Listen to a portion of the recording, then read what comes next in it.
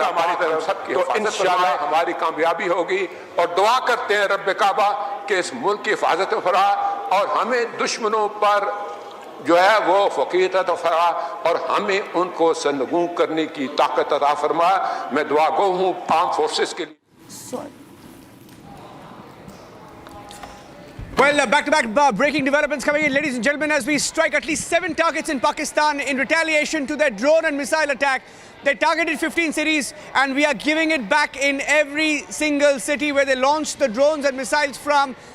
You just saw the video of a Pakistani senator crying, saying, "Save Pakistan from India." That's the kind of fear that is spread in Pakistan, especially after we've struck their terror targets, the terror headquarters, and all the locations from where they launched the attack. Let's play that video out once again. That's a reminder to Pakistan that they once again try to target India. This is what they will get.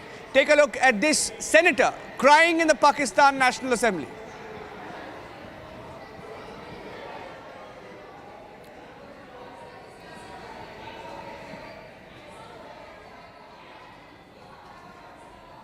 तो इसलिए जनाब speaker ये बात waza कर देनी चाहिए, हमारी कौम यकजा है। मैं इन सब से कहूँगा कि मिल के चलो और अपने रब से रजू करो।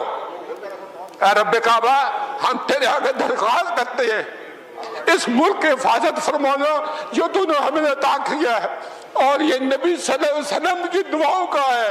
आपने कायदे आज़म को इंग्लैंड में मुलाकात की, ख्वाब में आए और उनको कहा कि जाओ वापस और जाके पाकिस्तान का मामला हल करो।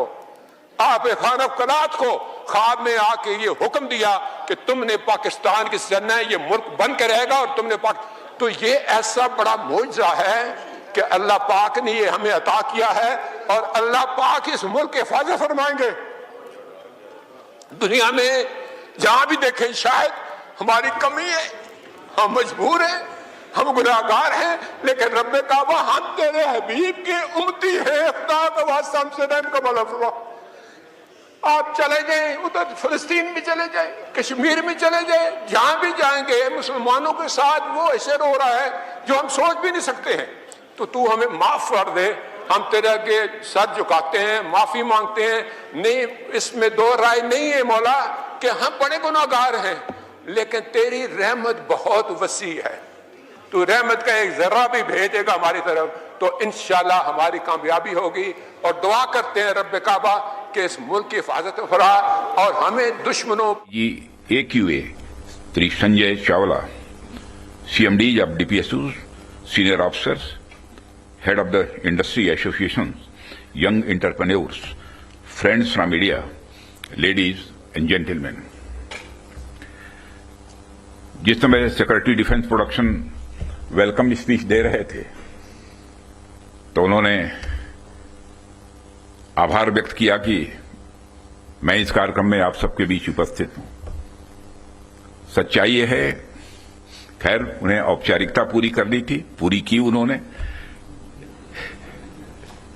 लेकिन इस क्वालिटी नेशनल क्वालिटी कॉन्क्लेव में आना मुझे बेहद अच्छा लगा है।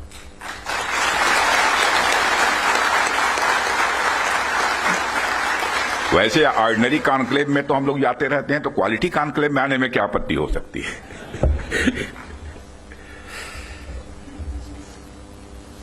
साथियों, सबसे पहले तो मैं हमारी आर्म फोर्सेज ने कल जो कार्रवाई की है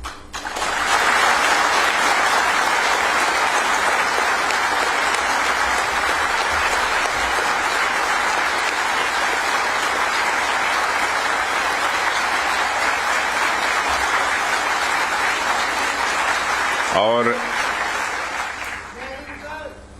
जय हिंद जय हिंद, जो शौर्य और पराक्रम दिखाया है उसके लिए मैं हृदय से बधाई देता हूं।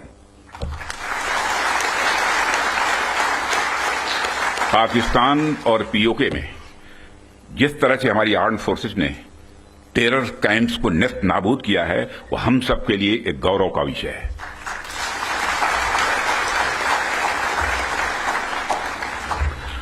साथियों, आप सभी नेशनल क्वालिटी कॉन्क्लेव का आयोजन ये आपका चल रहा है।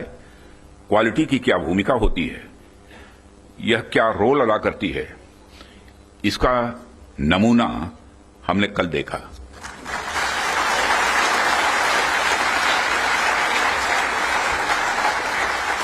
जिस प्रेसिजन के साथ यानी जिस सटीकता के साथ ऑपरेशन सिंदूर एग्जीक्यूट किया गया वह अनइमेजिनेबल है, बहुत ही सराहनीय है।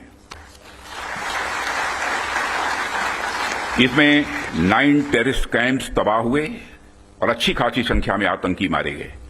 जिस तरह से इस ऑपरेशन को किसी भी इनोसेंट को नुकसान पहुंचाए बिना मिनिमम कोलेटरल डैमेज के साथ अंजाम दिया गया, वह इसलिए संभव हो पाया क्योंकि हमारे formidable and professionally trained armed forces के पास इक्विपमेंट भी हाई क्वालिटी के थे।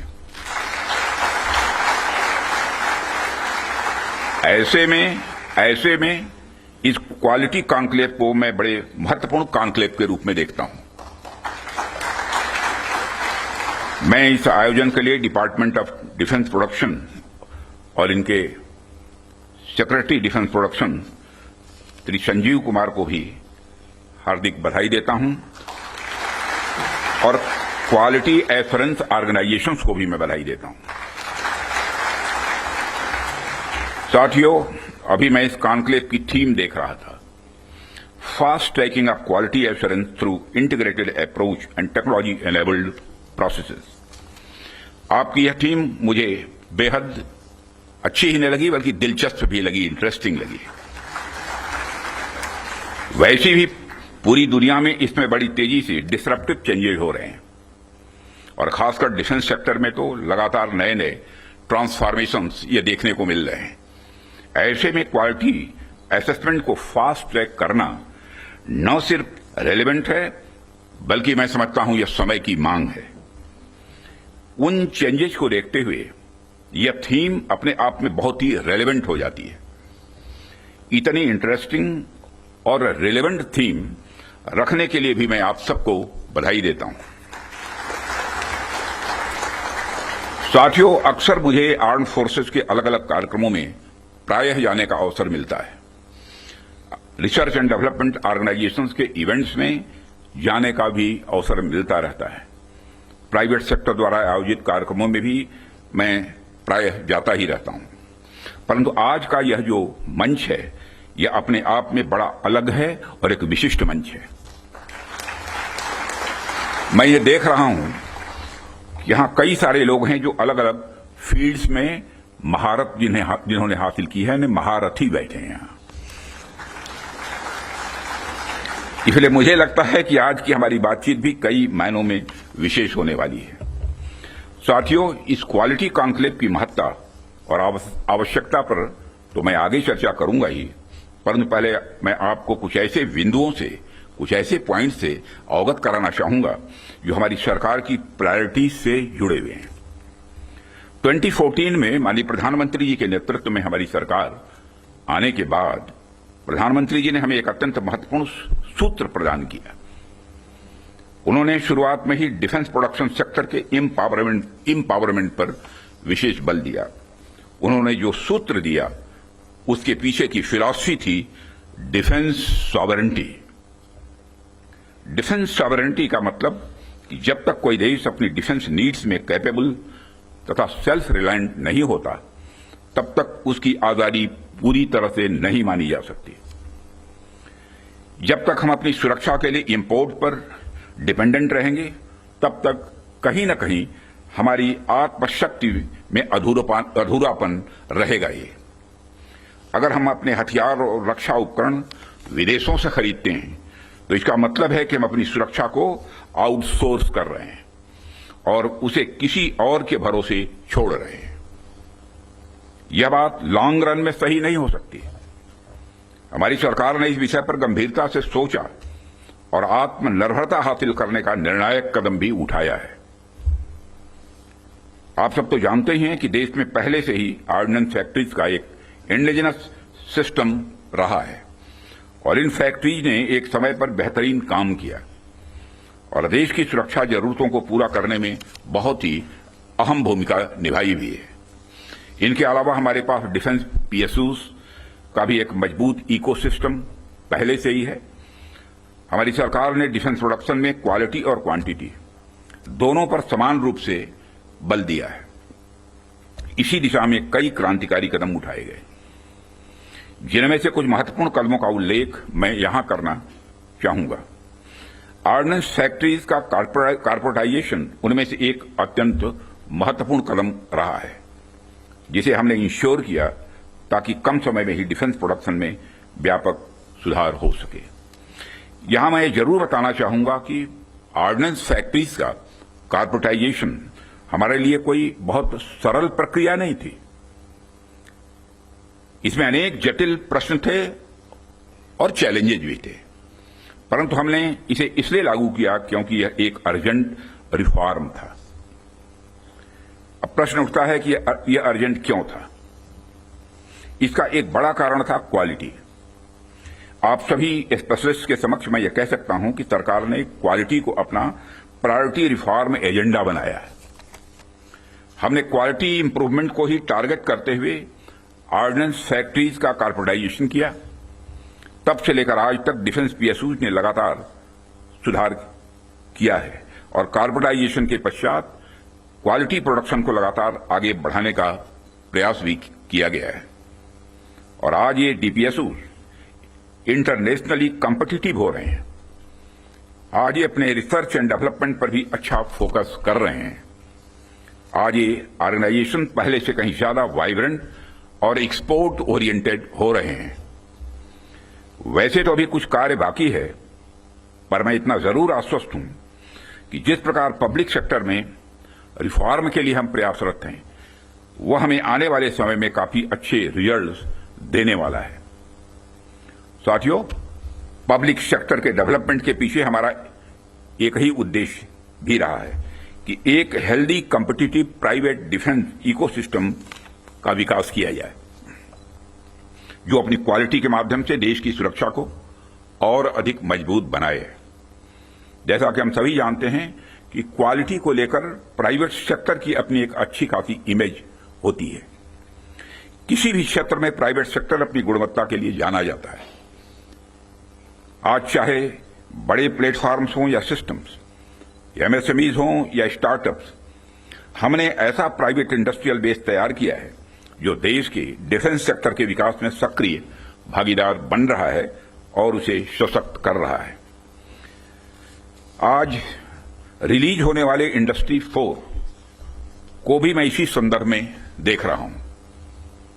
यह निश्चित रूप से हमें स्मार्ट मैन्युफैक्चरिंग के एक ऐसे एरा में ले जाएगा जहां से हमारे लिए कई नए डायमेंशंस खुलेंगे।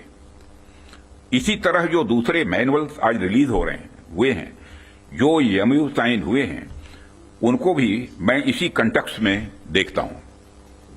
ये सभी प्रयास केवल सरकार के प्रयास नहीं हैं, बल्कि आप सभी का मिला जुला प्रयास इसमें शामिल है, इसीलिए यह संभव हो पा रहा है। साथियों, जैसा कि आप सभी जानते हैं, आज की दुनिया में सिर्फ प्रोडक्ट नहीं बल्कि एक मजबूत ब्रांड वैल्यू भी जरूरी है। जब मार्केट में असिमेट्रिक इंफॉर्मेशन फैली होती है, तब कंज्यूमर भ्रमित हो जाता है, कंफ्यूज हो जाता है। ऐसे में वही ब्रांड सफल होता है जो कंसिस्टेंट क्वालिटी और रिलायबिलिटी का भरोसा देता है। और यही कारण है कि हमें इंडियन डिफेंस इंडस्ट्री को एक स्ट्रांग और ट्रस्टेड ब्रांड बनाना ही होगा। इस संदर्भ में आज मैं आपसे एक महत्वपूर्ण अपील करने के लिए आप सबके बीच खड़ा हुआ हूं। यह अपील है एक मजबूत वर्ल्ड लीडिंग और state of the art brand India का निर्माण।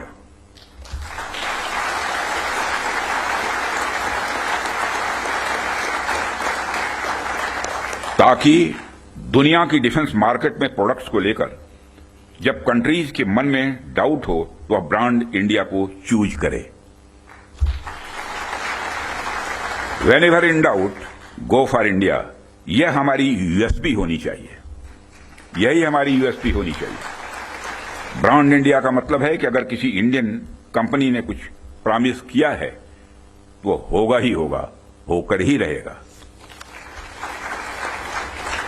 किसी प्रोडक्ट की भला फला रेंज तक मारक क्षमता है तो होगा ही होगा, यह भरोसा होना चाहिए। उससे नीचे का तो कोई सवाल ही खड़ा ही नहीं होता। किसी प्रोडक्ट की फला टेम्परेचर तक में काम करने की कैपेसिटी है तो होगी ही होगी, उससे नीचे का तो कोई प्रश्न ही नहीं खड़ा होता। यह होना चाहिए हमारा क्वालिटी एस्पिरेंस और ब्रांड इंडिया का भरोसा। और जब हम ऐसा कर पाने में सफल होंगे तभी इंटरनेशनल बायर्स हमें एक ट्रस्टेड सप्लायर के रूप में देखेंगे और कहेंगे, don't go for doubt, go for India.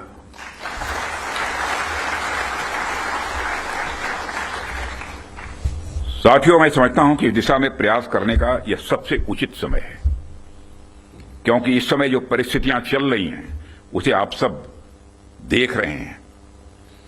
हमारे रीजन में ही आज जो स्थितियां उत्पन्न हो रही हैं उससे आप सभी अवगत ही नहीं हैं, बल्कि अच्छी तरह परिचित हैं। हमने हमेशा ही एक रिस्पांसिबल नेशन होने का रोल बड़े संयम से निभाया है, सदैव निभाया है। हम लगातार इस बात के पक्ष कर रहे हैं कि समस्याओं का समाधान बातचीत के जरिए से हो, परंतु इसका अर्थ यह नहीं है कि हमारी सहनशीलता का कोई नाजायज फायदा उठाए। यदि कहीं कोई हमारे इस संयम का फायदा उठाने की कोशिश करता है तो उसे कल की तरह ही क्वालिटी कार्रवाई का सामना करने के लिए भी पूरी तरह से तैयार रहना होगा।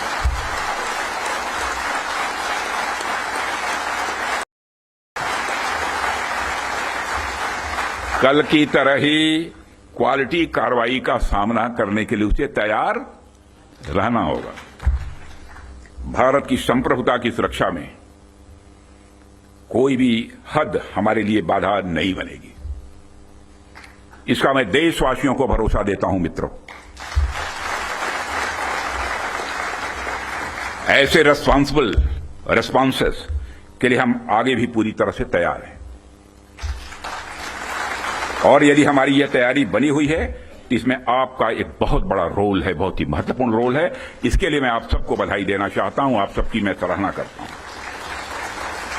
भारत का यह expanding defence industrial universe, Bharat का यह expanding defence industrial universe Bharat को एक अभूतपूर्व संबल प्रदान कर रहा है। और इसी प्रकार अगर हम आज के ग्लोबल सिनेरियो पर नजर डालें तो ग्लोबल ऑर्डर में हमें बड़े बड़े चेंजेस देखने को मिल रहे हैं। हमारे सामने कई अनसर्टेन डायमेंशंस ओपन हो रहे हैं। यूरोप से लेकर एशिया तक हर जगह कॉन्फ्लिक्ट्स बढ़ते जा रहे हैं। Ukraine Russia conflict, Israel Palestine tension और मिडिल ईस्ट अनरेस्ट ने यह साबित कर दिया है कि ग्लोबल स्टेबिलिटी आज अपने आप में बहुत ही फ्रेजाइल है। अभी पिछले कुछ समय से हमें यूरोपियन यूनियन और नाटो के सिक्योरिटी सिनेरियो में भी काफी हद तक बदलाव देखने को मिल रहा है। जो यूरोपियन यूनियन एक समय पर बड़े स्तर पर नाटो पर डिपेंडेंट था, वही यूरोपियन यूनियन आज बड़े स्तर पर रीअर्मामेंट की ओर तेजी से बढ़ रहा है। जाहिर सी बात है कि जब विकसित देश रीअर्मामेंट की तरफ बढ़ेंगे तो आर्म्स एंड इक्विपमेंट की डिमांड भी स्वाभाविक रूप से बढ़ेगी। बढ़ेगी क्या, बल्कि मैं यह कह सकता हूं कि यह डिमांड लगातार नई ऊंचाइयां छू रही है। हाल ही में मैं Stockholm International Peace Research Institute की एक रिपोर्ट पढ़ रहा था, और अभी कुछ दिन पहले उन्होंने एक रिपोर्ट जारी की है, और उसी रिपोर्ट में यह बताया गया है कि वर्ल्ड मिलिट्री एक्सपेंडिचर 2024 में $2,718 बिलियन तक पहुंच गया है, जो अपने आप में मैं समझता हूं कि बहुत बड़ी बात है। यदि मैं, और मेरे कहने का अर्थ यह है कि चाहे डोमेस्टिक डिफेंस रिक्वायरमेंट हो या इंटरनेशनल, आज आर्म्स एंड इक्विपमेंट तथा डिफेंस प्रोडक्ट्स की रिक्वायरमेंट पहले से कहीं ज्यादा है। और आपके द्वारा किए जा रहे प्रयासों से इस देश का जो डिफेंस मैन्युफैक्चरिंग सेक्टर है वह ब्रांड इंडिया फिलॉसफी के साथ विश्व में अपना सिक्का जमा सकता है। साथियों, ऐसा नहीं है कि यह बात मैं सिर्फ कहने के लिए कह रहा हूं, हमने पास्ट में ऐसा करके दिखाया है। यदि मैं आंकड़ों की बात करूं तो अभी 2024-25 के फाइनेंशियल ईयर में हमारा डिफेंस एक्सपोर्ट अप्रॉक्सीमेटली 24,000 करोड़ के रिकॉर्ड आंकड़े को पार कर गया है, और यह हम सबके लिए प्रसन्नता की बात है कि हमने इस लक्ष्य को प्राप्त किया है। लेकिन हमें यहां पर रुकना नहीं है। हमारा लक्ष्य इससे कहीं अधिक बड़ा है और हमने निर्धारित किया है कि 2029 तक डिफेंस एक्सपोर्ट को कि इस आंकड़े को बढ़ाकर हमको 50,000 करोड़ तक ले जाना है और 2047 तक जब हम पूर्ण विकसित एक डेवलप्ड नेशन के रूप में खड़े होंगे, राष्ट्र बनेंगे, उस समय तब तक तो हमें दुनिया का सबसे बड़ा डिफेंस एक्सपोर्टर बनना है। लक्ष्य बड़ा होना चाहिए, तभी हम कुछ कर सकते हैं। इतने बड़े लक्ष्य की प्राप्ति के लिए बेहद जरूरी है कि हम अपने डिफेंस इक्विपमेंट की क्वालिटी को लेकर पूरी दुनिया में एक ट्रस्ट डेवलप करें, लोगों का दिल जीतें, लोगों का भरोसा जीतें। डिफेंस इक्विपमेंट का एक्सपोर्ट करने से पहले हमें इस ट्रस्ट को एक्सपोर्ट करना पड़ेगा। डिफेंस इक्विपमेंट का एक्सपोर्ट करने से पहले हमें उस ट्रस्ट को एक्सपोर्ट करना पड़ेगा, तभी यह होगा। साथियों, उसके लिए हमें क्वालिटी को लेकर किसी पर्टिकुलर डिपार्टमेंट की रिस्पांसिबिलिटी या प्रोडक्शन प्रोसेस के स्टेज तक ही सीमित करके नहीं देखना होगा, बल्कि क्वालिटी हमारी गाइडिंग फिलॉसफी होनी चाहिए, हमारा यह कल्चर होना चाहिए जो डिफेंस मैन्युफैक्चरिंग में शामिल हर डिसीजन, हर डिजाइन और हर प्रोसेस और हर इंडिविजुअल तक अपना इन्फ्लुएंस रखे। हमारा पूरा डिफेंस इकोसिस्टम तभी मजबूत हो सकता है जब हम क्वालिटी बेंचमार्क्स को गंभीरता से लेंगे। मुझे देखकर भी खुशी होती है कि आप लोगों ने क्वालिटी के महत्व को पहचाना है, समझा है, और जिस डेडिकेशन के साथ और जिस विचार के साथ आप क्वालिटी इंप्रूवमेंट पर ध्यान दे रहे हैं, वह निश्चित रूप से आने वाले समय में भारत के डिफेंस मैन्युफैक्चरिंग को एक नई ऊंचाइयों तक ले जाएगा, ऐसा मेरा पक्का विश्वास है। साथियों, वैसे तो आप सभी क्वालिटी इंप्रूवमेंट की दिशा में बहुत अच्छा काम कर रहे हैं, लेकिन जाते जाते मैं अपनी तरफ से कुछ सुझाव भी आप लोगों को देना चाहूंगा। आप सब तो जानते ही हैं, आज के जमाने में आर्टिफिशियल इंटेलिजेंस और डिजिटल टेक्नोलॉजीज की भूमिका कितनी बढ़ गई है, कितनी महत्वपूर्ण हो गई है। इसलिए आपको इस बात पर भी ध्यान देना होगा कि रियल टाइम क्वालिटी मॉनिटरिंग के लिए हम किस तरह से artificial intelligence, internet of things और मशीन लर्निंग जैसे टूल्स का प्रयोग कर सकते हैं। साथ ही साथ इवॉल्विंग ग्लोबल टेक्नोलॉजीज के साथ अलाइन करते हुए हमें अपने जो स्टैंडर्ड्स और टेस्टिंग प्रोटोकॉल्स को भी अपडेट करते रहना होगा। हमें time bound quality assurance clearances पर भी ध्यान देना होगा, ताकि किसी प्रोजेक्ट को लेकर अनवांटेड डिले देखने को न मिले। साथियों, मेरा यह भी मानना है कि हमारी क्वालिटी असेसमेंट एजेंसीज को अपनी डेफिशिएंसीज पर भी हमेशा ध्यान रखना चाहिए और किस प्रकार इन डेफिशिएंसीज को मॉडर्नाइजेशन और टेस्टिंग इंफ्रास्ट्रक्चर के डेवलपमेंट के द्वारा दूर किया जाए, उस पर भी कार्य करते रहना चाहिए, ऐसा मेरा सुझाव है। और इस प्रकार नीश टेक्नोलॉजी के क्षेत्र में लगातार गैप एनालिसिस करते रहना एक आवश्यक कदम होगा।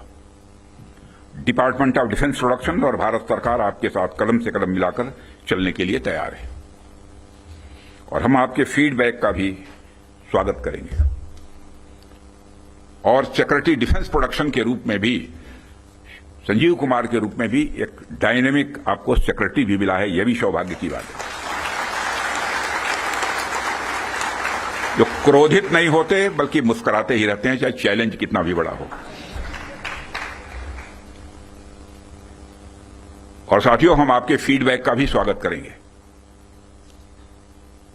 मुझे पूरा विश्वास है कि हम सब मिलकर क्वालिटी असेसमेंट और क्वालिटी एश्योरेंस के आपके प्रयासों को और गति प्रदान करेंगे। मुझे इस बात का भी पूरा विश्वास है, जब हम सब मिलकर प्रयास करेंगे तो निश्चित रूप से भारत ग्लोबल डिफेंस मार्केट के की प्लेयर के रूप में इमर्ज होकर ही रहेगा। यही आज की हमारी कॉन्क्लेव के थीम की प्रासंगिकता है। मैं आप सभी का आभार व्यक्त करता हूं कि आपने इतने रेलेवेंट टॉपिक पर इस कॉन्क्लेव का आयोजन किया। इस इनिशिएटिव्स के लिए आप सभी बधाई के पात्र हैं और इस कॉन्क्लेव की सफलता के लिए मैं हार्दिक शुभकामनाएं देते हुए अपना निवेदन समाप्त करता हूं।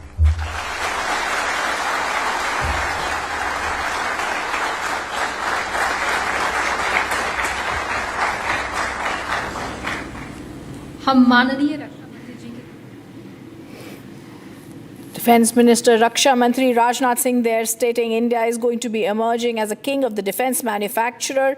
He's also giving details about air and digital technology playing a very important role, saying India is a nation capable of highest defense exports. He's also said that the operation was carried out without harming any innocents and with minimum collateral damage when the 9 terror camps had been destroyed and a large number of terrorists had been killed. We're also getting some updates. Yes, big breaking news that's coming in, and we're going across to that. We're getting news that the Foreign Secretary briefing is going to be there at 5:30 p.m. today. The MEA briefing, Vikram Misri is going to be briefing the media at 5:30 p.m. The Foreign Secretary briefing is going to be there. And we're getting this big news, the Foreign Secretary briefing at 5:30 p.m. today, viewers. Today we've seen there have been major developments in Operation Sindoor 2 as India strikes back. Operation Sindoor 2, where the army has come out with a statement that we've been focused, measured and non-escalatory in our response. The Foreign Secretary briefing is also possibly going to give out details at where all Pakistan tried to target us and how. Niranjan is also joining us now from the newsroom. Niranjan, this is massive because the Foreign Secretary briefing, as we've seen even yesterday, is going to be very concise about where Pakistan tried to hit us, where we've tried to hit back, what we've neutralized, and massively also about how India's integrated counter and India's air defense system has foiled several Pakistani attacks. Rhythm, when the news conference was held yesterday by the MOD, the Ministry of Defense and the Ministry of External Affairs, the joint briefing, when the Foreign Secretary was there and when India said in that briefing that we will respond if Pakistan tries any misadventure, that warning was given yesterday, Rhythm. Yes. And it was given not just by the MOD, by our forces as well. And despite that warning, saying that if there was any misadventure from Pakistan, today Pakistan has tried to strike 15 of our cities, and we have hit back, hitting their missile systems, hitting their defense systems. And today at 5:30, in a short while from now, we will have a detailed briefing on what we have done as a response to Pakistan. So in that briefing, Rhythm, we can expect more details. One of the kind of response we have given. Two, the response of India, especially after what we had said yesterday and had promised to respond to Pakistan. I'm just going to interrupt you for 1 minute. As we're now being told, as the Foreign Secretary's briefing is going to be there, I'm going to, as we continue to stay with that breaking news, go across to Air Marshal Sanjay Kapoor, who's now Air Marshal Sanjeev Kapoor, who's now joining us on this big breaking news. Air Marshal Sanjeev Kapoor, we've seen a statement come out from the army where they've today said that there were military targets that were taken in North and Western India by Pakistan. They want to be focused, measured and non-escalatory. In fact, they've also said the armed forces targeted air defense radars at a number of locations in Pakistan. Indian response has been in the same domain with the same intensity as Pakistan. Has been learned. Air defense system in Lahore has also been neutralized. Now, this is very clear, Air Marshal Sanjeev Kapoor, Air Marshal, that we have only tried to save ourselves. Our focus and our response has been focused, measured and non-escalatory. But I just want to read out one thing before I come across to you, which is coming right now. Yes, the MOD's response is also there. The Indian Armed Forces targeted air defense radars in various locations in Pakistan. Yes, absolutely.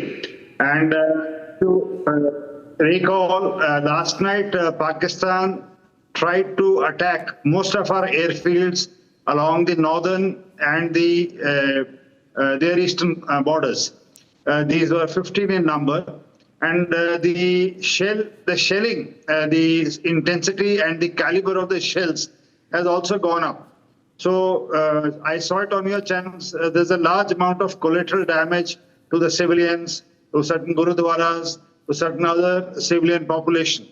So in retaliation of the escalatory steps which the Pakistani armed forces have taken, today our air defense system came into action.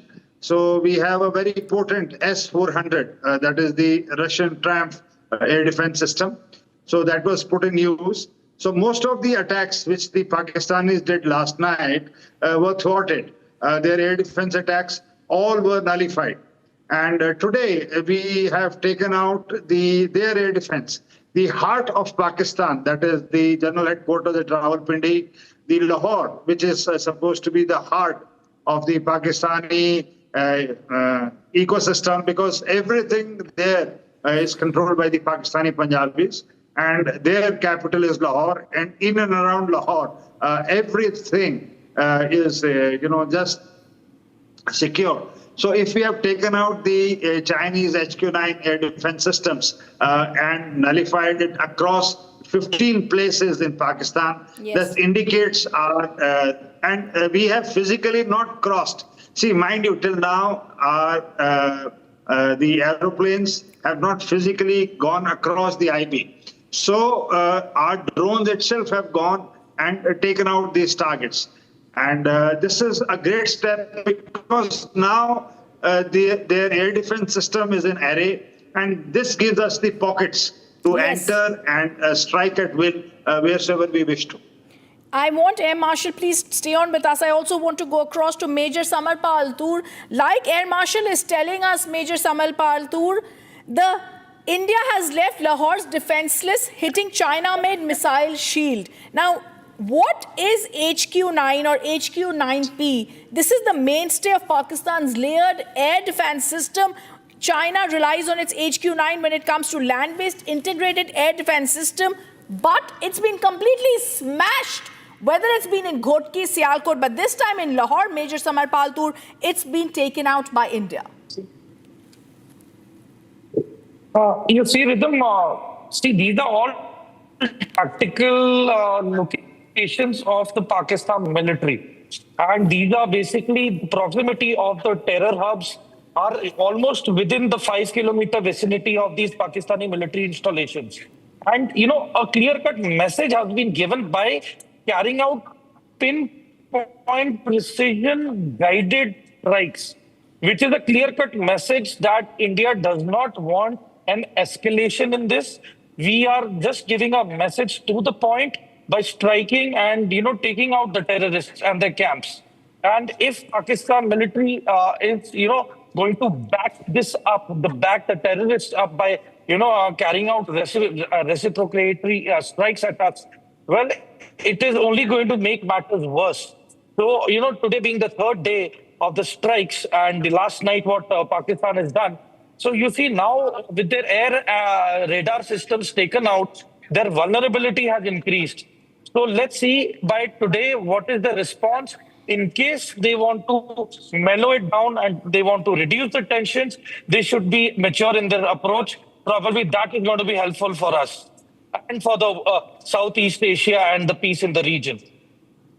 We're also getting more breaking news that I'm going to just go across to. This is big news that's also coming in, which I'm just going to break, Major Samarpal Tur and Air Marshal. But I want to stay on with what we've got right now. I'm not going to go across to how this attack happened because we're waiting for that. But Delhi launched a massive drone attack also. Israeli Harab drones were used. They're the most sophisticated drones. We're also being told details of those that have come in on what it is. And as I told you, this is something that we need to understand. Pakistan missile launchers details are also coming in right now on Republic TV. Air Marshal Sanjeev Kapoor, if I could, sir, come across to you. Bhuj was targeted. Rajasthan cities were targeted. We're getting you that big details that are coming. Sir, we're calling this Operation Sindhu 2. Because we have come out with a statement in which the Indian Air Force has said, we wanted this to be focused, measured and non-escalatory. It's only, we specifically mentioned Pakistan's military establishments have not been targeted.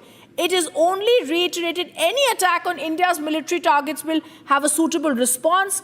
But Pakistan attempted to engage a number of military targets, Air Marshal, in northern and western India. And that's when the air defense system in Lahore had been neutralized by us, sir. Yeah, absolutely. Yesterday when we did our operations, we made it very clear in the brief that was given by the Foreign Secretary that this is a retaliatory step towards the Pahalgam massacre. So this indicated to the world that we have taken revenge, to the by neutralizing the terror hubs and their headquarters and the people behind. Now, as I've been telling, and I was on your channel with Arnab the other day, and I was mentioning that the Pakistani army's narrative to their own people is so good. But in the age of social media, what has happened is all these attacks, the pictures, and the damage is doing around the people. So their people are asking questions that you have invested so much of money, time, and effort. Air Marshal, I'm just going to interrupt you, sir, for 1 minute. And as I said, there's the breaking news coming in. We're getting you exclusive details of Kashmir cities that were targeted from the Pakistan airbase. We're telling you inside details of Operation Sindoor also. Inside details of India's gun locating radars identified locations of the missile launchers. Kashmir cities were targeted from Pakistan airbase. Kashmir cities not only were targeted, exclusive government sources tell us the operation is still ongoing. Let me go across to Shavan Sen, our senior editor who's joining us with this breaking news. Shavan, give us more details. Shavan. Well, in fact, the details that we have right now are the operation. One, with regards to the cities that were basically targeted. Let me first begin with Kashmir, that Awantipura and Srinagar was targeted. This was from the Pakistani Air Force base that's in Raula Court. Moving on to the other places in Jammu and Punjab. This was targeted from Rahwali cantonment in Gujranwala. And as far as cities in Rajasthan are concerned, we are being told that this was from the Pakistan military base in Bahawalpur. And finally, as far as Bhuj is concerned, the attack was carried out. The missile launcher was from Sindh. Now, just more details coming in, the specific details as to the timings of the attack. In fact, we are being told that the gun locating radars that India has basically traced a certain movement around 1 o'clock this morning. Thereafter, you've had the Sky Striker, one of the drones that was essentially used, because remember, this is a drone which is developed in India, was actually used in the first operation itself, and we are being told that this had a 5 kilogram of warhead, which was basically used by these drones were essentially used to carry out the retribution. Now, the other details also emerging at this point in time is that till about 7 o'clock in this morning is when specific places from where these missiles were launched was targeted by India. But the interesting point here, Niranjan, is that also getting a confirmation from our sources within the military saying that as we speak, the operation is still going on. Well, just another question, Shavan, because you've mentioned here that, it was along not just along the international border. There are areas across the line of control. So across the border from Gujarat, Rajasthan, Punjab, and Jammu and Kashmir, across the border, it's still hot. Well, in fact, if there is a pattern, the pattern is that each of the cities that have been targeted here in India are places where we have our military installations. So it is very clear, as far as the Pakistanis are concerned, each of these places that they have targeted has some sort of a military significance, a military value. And these are, for the Pakistanis, certainly high value targets. And that is the reason why, if you see the entire pattern that has emerged and the bases that have been used by the Pakistanis, these are active bases of the Pakistanis. Now, in retribution, what they've essentially done is they were hoping that their air defense system will be able to protect these areas, but it turns out we have a confirmation as far as Lahore is concerned and Sialkot. Now there are certain reports coming in for Rawalpindi too, where the air defense system has completely failed, and these were basically provided by the Chinese. Okay, handing it back to you for now. All right, there is a lot of breaking news that Shavan is getting us, viewers. We're going to continue coming back to that because Operation Sindhu 2 has begun. India has said our clear response is going to be focused, measured, and non-escalatory. We stay with the breaking news. We're back after a short break. Stay on with us as all the latest breaking news, all the latest details on India's non-escalatory strike that we've done in Pakistan continues right here on Republic TV.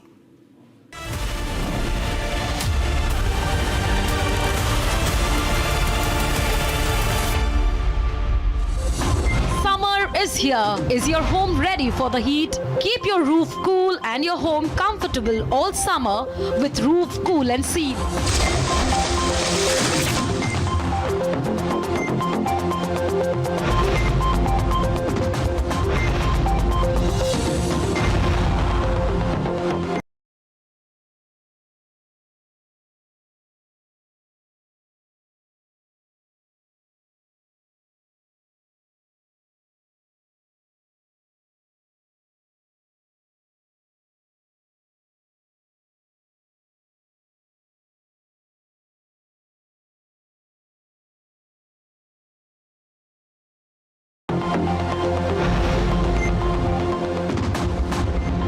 पसीना मत बहाओ, Berger roof cool and seal लगाओ.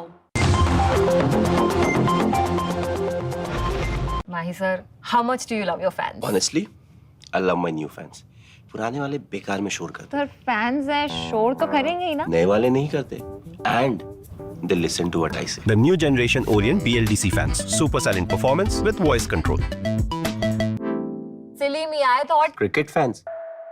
ये है secret recipe MDH का जीरा SIP जल जीरा मसाला. सिप सिप जीरा सिप MDH का जल जीरा सिप MDH का जल जीरा SIP.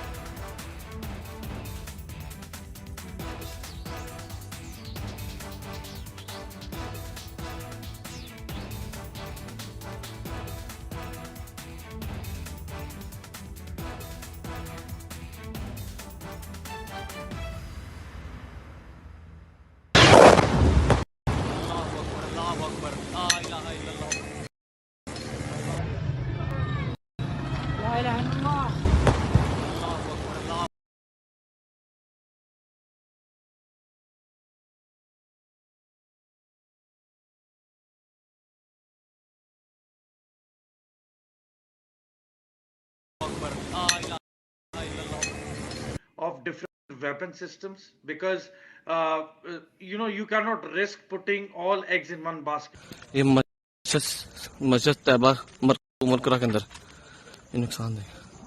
Not risk putting all eggs in one basket.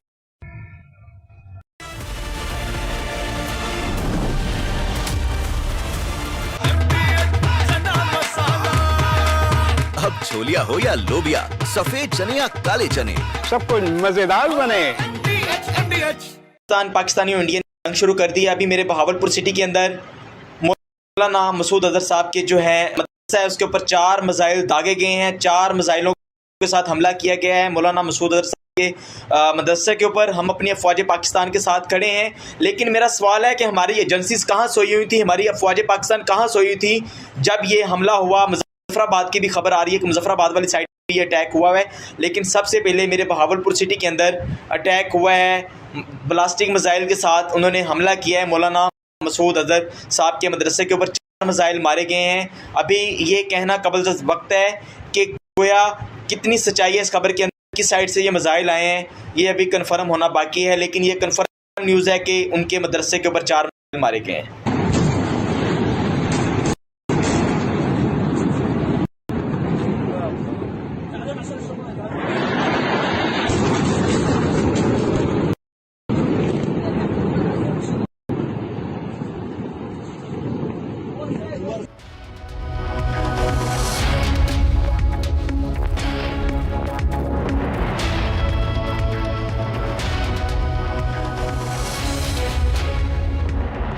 इसको घर पे लगाओगे तो शादी का तो पता नहीं, पर घर पक्का नहीं टूटेगा.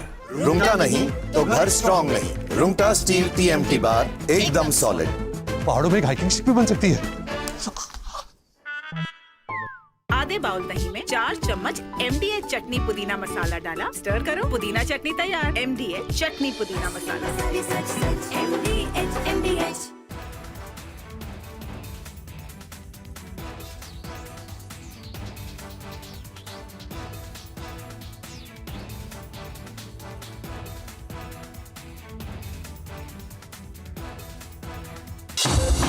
Summer is here. Is your home ready for the heat? Keep your roof cool and your home comfortable all summer with Roof Cool and Seal.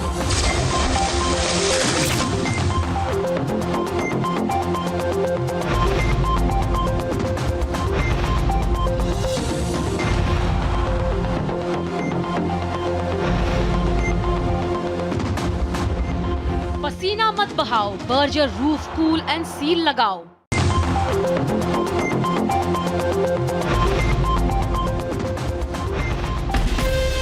From Asia's largest news headquarters, setting the agenda for Bharat.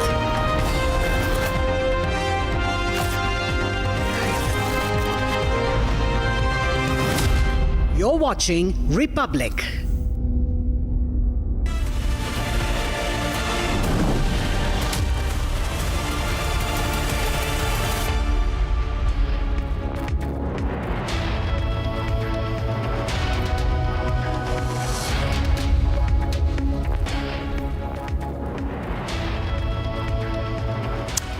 Welcome back, friends. A day after India dismantled the terror infrastructure on Pakistani soil, we have taken down their air defense systems with Operation Sindhu 2.0 on as we speak, and it's not ending. The wrath of the Indian armed forces going full throttle on Pakistan. That's our focus. We'll get you more details. Let's begin with the headlines.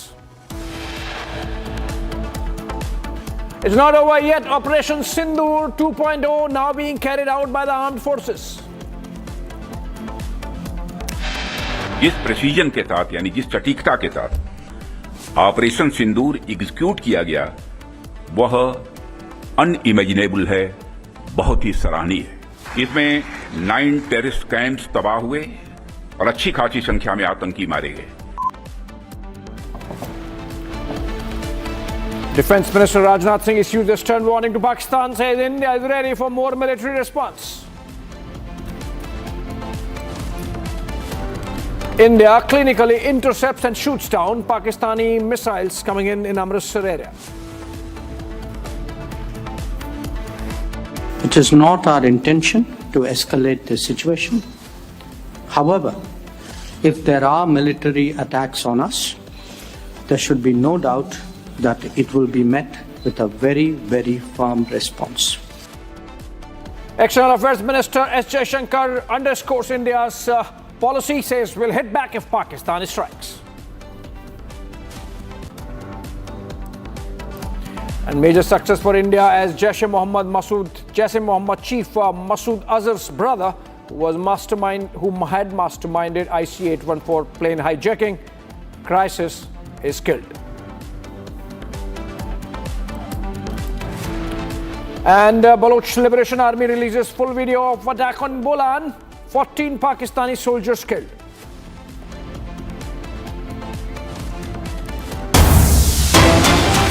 All right, let's begin with breaking news development, and in which we're focusing on more details coming out from our sources about Operation Sindoor 2.0, which is still ongoing as we speak. Shawan is going to join us in a bit with more details. Kashmir cities were targeted from Pakistan airbase. Exclusive, we have sources telling us that the operation is still going on and India has neutralized one air defense system in Lahore and other places. We have taken down all the facilities that were being used to target Indian cities with the aid of drones. A massive drone strike was planned by Pakistan, which has been foiled by India's air defense and the missile defense systems and the unified command that monitors and is tasked with neutralizing any alien flying objects coming into India. Shawan, if you have joined us, can you share more details? What's this about? Is this part of Operation Sindoor 2.0? Is it ongoing? And what are the details? How did we neutralize Pakistani misadventure using drones a day after India carried out those strikes on 9 terror factories inside Pakistan? Well, in fact, Abhishek, when I was just getting these details of from where these missiles were launched, I did ask multiple sources, and they say that as we speak, quote unquote, as we speak, the operation is still underway. Now, what do you really make of it? Does it mean that there is something that is brewing? Because there have been certain movements coming in from the Pakistani side, which has now been intercepted by our military. In fact, the details that we have as to what really happened, the misadventure on the Pakistani side, which was intercepted late last night, in fact, around 1 o'clock, is when we are being told that the gun locating gun locating radars were basically identified the location of the missile launchers. Now, as far as these missile launches are concerned, where did it come from and how did it target? We are being told that the Kashmir cities, that the cities in Kashmir, that's Awantipora as well as Srinagar, they were basically targeted from the Pakistani air base in Rawalakot. As far as Jammu and Punjab cities are concerned, they had launched the missiles from the Rawali cantonment in Gujranwala. As far as Rajasthan cities are concerned, they were basically targeted from the Pak military base in Bahawalpur, and Bhuj was basically targeted from the Pakistani base in Sindh. Now, I haven't got the specific details of which military base was actually used as far as targeting of Bhuj is concerned, but all of this basically happened around 1 o'clock is when the gun locating radars basically saw some sort of a movement, and thereafter the drones were used.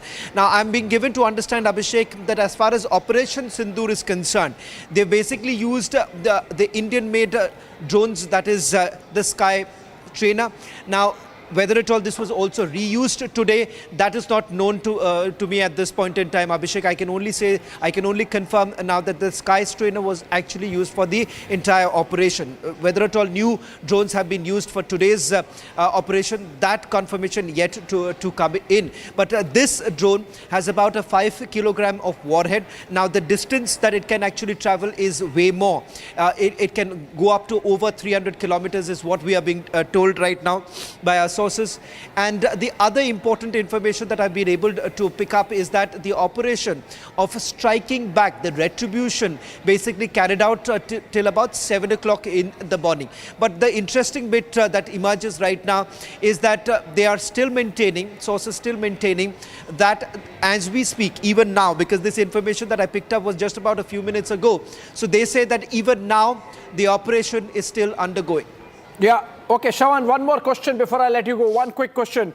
What is the estimate of how many drones Pakistan would have used or could have used for this massive strike they planned, which of course was foiled and has failed? And in fact, India has inflicted a tremendous amount of damage to their air defense system in return. How many drones would the Pakistanis have thought that they could use to inflict some damage on India in which they failed? Well, in fact, this is the question of how many missiles that were basically launched. I did actually ask my source. In fact, they are saying that they're not going to reveal it at this point in time. So I do not have the answer to your question right now, Abhishek, as to how many missiles have been launched by the Pakistanis. All that I've been able to confirm is from which bases have they launched the missiles and how this was basically intercepted by our air defense system. And of course, thereafterwards, the retribution. These are the details that we have, but the rough estimate can easily go up.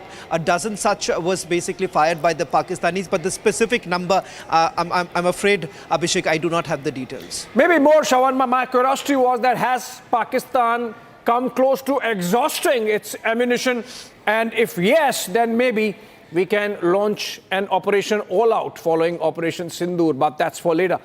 Moving on for now, staying with this story, which is about the situation to our west. And the breaking news is India has temporarily suspended operations from 27 airports across the country, mostly in the northern and western part of the country, in fact. And these 27 airports include those in Amritsar, in Chandigarh, in Jaipur, in Jaisalmer, in Bikaner, in Bhuj. 27 airports essentially in the northern and western part of the country, including Chandigarh. They have been shut. Some of them are smaller airports, Srinagar, Jammu, Leh were already shut. And the list essentially getting longer, with the Ministry of Civil Aviation deciding that given the operational readiness requirements of Indian Armed Forces and the fact that the situation on the border remains fluid, with India carrying out its Operation Sindoor 2.0, we need to keep those airports out of bounds for civilian traffic, just for the safety also of civilian passengers and of course for our military requirements as well. That's a breaking news development coming in. We have another breaking news development coming in. Let's keep it fast. Let's keep moving. And another one is that in Balochistan.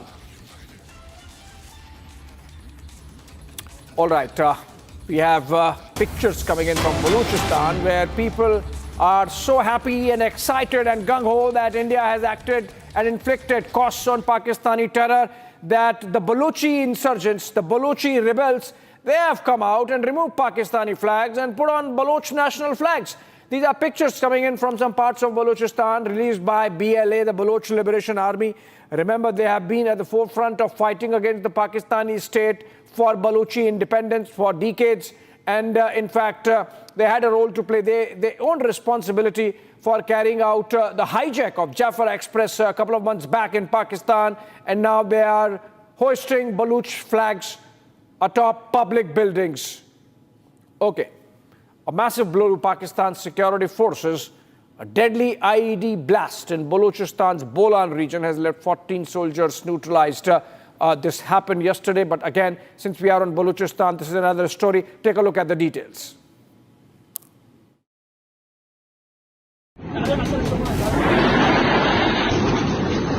It's caught on camera how Pakistani soldiers were blown to bits.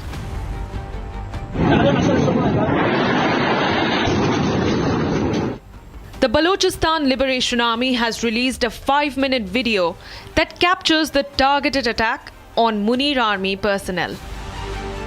The clip first captures 12 Pakistani Army officials conducting drills for route clearance. And minutes later, a white van carrying the soldiers are blown apart in a massive IED explosion in the Machkund area of Bolan. The Bolan blast is the latest in a spate of targeted attacks carried out by the BLA against Pakistan's forces. Pakistan is grappling with rising internal turmoil, with the Baloch Liberation Army seeking freedom. And the uprising is such that the BLA rebels are up in arms against the Shehbaz Sharif government. 22 Pakistani soldiers were killed in Turbat after a face-off with the BLA. 4 guards of the former Home Minister of Balochistan, who the BLA claims has now turned into a proxy for Islamabad, were gunned down. And back in March, the BLA hijacked the Jafar Express passenger train, killing 60-plus Pakistani soldiers and taking 300 others into hostage. The BLA-Pakistan tensions escalate at a time when Islamabad is attempting to come to terms with India's payback for the Pahalgam terror attack. And with a rising crisis at its western border, Pakistan has completely lost the plot. All right, another breaking news development. The Minister of External Affairs is to brief media on Operation Sindoor 2.0 at 5:30 p.m. In fact, the operation is ongoing and there is going to be another round of briefing. In fact, this is the big one with Foreign Secretary Vikram Misri accompanied by Colonel Sophia Qureshi of the Indian Army and Wing Commander Vyomika Singh of the Indian Air Force to brief media on Operation Sindoor 2.0, which has been going on for the last 24 hours, went overnight, and we had a statement from the Ministry of Defense saying that India had to respond as its right of defense since Pakistan tried to target military installations across 15 cities from north of India in Jammu and Kashmir to Gujarat, where Bhuj and Nal were targeted. The Nalia Air Base were targeted. And now we are going to have this briefing in just about 15 minutes from now. Foreign Secretary Vikram Misri and from the Indian Army Colonel Sophia Qureshi to brief media about Operation Sindoor 2.0, which means things are building up and it's not dying anytime soon. We have heard that the operation is ongoing. Defense Minister Rajnath Singh briefed the opposition and said that the operation is still going on.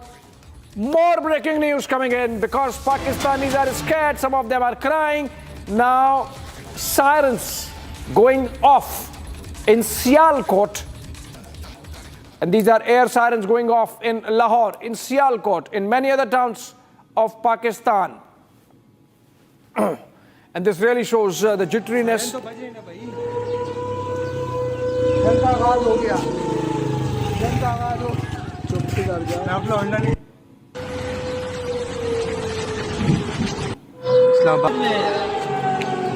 Siren तो बज रही ना भाई, का आवाज हो गया, का आवाज हो, चुप से कर जा। मैं अपना अंडा निकाल रहा हूँ भाई, मैं अंडे पे जाऊंगा बॉर्डर पे।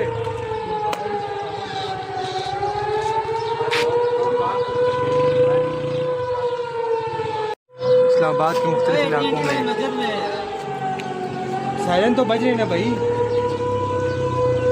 का आवाज हो गया, का आवाज हो, चुप से कर जा।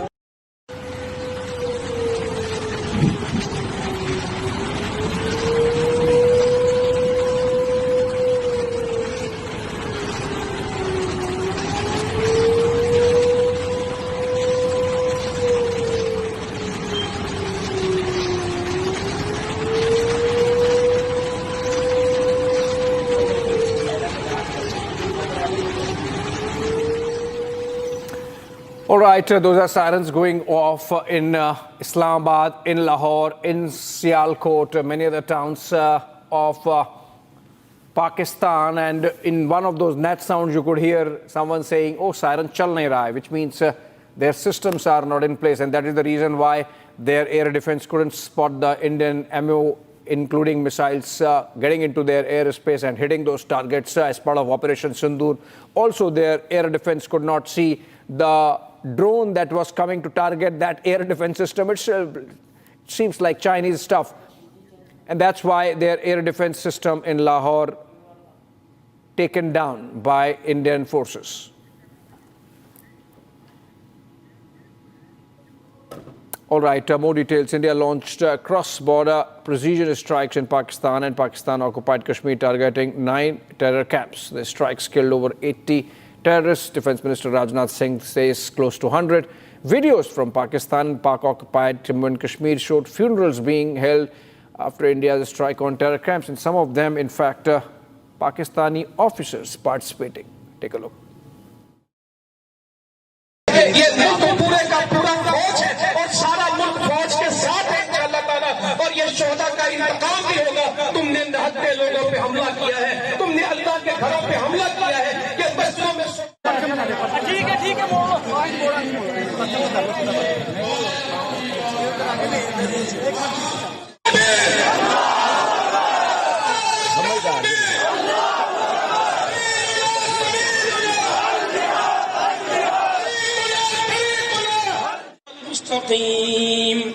सिरातल्लज़ीना अनअमत अलैहिम गैरिल मग़दूबि अलैहिम वलद्दाल्लीन। चुकाएंगे। ये मुल्क पूरे का पूरा फौज है और सारा मुल्क फौज के साथ है इंशाअल्लाह ताला, और ये शोहदा का इंतकाम भी होगा। तुमने निहत्थे लोगों पे हमला किया है, तुमने अल्लाह के घरों पे हमला किया है, ये बस्तियों में ठीक है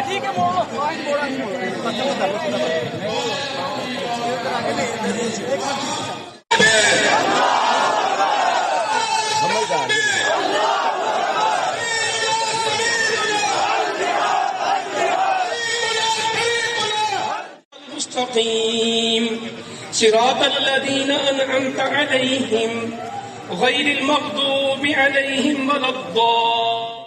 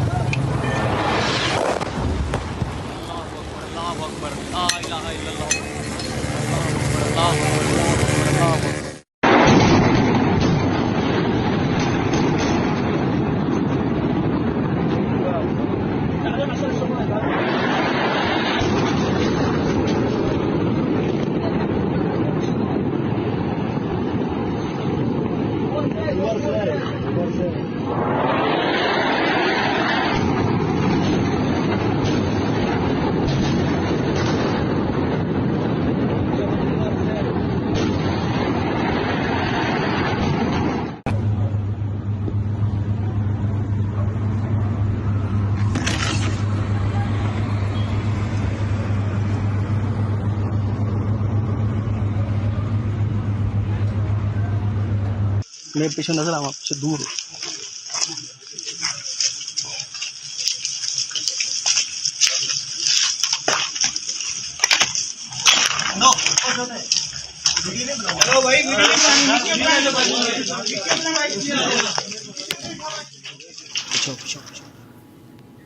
Right, in a massive blow to Pakistani army's reputation, or whatever remains of it, the Baloch insurgents have carried out a targeted attack using an IED, drone-based IED, killing 14 of Pakistani army soldiers. We have more.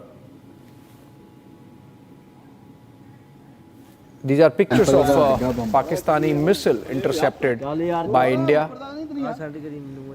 And this happened last night. Pakistan launched a coordinated attack with drones and missiles. All of their projectiles were neutralized by Indian Army and Indian Air Force. And these are different pictures. These are of the Baloch insurgents killing the Pakistani soldiers. Look at these pictures. These are pictures released by the Baloch insurgents, where they have targeted a Pakistani army convoy, one vehicle there carrying 14 soldiers, all of them killed and blown to pieces. Look at this. This is. Let's listen to those nats.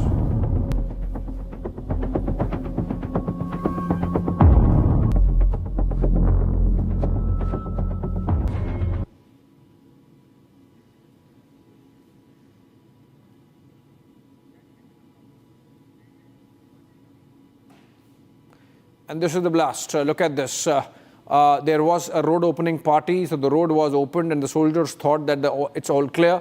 But then these insurgents were hiding at the top of the cliff. And from the cliff, they have shot the pictures of eliminating this vehicle with Pakistani soldiers. Been happening quite frequently of late in Balochistan, and the Pakistan army facing the brunt of Baloch insurgents and nationalists, freedom fighters of Balochistan, these are. And they are, of course, targeting Pakistan army. Gursimran joins us live from Jammu on this.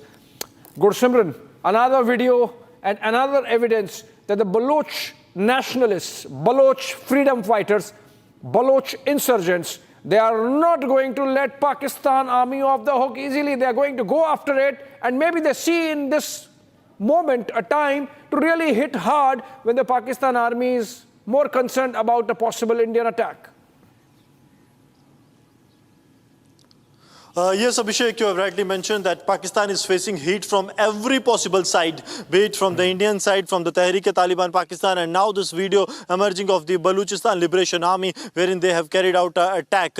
These kind of attacks in the last couple of weeks have become a new normal for the Pakistani side to face from the Balochistan Liberation Army, because Balochis, they see this as an opportune time to hit back at the Pakistani army, because Pakistan is much concentrated on its borders with the India, and the way they are receiving the strikes inside their country, they are focused on this side. And now what the Baloch people are doing, they are actually getting the revenge for their atrocities that have been committed upon them, revenge for the Baloch disappearances which the Pakistani army has been resorting to for the decades now. Thousands and thousands of Balochs are missing, and all the credit to the Pakistani army. And now they are hitting back at the Pakistani army. Even the Tehreek-e-Taliban Pakistan, that has come out today with a statement alleging that it is the Pakistani army that is involved in the crimes and the atrocities on the humans that is being done in the Khyber Pakhtunkhwa and the nearby areas, and also the heat that the Pakistan is getting from the Durand line. All these are actually making the things very difficult for the Pakistani army, which claims to be the one of the best, but now is struggling even to handle a single front, because Indian front is totally out of control. The TTP is not letting them go, and now the Balochistan Liberation Army, even the Afghans, they are also now giving them hit. Okay, thank you so much, Gursimran, with those details. Another breaking news development, which is that the Ministry of Information and Broadcasting has come out with an advisory on Pakistan content.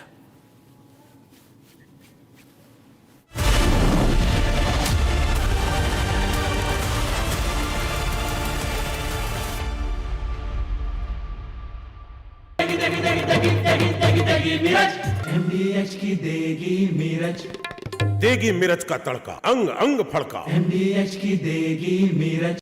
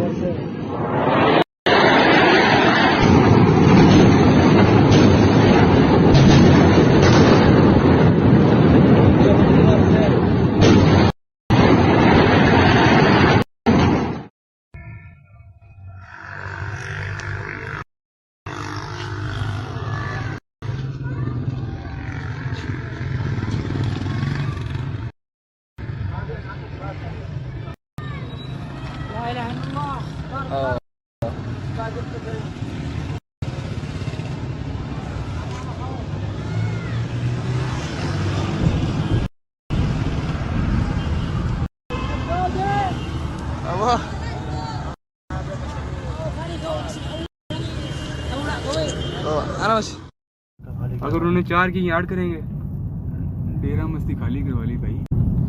हाँ देखना वहां कर वहां से अभी video catch होगी नहीं होगी।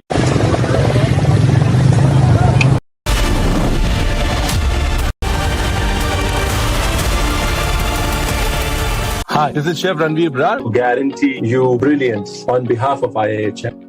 दादी के हाथों का जादू और खुशबू से महकता घर, माँ की मुस्कुराहट और खाने की सुगंध। MDH गरम मसाला, क्योंकि हर रिश्ता है स्वाद से जुड़ा।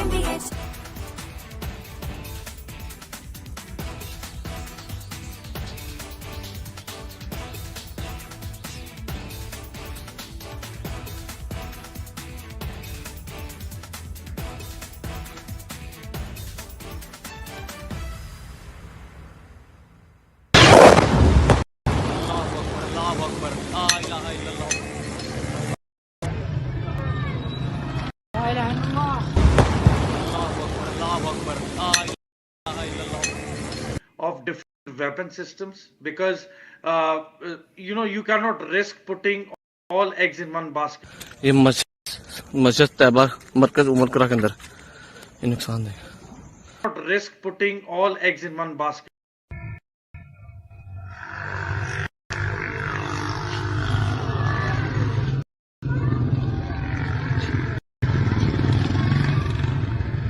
Not risk putting all eggs in one basket. Men here and most some of the visuals I can see.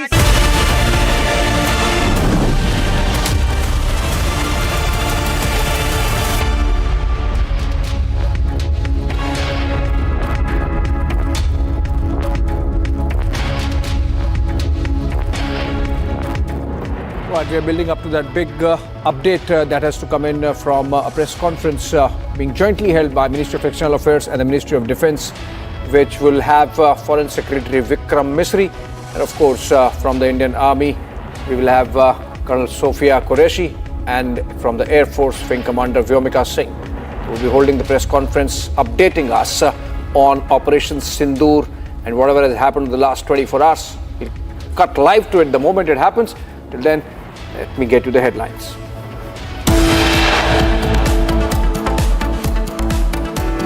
It's not over yet. Operation Sindoor 2.0 underway as India pummels Pakistan and targets Pakistan terror headquarters in 7 places.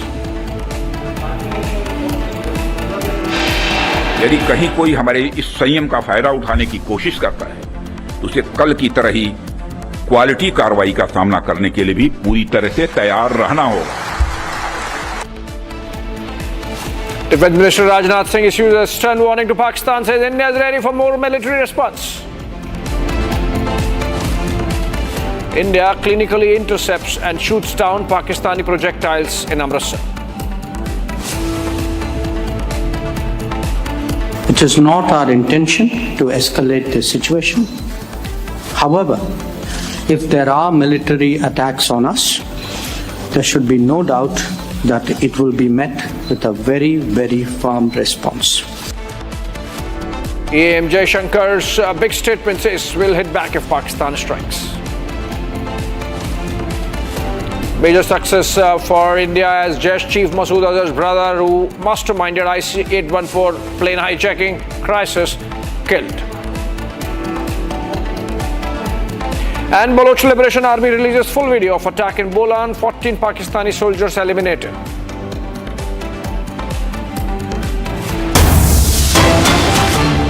Okay, another breaking news to begin with. In the interest of national security, all OTT platforms, media streaming platforms and intermediaries operating in India are advised to discontinue the web series, films, songs, podcasts and other streaming media content, whether made available on a subscription basis, model or otherwise, which has its origins in Pakistan. Pakistan origin content to be banished from platforms in India, OTT platforms, television, any other way, on the internet, in whichever way. If anybody is beaming, broadcasting, telecasting, is streaming Pakistan origin content, it has to be stopped. This is coming in from Ministry of Information and Broadcasting in an advisory released for all concerned. Essentially, India continuing to tighten the noose around Pakistani state and Pakistani society. There cannot be any business as usual at any level, and that's why this advisory.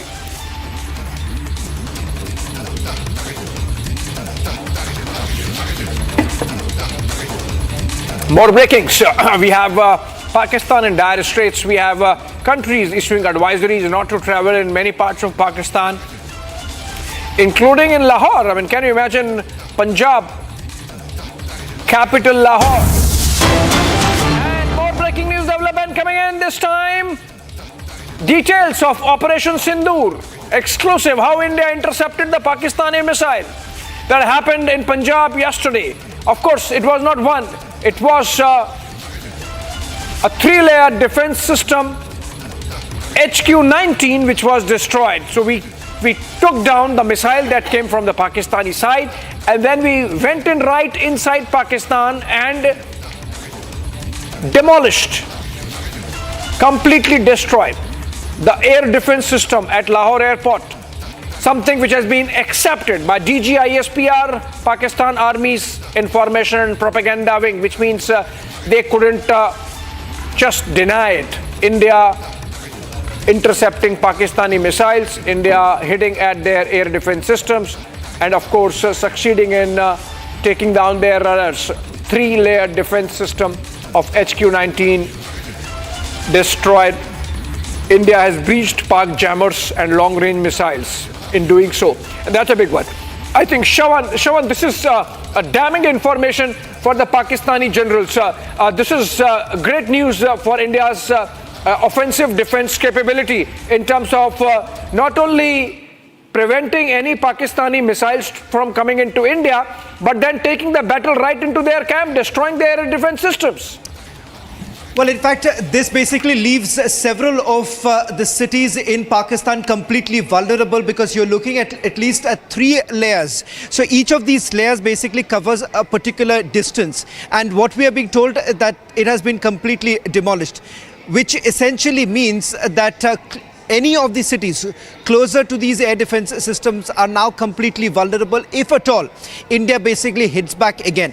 The second important point to point out here is that soon after the gun locating radars basically found out from the places where these missiles were actually launched, you've had the drones being launched by India.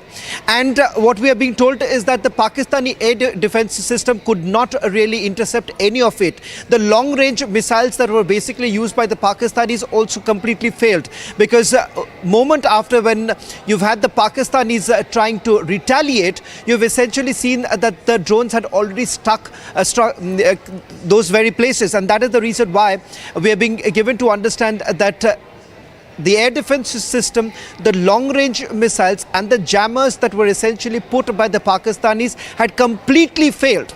And this is the reason why you're seeing the kind of large-scale damage that was inflicted upon the military of Pakistan. This was only because, remember, this is some sort of a response coming in only after what the Pakistanis were essentially trying to do. Because each of the 15 cities that you actually look at, these cities in India do have some sort of a military installation. And what the Pakistanis essentially wanted to do is that across the international border and the line of control, they essentially wanted to target the military bases. For instance, take a look at what happened in Kashmir. The two cities that you're talking about, one is Awantipura and the other is Srinagar. Both the places have a military base. If you look at Jammu and the fact that you have the Pathankot air base that was being targeted, and that was being targeted from the Rawali cantonment. Now each of these places down to Rajasthan too, there too you have our military bases that were being targeted, and finally of course in Bhuj. So all of it, remember, there is a clear pattern that has essentially emerged.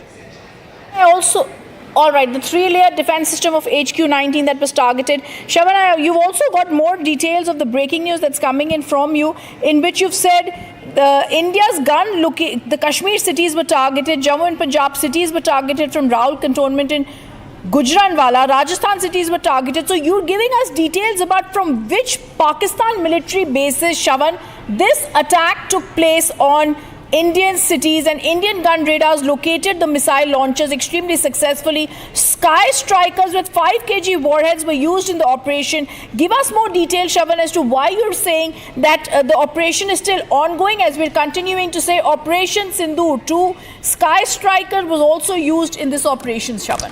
Well, in fact, Rhythm, first let me answer the question as to why am I saying that the operation is still undergoing.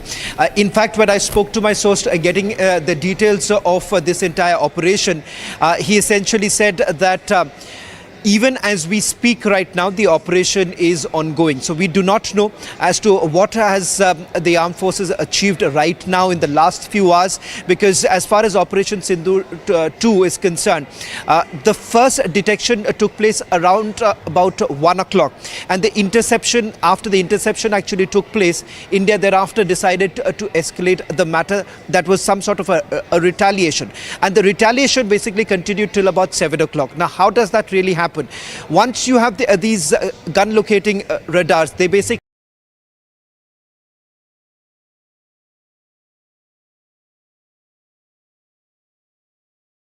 identify the source of the missile launchers, which basically enables India to basically find out from where the missiles were launched. Then thereafter immediately the decision was essentially taken to basically target those very places. Now that's the latest detail now coming in, Rhythm. Just want you to stay with us. There's more breaking news that's coming in right now. World Bank President Ajay Banga meets Prime Minister Modi.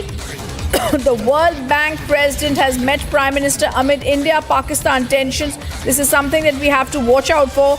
World Bank Group President Ajay Banga had arrived earlier to meet Prime Minister Narendra Modi. The President of the World Bank had spoken earlier, we remember, on all the ways transformation in India had taken place, and now World Bank President Ajay Banga, who's an Indian, is now meeting President Narendra Modi. Extremely crucial, as the timing is very crucial, and we're seeing how he's meeting. There's more breaking news that's coming in. And the big breaking news that's coming in: Pakistan flag was brought down by the BLA rebels in Balochistan. This comes after the 12 Balochistan army soldiers were killed when their vehicle was hit by an IED in Balochistan. In an attack claimed by Balochistan Liberation Army, the blast killed 12 soldiers on board an army vehicle, including Special Operations Commander Tariq Imran and Subedar Uman Farooq. But we're getting to know the big breaking news that even as 14 Pak soldiers have been eliminated, Gursimran continues to be with us. Gursimran, back-to-back attacks on Pakistan forces. It's the Baloch uprising against Pakistan that's escalating.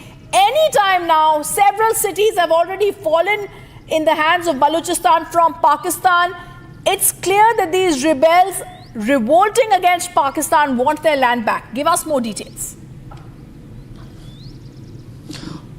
Yes, that's very clear that it is revenge time for the Balochis, because Baloch people know that the Pakistan has committed only atrocities and have used their land as a colony. They have been subjected to the forced disappearances over last 1.5 decade, and there are many of those who have chosen to raise voice against the Pakistan. They have been subjected to the forced disappearances, but now they see it as an opportunity to give it back to the Pakistan that has always held them as third-class citizen in their own country, in their own land. Now they are hitting the Pakistan and carrying out back-to-back terror attacks. Pakistan is feeling heat on all the fronts, be it the Khyber Pakhtunkhwa, be it the Balochistan, because Tehreek-e-Taliban Pakistan as well as the Balochistan Liberation Army and the Balochistan Republican Army, these groups have gathered together for the operations at the simultaneous time, because on the Durand line also we are seeing that Pakistan is getting what it is needing from the Afghans as well. So now one end they are totally equipped with the Indian side. They want to save their borders, they want to save their illegally occupied Pakistan occupied Jammu and Kashmir, and on the other hand the Balochistan and the Khyber Pakhtunkhwa is slipping out of their hands, as here rebel groups have decided that they will be going a full throttle war against Pakistan by targeting their security forces. So Pakistan is losing out its control in the Khyber Pakhtunkhwa as well as in the Balochistan, reason being that they do not have the local support. Okay, I am also going to tell you shortly the big MEA presser. This is big, and that's going to be coming in. All right, this is big breaking news that's coming in. The MEA press conference is going to begin anytime soon. Shortly, the big MEA press conference. Foreign Secretary Vikram Misri is going to be present there. Colonel Sophia Qureshi, who was there yesterday, and Wing Commander Vyomika Singh also there. Also going to be present is MEA spokesperson Randhir Jaiswal. And viewers, this is the way this happens when there is an Operation Sindhu 2 going on. We remember even earlier when there have been any conflicts, we've always seen press conferences that happen daily. I think staying with that tradition, the MEA, the security forces are going to be putting out a briefing to give details of India's big strike on Pakistan. Remember, like we said earlier, the Indian Army statement is self-explanatory, where the Indian Army has called its response focused, measured, non-escalatory. We've also seen the Indian Army giving out details, which I'm sure the MEA is also going to give us a briefing on. The Ministry of External Affairs presser, anytime now. It's a special briefing that will shortly be there. Operation Sindhu 2 is going to be there, and these details are going to be shared shortly on Operation Sindhu 2 by the Ministry of External Affairs. More details of Operation Sindhu 2 to be shared. And the MEA, along the Foreign Secretary, Colonel Sophia Qureshi, Wing Commander Vyomika Singh, going to be sharing out those details along with the Ministry of External Affairs spokesperson. On the night of 7 to 8 May, the Indian Army statement is very clearly saying Pakistan engaged in a number of military targets, including in Avantipura, Srinagar, Jammu, Pathankot, Amritsar, Kapurthala, Jalandhar, Ludhiana, Adampur, Bathinda, Chandigarh, Phaloi, Uttaralal and Bhuj. They used drones and missiles. They were neutralized by India's defense systems. The debris is also there as proof that is found in these locations that prove the Pakistani attacks. Today morning, the Indian Armed Forces statement says the Indian Armed Forces targeted air defense radars and systems at a number of locations in Pakistan. India's response has been in the same domain and intensity as Pakistan. We're putting out pictures of the ongoing Operation Sindoor, where we've also seen in Karachi, Ghotki, where we've attacked. It's been reliably learned the air defense system at Lahore has been neutralized. We struck in Rawalpindi. Let me also go across to Shawan, who's joining us. And okay, I'm also going to go across. They've already come there in that big MEA special briefing that is now there. They're going to give us details of Operation Sindhu 2 that's ongoing. At the Ministry of External Affairs, we can already see Vikram Misri, Foreign Secretary, who's coming. They're making the last minute arrangements for all of them to be there. And remember, Pakistan increased the intensity of its unprovoked fighting across the line of control. They used mortars, heavy caliber artillery in Kupwara, Baramulla, Uri, Poonch, where there have been serious civilian injuries. 3 women and 5 children have died due to the Pakistan fighting. India was also compelled to respond. All right, we can already see our officers there. Vikram Misri already there. Wing Commander Vyomika Singh and also seen, as well as Colonel Sophia Qureshi. Operation Sindoor. We also have with us Colonel Sophia Qureshi, and Wing Commander Vyomika Singh for this briefing. With that, I hand over the floor to Foreign Secretary. Sir. Thank you, Ranveer. Good evening. Thank you all for joining for this briefing. You would have perhaps seen some information related to developments since late last night, early this morning, which has been put out by the Ministry of Defense. Just in case it has been missed, I will request Colonel Sophia Qureshi and Wing Commander Vyomika Singh to just update you and fill you in on the details. Thank you, sir. Operation Sindoor पर 7 मई 2025 को हुई press conference के दौरान भारत ने अपनी प्रतिक्रिया को केंद्रित, संतुलित और गैर उत्तेजक बताया था। यह विशेष रूप से स्पष्ट किया गया था कि पाकिस्तानी सैन्य ठिकानों को निशाना नहीं बनाया गया। साथ ही दोहराया गया कि भारत में किसी भी सैन्य लक्ष्य पर हमले का उचित जवाब दिया जाएगा।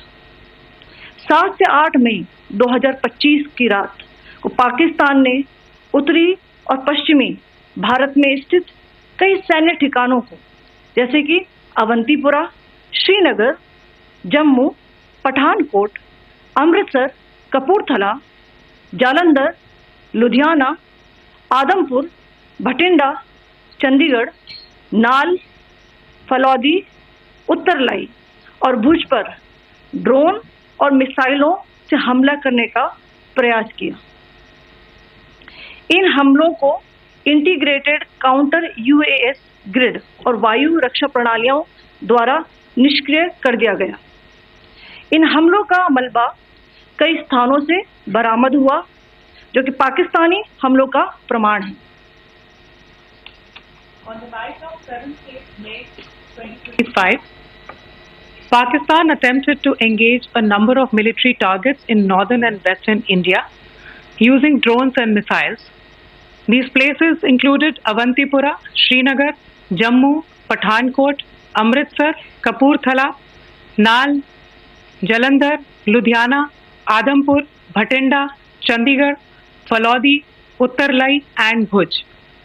These were neutralized by the integrated counter unmanned aerial system and other air defense systems.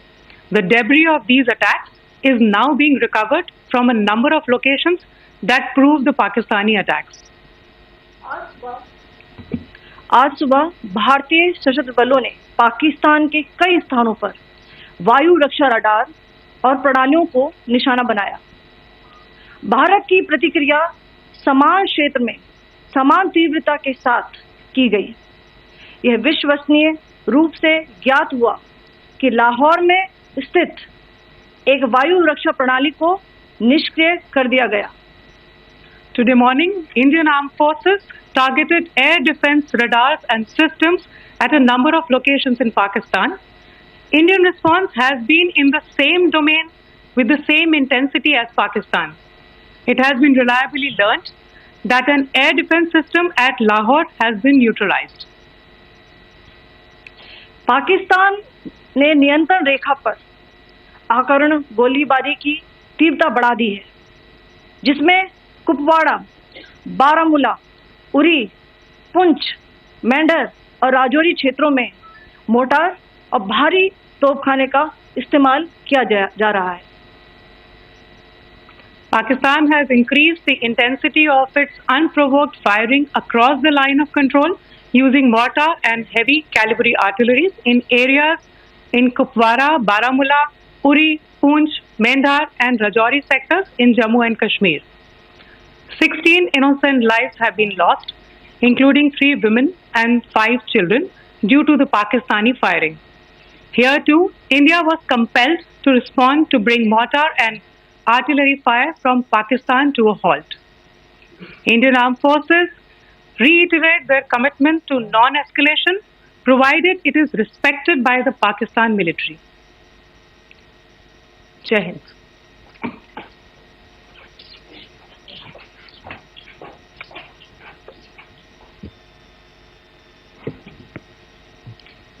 Thank you. Friends, this is, as I said, further to the briefing that was provided yesterday and some of the updates that have been just provided by Colonel Qureshi and Wing Commander Singh.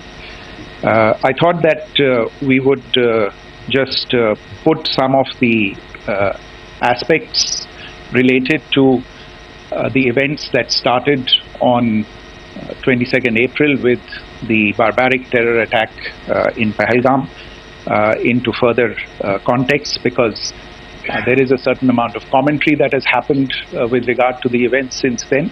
And more than the commentary, there has been a lot of disinformation that has been directed at us from across the border.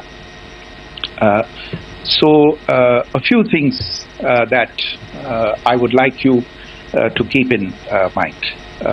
First of all, there is mention on all sides of escalation. I think the first point that you have to keep in mind is the attack of 22nd April in Pahalgam is the original escalation.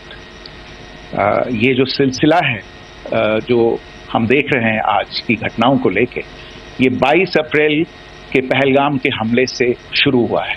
Escalation वहां पे हुआ है और उस escalation का जवाब भारतीय सेना ने, भारतीय फौज ने कल अपने एक्शन से दिया है. Secondly, I want to invite your attention to the involvement of the group calling itself the Resistance Front in these attacks.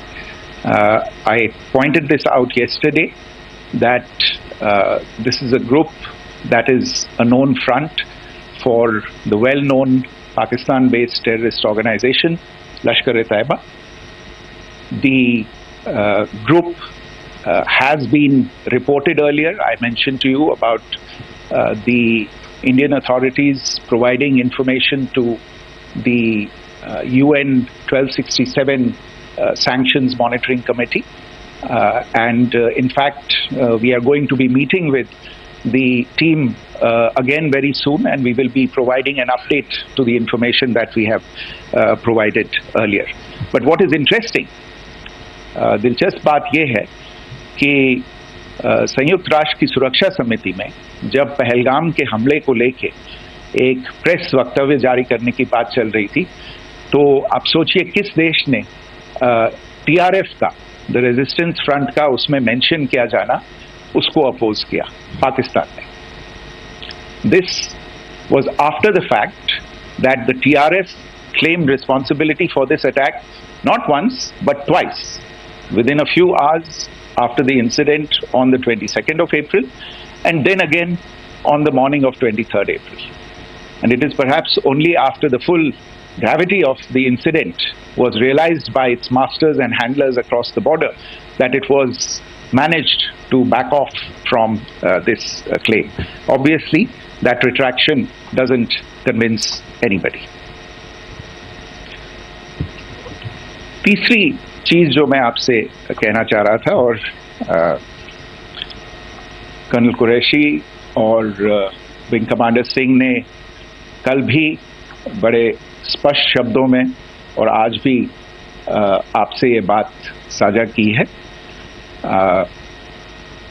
जो भारतीय रिस्पॉन्स है वो नॉन एस्केलेटरी है, प्रिसाइज है, सटीक है, मेजर्ड है और कंसिडर्ड है.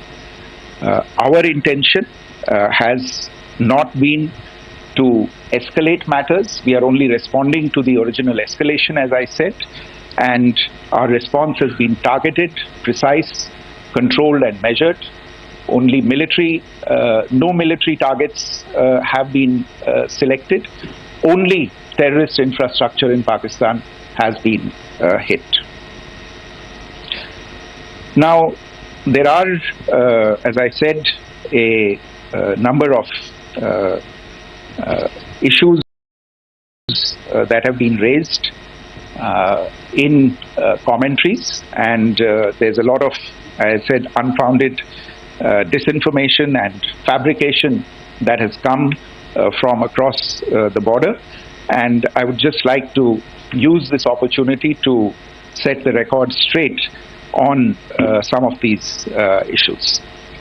The first of these is Pakistan trying to wash its hands off any and all involvement with terrorism. I think the Pakistani information minister said there are no terrorists in Pakistan. And I think he was challenged on that in the television program that he was appearing on. But even if I partially repeat myself from yesterday, I think Pakistan's reputation as the epicenter of global terrorism is rooted in a number of instances where concrete evidence is available, not just to India, but to governments and authorities and agencies around the world. There are several terrorist attacks around the world where Pakistani fingerprints have been found. I don't need to belabor the point with regard to this audience about where Osama bin Laden was found and who called him a martyr. Pakistan has also for decades pursued cross-border terrorism into India with impunity, and as I said yesterday also, in order to deliberately mislead the international community, they claimed that the terrorist Sajid Mir was dead. They came under pressure, and Sajid Mir was then brought back to life, arrested, and is now apparently in Pakistani custody. Pakistan is also home to a very large number of UN proscribed as well as UN proscribed terrorists, as well as terrorists proscribed by a number of other governments in the world, including, of course, the Lashkar-e-Taiba and the Jaish-e-Mohammed, as well as their leaders, Masood Azhar and Hafiz Mohammed Saeed. आपने देखा होगा हाल ही में पिछले कुछ दिनों में पाकिस्तान के रक्षा मंत्री और उनके पूर्व विदेश मंत्री दोनों ने इस बात को माना है कि पाकिस्तान का ऐसे ग्रुप्स के साथ जो रिश्ता है वो क्या रहा है. Both the defense minister and the former foreign minister of Pakistan, I think they've done a more eloquent job of this than I could ever do in terms of describing their country's implication in international terrorism and their involvement in housing these kinds of groups. दूसरा जो विषय है वो है पाकिस्तान का जो एक दावा है कि एक इंटरनेशनल impartial investigation होना चाहिए, एक joint investigative committee होनी चाहिए. These calls for jointly investigating this heinous and barbaric attack in Pahalgam. Again, I think you know the history well on this. You know the track record well, and it is not a bright track record insofar as Pakistan is concerned. In fact, in the pursuit of justice for the victims of multiple terrorist attacks, whether it be Mumbai in 2008, in Pathankot in 2016, or many others. But in particular for these two attacks, India had offered to cooperate. India provided forensic evidence and urged Pakistan to bring the perpetrators of these attacks to justice. We, in particular with regard to the Mumbai attacks of 2008, where a Pakistani Lashkar-e-Taiba terrorist was captured alive, India provided extensive information and evidence related to the involvement of Pakistani terrorists in this attack. Cases were registered, but you are all aware that these cases have not progressed, despite the formation of judicial teams, etc. And Pakistan has consistently stonewalled all efforts to move the investigation along. In fact, with regard to the Pathankot attack as well. A joint investigative team was formed. We gave access, unprecedented access, I should say, to Pakistani team to the site of the attack. Details of call records data and DNA, etc., were shared with Pakistan. We had shared with them details related that we had been able to access to the addresses of terrorists. We presented evidence against the office bearers of Jaish-e-Mohammed who had conspired in the attack, and the handlers of the terrorists who facilitated them and guided them in. But there has been no movement on this. So in all of this, I think the experience has not been positive, and it certainly doesn't give us the confidence now to take at face value Pakistani assertions of wishing to participate in a joint investigation. These are just delaying tactics. These are just stonewalling tactics. And in fact, there is reason to believe that Pakistan uses the evidence that we provide only to cover its tracks and, in fact, defend the terrorists who we are looking for and obstruct the path of investigation. A third point that I wanted to address was the claim that only civilians were killed in the strikes on the 7th of May. We have made the point very clearly that all attacks on the morning of 7th May were against carefully selected terrorist infrastructure, terrorist targets. It is not clear to us, in fact, seeing some of the coverage of the after effects of these strikes, including the funerals for the terrorists that were held yesterday.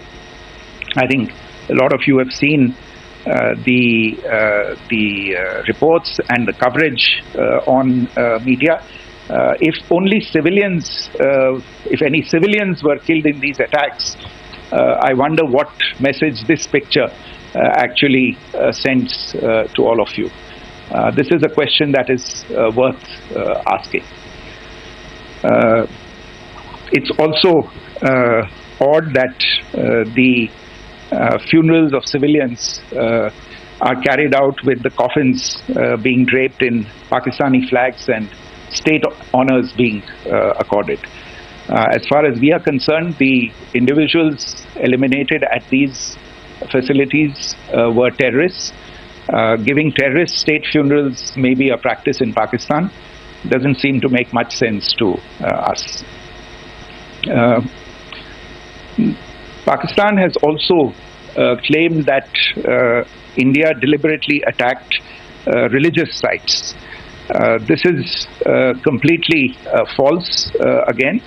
I have made it clear that the targets were terrorist infrastructure, terrorist facilities, and locations connected clearly with incidents of cross-border terrorism into India.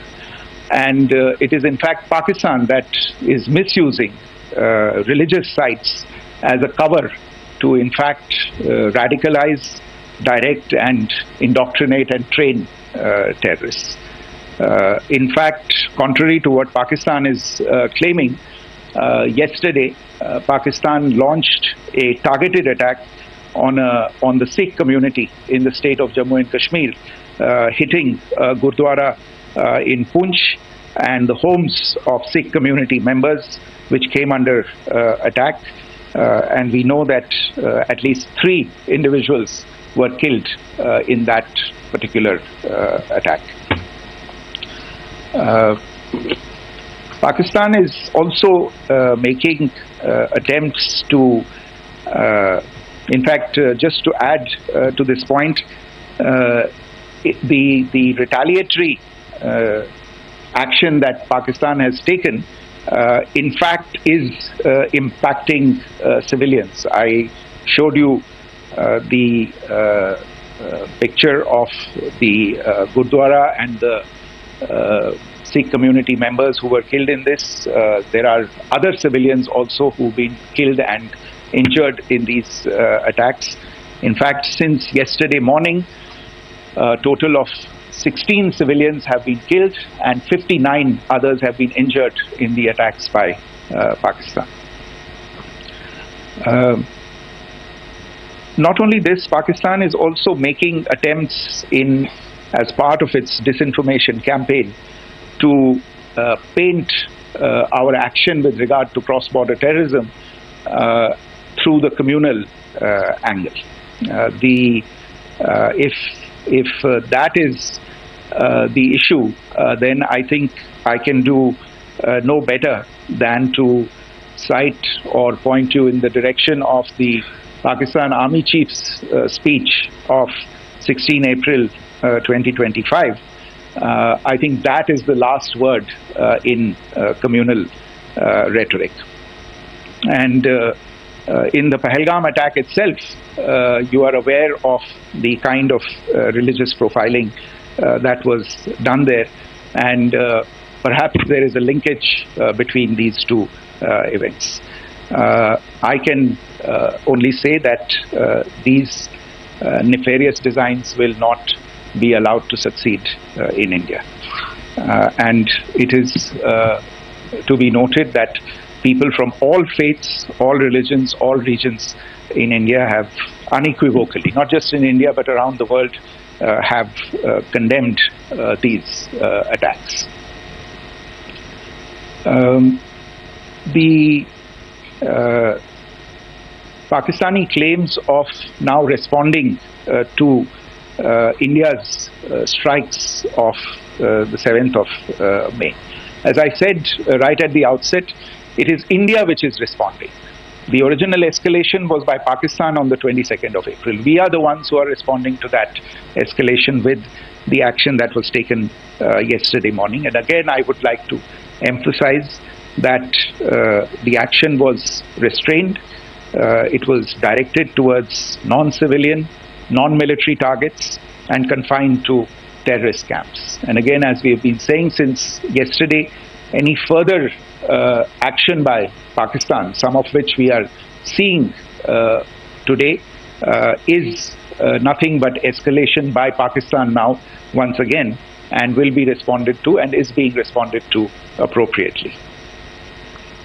One point that I wanted to also address was the allegations to the targeting of a dam, the Neelam Jhelum project in Pakistan-occupied Kashmir. I want to say that this is an absolute and complete fabrication and a blatant lie.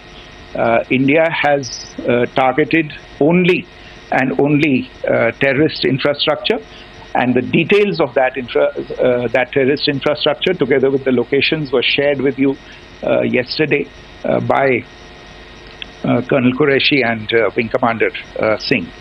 I should note that if this kind of a claim is a pretext for targeting Indian infrastructure of a similar nature, Pakistan will be entirely responsible for the consequences that will undoubtedly follow.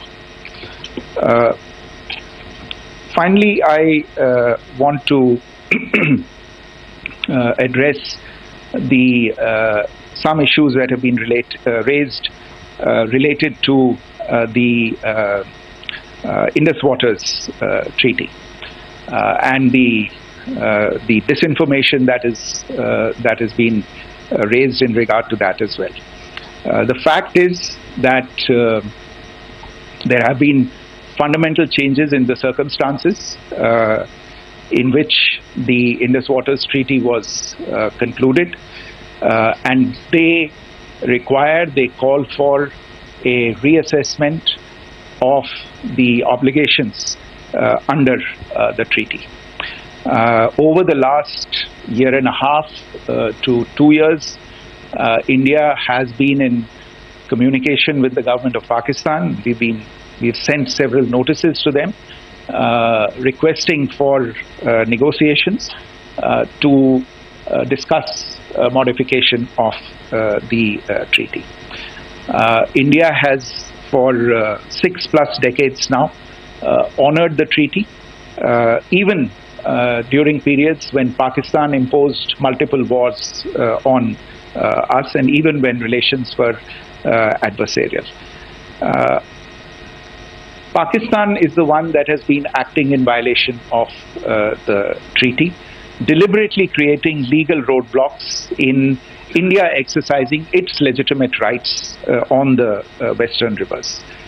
Any projects that India sought to build on the eastern rivers, and even on the western rivers, which we are allowed to by the treaty, were always challenged by Pakistan, thereby hampering our rights to utilize our legitimate waters under the treaty. In fact, if you see, the preamble of the treaty itself states that the treaty was concluded in a spirit of goodwill and friendship. Mark those words, concluded in a spirit of goodwill and friendship. ये भारत का धैर्य और भारत की सहनशीलता है जो 65 साल से हम इतनी प्रोवोकेशन के बावजूद इस ट्रीटी को निभा रहे हैं. However, as has been made clear earlier as well, Pakistan has not responded to our requests to enter into negotiations for a reassessment of the obligations under the treaty. A number of conditions have changed.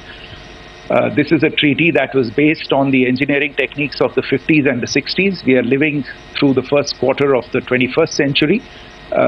Technological changes and technological advancements have to be taken into account. There are demographic changes. There are climate changes that have taken place. There is the imperative of clean energy. And of course, the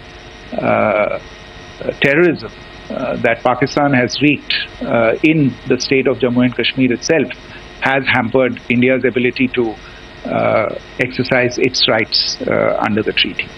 Pakistan's persistent refusal to respond to our request to enter into government-to-government negotiations on the modification of the treaty is, in a sense, itself a violation of the treaty.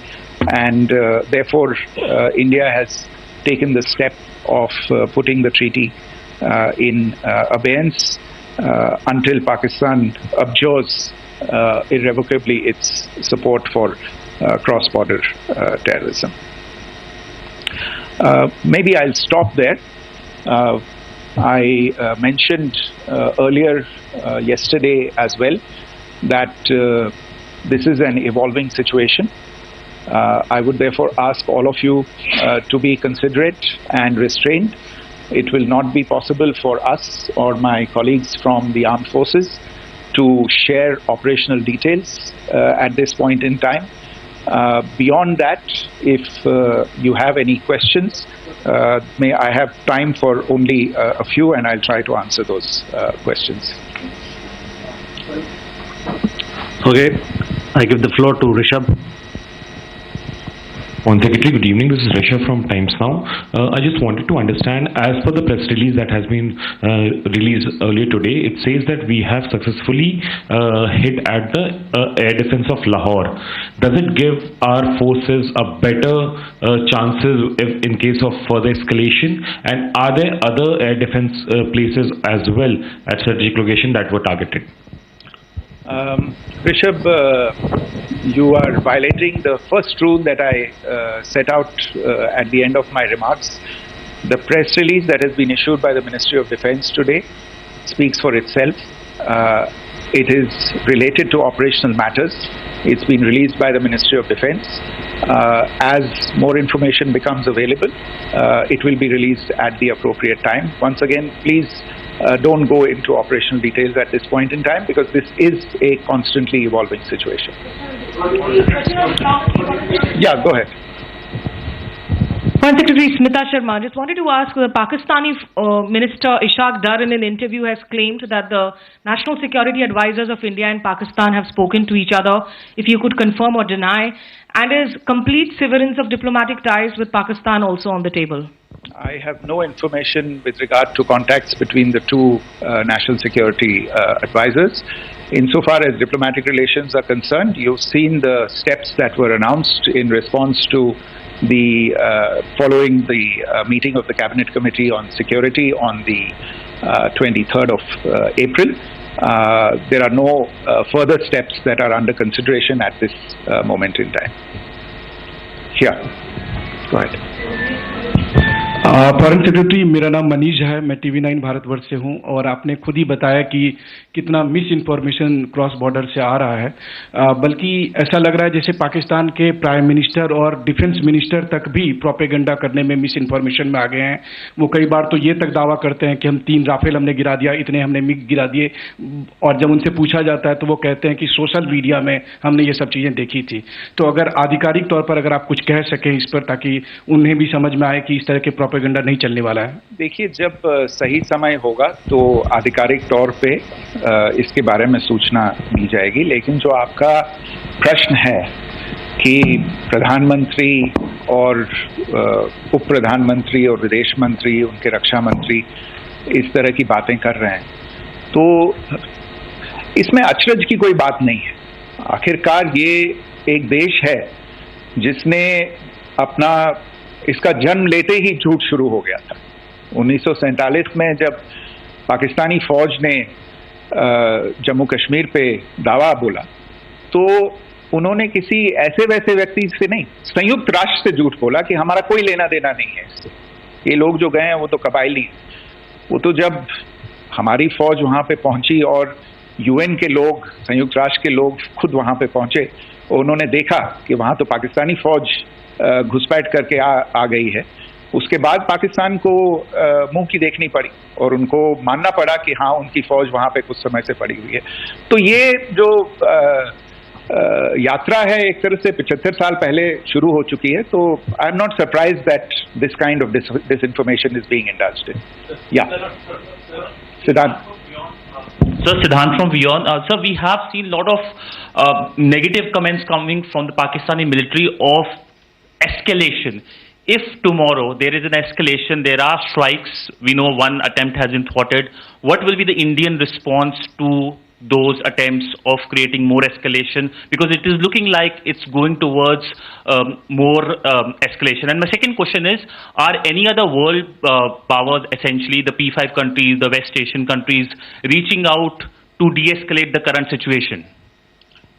Look, on escalation, we've already made our stance clear. I mean, there are two basic points. First of all, it is Pakistan that escalated on the 22nd of April. We are only responding to that escalation. And then what we have said yesterday and what my colleagues have said today, that now if there is an attempt at further escalation by Pakistan, it will be responded to in an appropriate domain. And therefore, the choice is entirely that of Pakistan to make. As to your second question, I don't think I can do better than to point you in the direction of the statements that are being made from practically every chancellery in the world and the sentiment that they are carrying. That sentiment essentially and for the major portion is support for the government of India in the context of the condemnation of the terrorist attack in Pahalgam on the 22nd of April. There is wide recognition of the government of India's right to respond to these attacks in self-defense, and of course a desire to ensure that there is not further escalation. I think these statements speak for themselves. Yeah. So this is Mausami from India Today. Now, in the all-party meeting, we have learned that the defense minister has said that, you know, in the operations in Sindoor, almost 100 terrorists were killed. Would we have any details about what is the number like, and also about if there were any big faces, masterminds, terrorist masterminds who were in fact killed? There is also a report that Masood Hazar's family's 10 members have been killed, and Rauf Asgar, who was actually the mastermind of Pulwama, he's also been badly, severely injured. I don't have information at this point in time to share with you on these issues. But as I said, I think, you know, there is so much information out there on television, in the news media, in social media, that it sometimes looks like a long time has passed since this. Please understand that slightly over 36 hours only have passed since this operation was undertaken. Let us have some patience. Information will come out. It will be shared in due time. Shruti. Thank you, Foreign Secretary. Shruti Ranjan from Bloomberg. Sir, could you give us any understanding whether India has moved the IMF or the World Bank to kind of, you know, sensitize them about the the bailout that Pakistan has, and, you know, the kind of stuff that the Pakistan government is doing? Look, we have an executive director at the IMF. Tomorrow there is a meeting of the board of the IMF, and I'm sure that our executive director will put forward India's position. The decisions of the board are a different matter. You know the process through which they are made.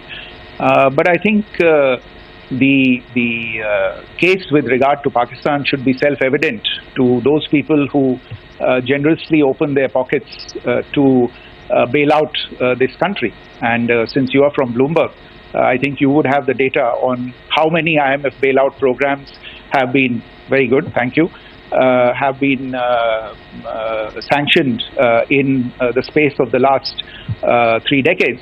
And I think you would also have an idea of how many of those programs have actually reached successful conclusion. Probably not many. So I think this is a decision that board members have to take by looking deep within themselves and looking at the facts. So we can, one last question, sir. Sure. One last question. Foreign Secretary, I'm Siddhant from CNN News 18. I would like to know, since it's an opportunity to speak to you, I would like to know the response coming from United States since last 3 weeks.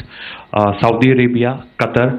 In fact, Prime Minister Modi spoke to Qatar before the strikes that evening. Perhaps how do you read the support coming from these countries? Perhaps traditionally they were seen on the other side.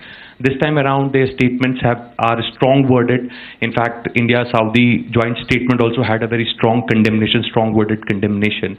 United States at all level have condemned the attack and have extended support. In fact, Saudi Deputy Foreign Minister is in India. He just met EMS Jaishankar. Also, if you could shed some light on his visit, his meeting with EMS Jaishankar. In fact, we have also been told that he met Prime Minister Modi. Thank you. Look, all the countries that you named and many others, we have been in touch with them.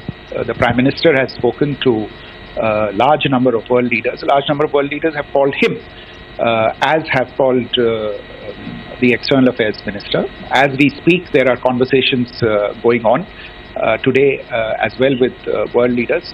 And your assessment or conclusion of the general tenor of these messages is very much on point. And I think this is a recognition of the fact, firstly, of the barbaric nature, the unprecedented nature and character and features of the attack in Pahalgam, and a recognition of India's right to respond to this, and also a recognition of the fact that in responding, we have been nothing but responsible and have done so in a restrained, in a measured, and in a non-escalatory manner. I think that counts for something. People have taken that into account, and that is what is explaining the kinds of reactions that we are seeing. And we appreciate the sentiments and the statements that have been made by the vast majority of world leaders. Yes, the Saudi Minister of State for Foreign Affairs is in Delhi. He had a meeting with the External Affairs Minister earlier today. I don't have further details at this moment, but if there are details, the ministry will share them at some point with you.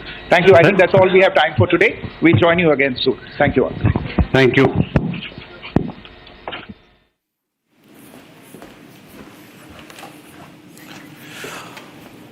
Pakistani narrative takedown now by India.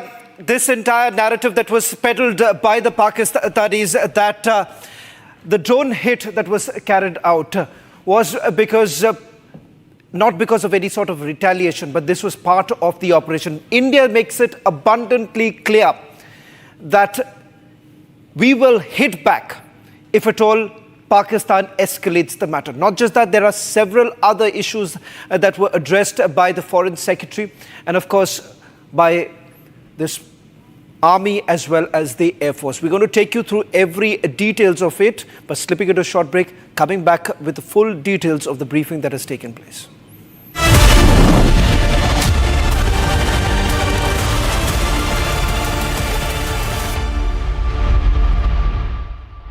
MDH की हल्दी मिर्ची धनिया करे कमाल, ये रंग दे, ये खुशबू दे, ये तीखा, ये कम पड़े, क्या निराला MDH मसाला।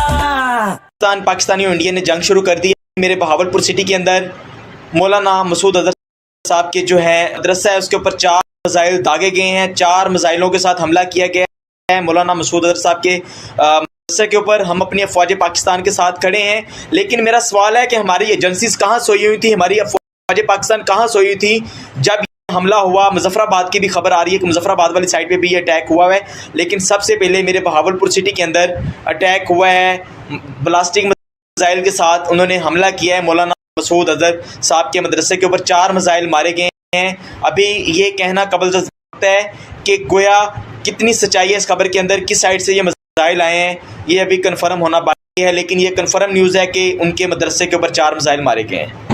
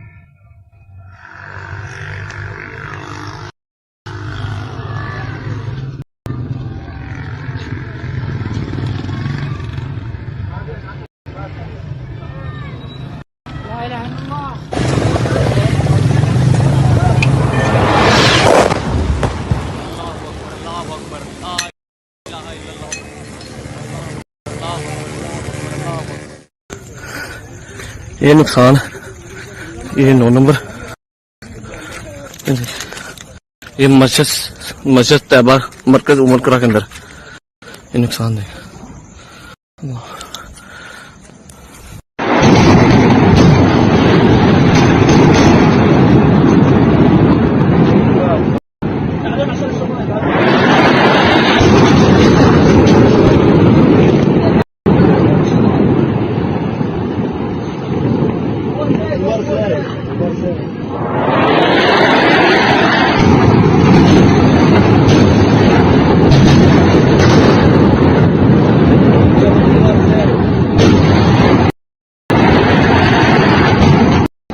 पाकिस्तानी और इंडिया ने जंग शुरू कर दी है। अभी मेरे बहावलपुर सिटी के अंदर मौलाना मसूद अजहर साहब के जो है मदरसा है उसके ऊपर 4 मिसाइल दागे गए हैं। 4 मिसाइलों के साथ हमला किया गया है मौलाना मसूद अजहर साहब के मदरसे के ऊपर। हम अपनी अफवाज पाकिस्तान के साथ खड़े हैं, लेकिन मेरा सवाल है कि हमारी एजेंसीज कहाँ सोई हुई थी, हमारी अफवाज पाकिस्तान कहाँ सोई हुई थी जब ये हमला हुआ Muzaffar.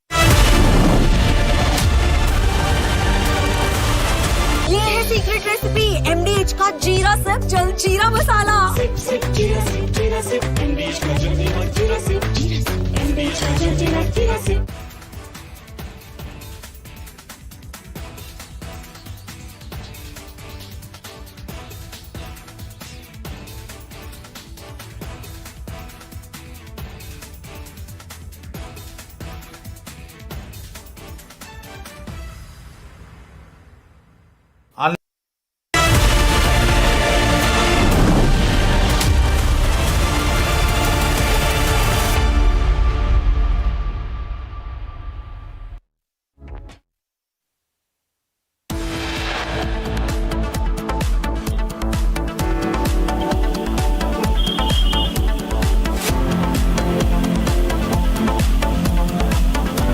It's not over yet. Operation Sindoor 2 underway as India pummels Pakistan and targets Pakistan terror headquarters in 7 places.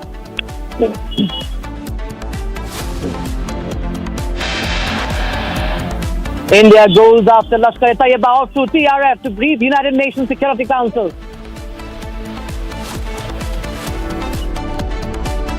Operation Sindoor 22 अप्रैल को पहलगाम में हुए विभत्स आतंकवादी हमले के शिकार मासूम नागरिकों व उनके परिवारों को न्याय देने के लिए लॉन्च किया गया था।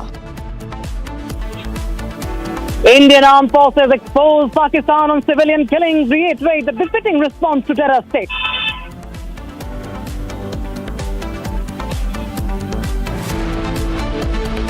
It is not our intention to escalate the situation.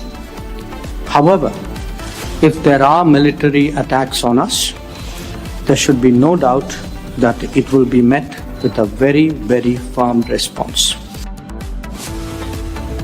External Affairs Minister Dr. S. Jaishankar's big statement says we'll hit back if Pakistan strikes.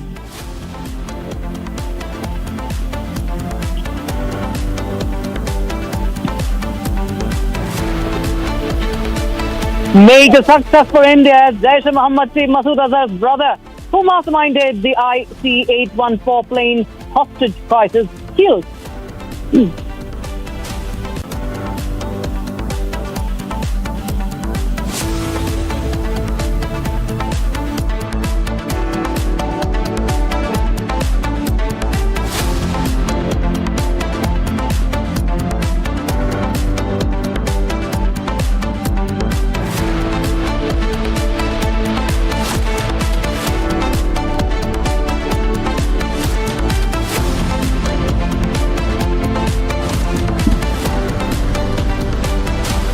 All right, viewers, there's an important meeting that is going on right now as we speak at the 7 Lok Kalyan Marg. Right now, the Army Chief is briefing the Prime Minister and the NSA Ajit Doval in the national capital, and that's what we are breaking right now. The Army Chief, General Upendra Dwivedi, is right now meeting the Prime Minister and NSA Ajit Doval. The meeting is right now underway at the 7 Lok Kalyan Marg. A big update coming in as Pakistan, its cowardice has also been exposed once again. We just had the Ministry of External Affairs and the MOD press conference a while back, and Pakistan, what it intended to do, how it has targeted the civilians in India, in Jammu and Kashmir, has all been exposed, and now the next step of action is being mulled at, is being discussed. The Army Chief, General Upendra Dwivedi, is at the 7 Lok Kalyan Marg, and we have Aishwarya Kapoor joining us on the broadcast. From Aishwarya Kapoor, what more can you tell us about this meeting? Well, this meeting is happening right now, just minutes after the MEA and the MOD joint press conference. You have the Army Chief and the National Security Advisor briefing the Prime Minister at 7 Lok Kalyan Marg. As you just stated, this meeting is on as we speak. You have the Army Chief, NSA briefing the Prime Minister. We've just heard in an official press conference that how Pakistan tried, it was a failed attempt from across the border to attack our 15 installations. It was thwarted by the Indian forces, by the combined effort of the Indian forces and our S-400 system. But no such attempt should even be tried today. So what we are being told that the Army Chief is briefing the Prime Minister and the NSA is also in presence. We are being told that 27 civilian airports have been completely shut down for any commercial or civilian mobility. They've been made as complete military airports, and that ranges from Jammu and Kashmir to Gujarat, Ghaziabad, Delhi's Hindon Airport. So all of this has been included amid high tensions. This is a very important meeting which is happening at the 7 LKM, in which the Army Chief and the NSA are briefing the Prime Minister together. Back to you. Aishwarya, it's very important to understand that, the operation is still underway. It's Operation Sindoor 2. What Pakistan saw, it was, of course, a strike back at what it did in Pahalgam. But we can understand, as the MEA was saying in this press conference, the Foreign Secretary said how it had targeted the Indian cities and how it has targeted the civilians in Jammu and Kashmir. That, of course, exposes Pakistan. And India has made it clear that it will not step back at all. India should not be taken lightly. and Pakistan has signed up for something very, very dangerous. It is very clear, and henceforth we see these important meetings are now underway. Well, absolutely. There is no question of stepping back even an inch. In fact, we made it clear that you dare this time. You dare. India responded with Operation Sindoor 1 because that was only a retaliation or a badla, as it is called, of what they did in Pahalgam. What they did last night, the only reason, the kind of destruction Pakistani civilians are seeing in their cities, ranging from Karachi to Peshawar to Rawalpindi and you name it, is only because what Pakistani army tried last night. They failed in even crossing the Indian airspace, but they tried. So they dare not. There is no question of taking half a step back. If they dare today, then it's no holds barred. And we are very clear. And the Army Chief and the NSA are briefing the Prime Minister on our preparedness. Let there be no doubt about it. We are ready. Yes. Right. Aishwarya, thanks so much for joining us with those important details coming in from the 7 local landmark viewers. So all those who are tuning in right now, the Army Chief, General Upinder Dwivedi, is right now at the 7 local landmark. He is briefing the Prime Minister and the National Security Advisor Ajit Doval, as India, of course, is right now continuing to plan over the strategy. Remember, India says, and it has announced, just made it clear that the operation is still underway. It's not over because Pakistan is not mending its way. The way it has targeted the Indian civilians, the way it has resorted to heavy shelling along the LOC in Poonch, the way it has targeted the Sikhs, the way it has targeted the Gurudwaras. It's all clear that how Pakistan continues with its cowardly ways, and it needs to be taught a lesson, viewers. Now, viewers, Pakistan has launched, just to go into more of the details on that, there have been heavy shelling along the line of control, and especially in Jammu. If you see what happened in Poonch, viewers, there was heavy shelling, massive destruction. The Gurdwara was also targeted over there, and 3 Indian civilians were killed in this shelling. And this happened right after India's Operation Sindoor. And this is, of course, after India, of course, had it succeeded in its operation, hitting the terror targets. But hitting the terror targets, dismantling the terror headquarters, hurt terrorists down so much. So now we will give you this report, viewers. In fact, we have our network reporters right now lined up for you. Gursimran Singh joins us live on the broadcast from Akhnoor in LOC. Harsha is live from Poonch, and we have Rawat live from the border district of Baramulla. We'll just go across to Harsha, who has been tracking all the developments from Poonch. Well, the Foreign Secretary also made it very clear that how the Indian side has been targeted. The Indian civilians have been targeted by the cowardly Pakistani army, and the shelling that continued yesterday. And we saw that how the Sikhs, the Gurudwaras, have been targeted by the Pakistani army. What is the latest update that you are, and what have you witnessed in Poonch, Harsha? What you can share with us? So Rakshita, as rightly you are pointing out the cowardly behavior of Pakistan, where again it has attacked civilians. In Pahalgam also we saw the civilians, the tourists were attacked, and here also in Poonch, when the frustrated Pakistan saw that how Operation Sindoor was successful, it resorted and guided its artillery, its mortar shelling towards Poonch city, main city. There are several districts of Poonch which has been heavily impacted, but if we talk about Poonch city, the artillery exercise of Pakistan was guided at religious places. Not only Gurdwara but also temple, Gita Bhavan, mosque and madrasas all have the mark of the mortar shelling caused by Pakistan. Also 6 from the Gurdwara died in the mortar shelling. Also in total 11 civilians in the Poonch district have lost their lives. We spoke to the families who are still grieving. Tears of the mothers have not soaked yet, and they are stating that Pakistan should continuously, this befitting reply should be given from the side of India to Pakistan. Not only Operation Sindoor 2.0, but more such action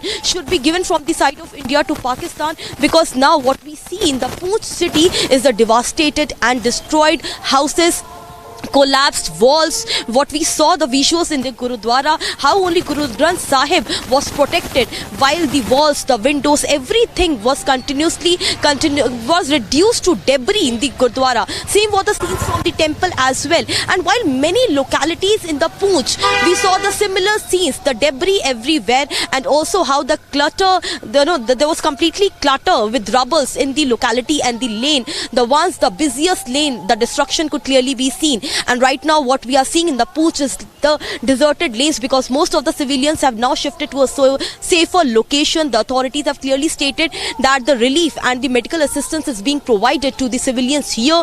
They have been shifted either to the bunkers or either to the safer location, because Pakistan can again resort to the mortar shelling as it's completely frustrated. And the cowardice of Pakistan is clearly that now it is attacking the civilians rather than doing something else. So right now the visuals of Pooch is clearly like the desertness we can see in the lanes, in the roads. Most of the civilians have moved to the Jammu or the nearby district where the mortar shelling impact will not be there, because Pooch, if we talk, it's an embattled hill city which is surrounded by the disputed Indo-Pak border. So right now what we see is that the impact of devastation. Back to you.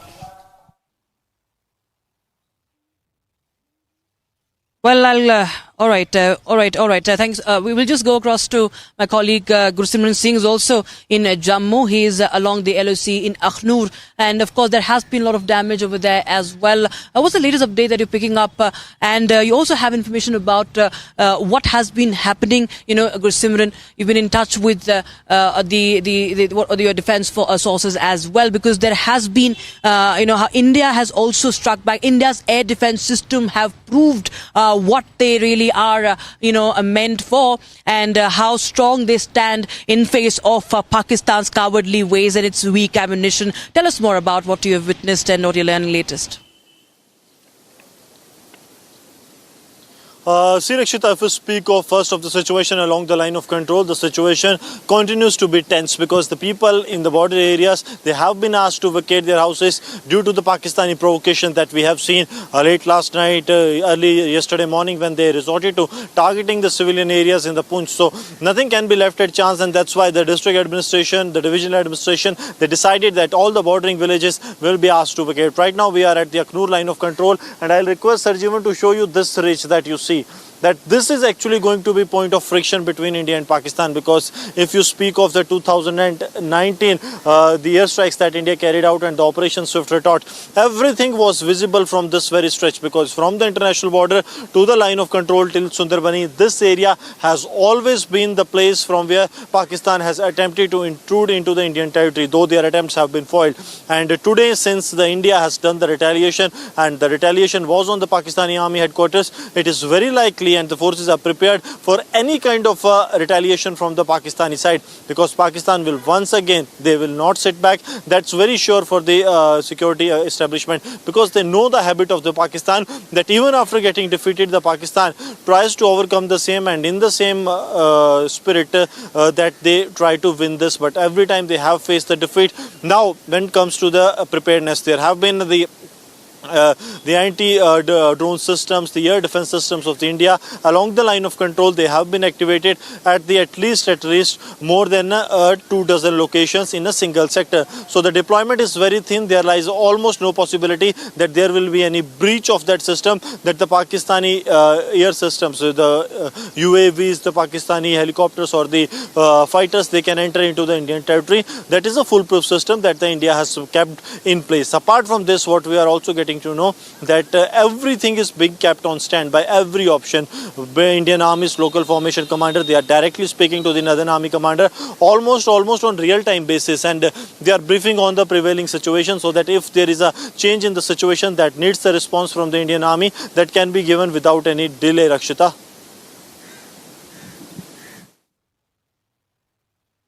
Right, viewers, we'll just continue to talk to our reporters, but here's more from the ground that our reporters have filed as far as the situation along Pooch is concerned, viewers, because the Gurudwara has been targeted, and you just see the plight of the civilians, how Pakistan has targeted civilians, and India had only... It was a measured response. It was a precision strike on the terror camps, on the terror headquarters. It was to dismantle the terror network and, send a blow, in fact, deal a blow to the terror apparatus in Pakistan. But what Pakistan did is target the Indian civilians. Here's more.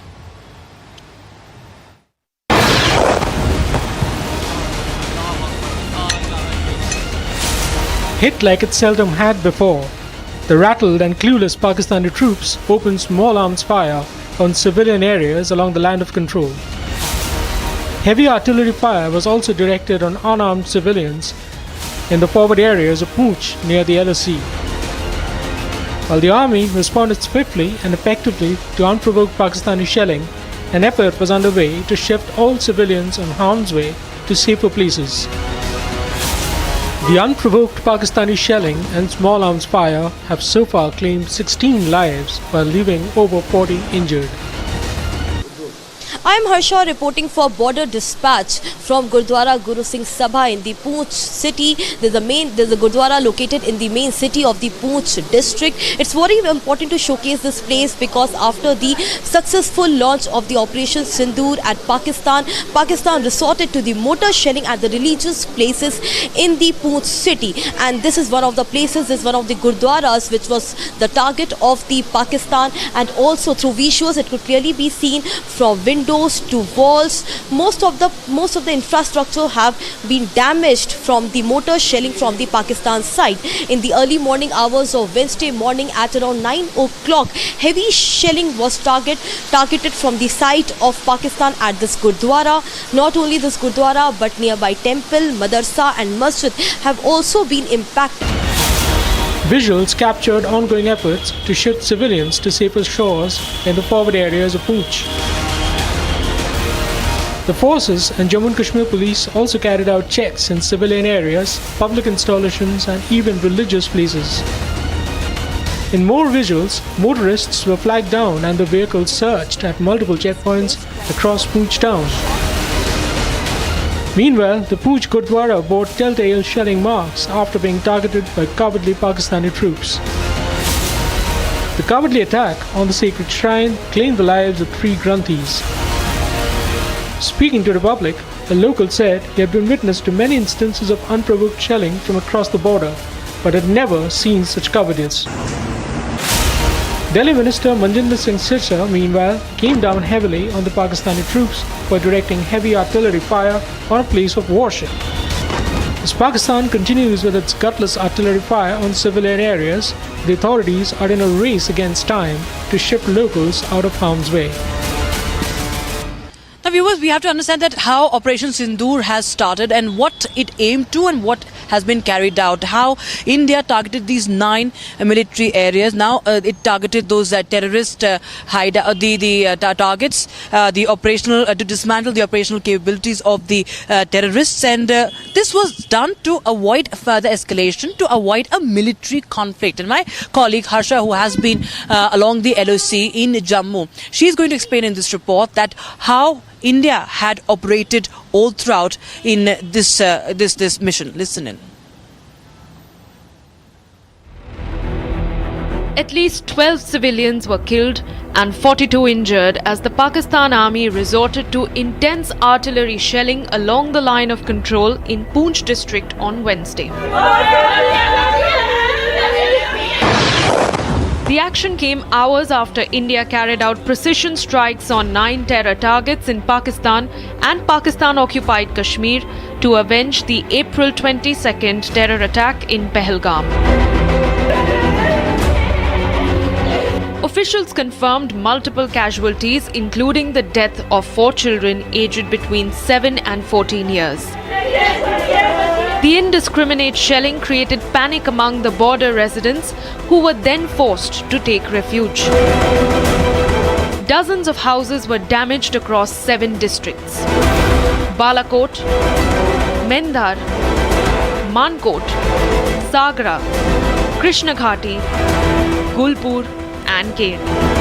And in the aftermath of Pakistan's relentless offensive, the Jammu and Kashmir police and SOG teams have launched extensive security check operations to move civilians to safety. It is very close proximity with the LOC. Also, after Operation Sindhu, Pakistan targeted majorly this area. I'll pass my camera person Gaurav to come here and to show this entire visual at large. The safety and security of the Jammu and Kashmir civilians and the civilians of the Poonch district is very much important, which is being ensured by the police official and by the SOG team as well, because what we saw here was at several places the civilians were struck. So right now they have left or they have moved to safer location, to safer bunkers. This is being ensured by the Jammu and Kashmir police.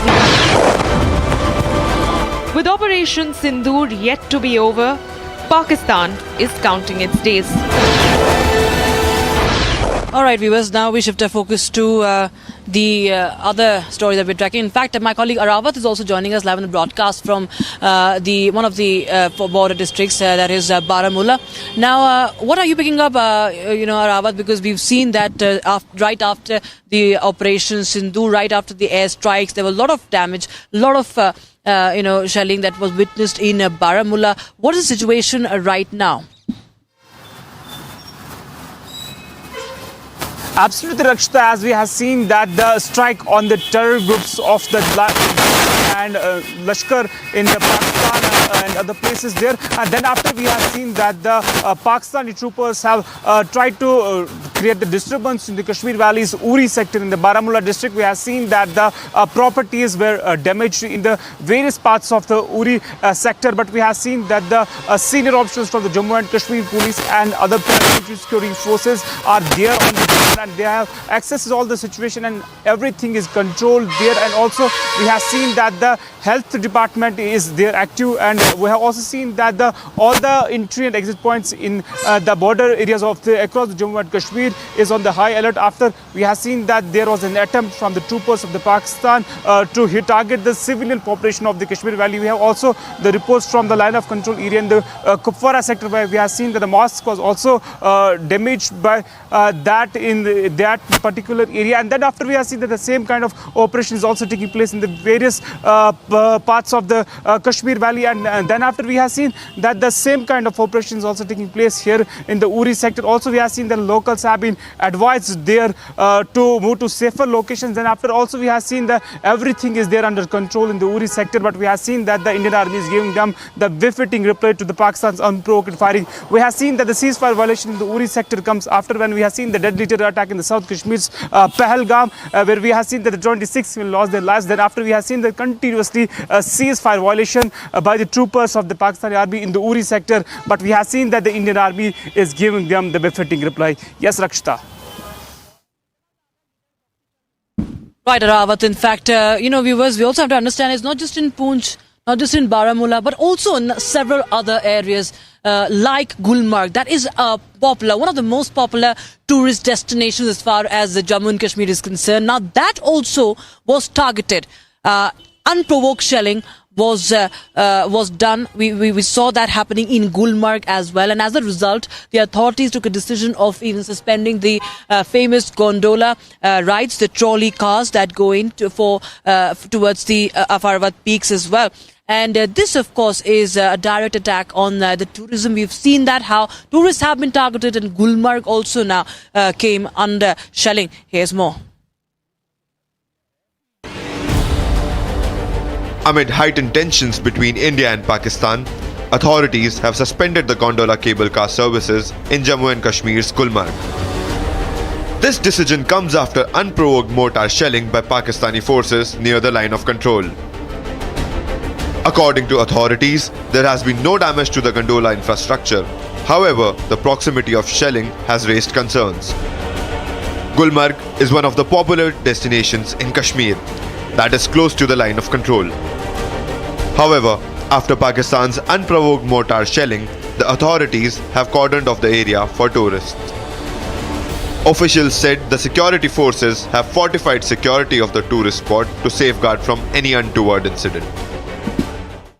And with that, it's a wrap on this edition from the front, viewers. We continue to report from several locations across Jammu and Kashmir. With that, I'd like to thank my colleagues, Harsha from Poonch and my colleague Arawat from Baramulla, and of course Gursimran from Akhnur. And this is Rakshita Mishra signing off from Srinagar. We'll be right back with This Is Exclusive on 7 p.m. Don't go anywhere.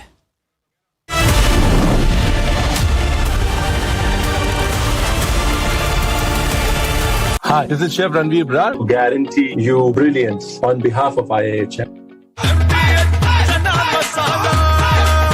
अब छोलिया हो या लोबिया, सफेद चने या काले चने, सब कुछ मजेदार बने।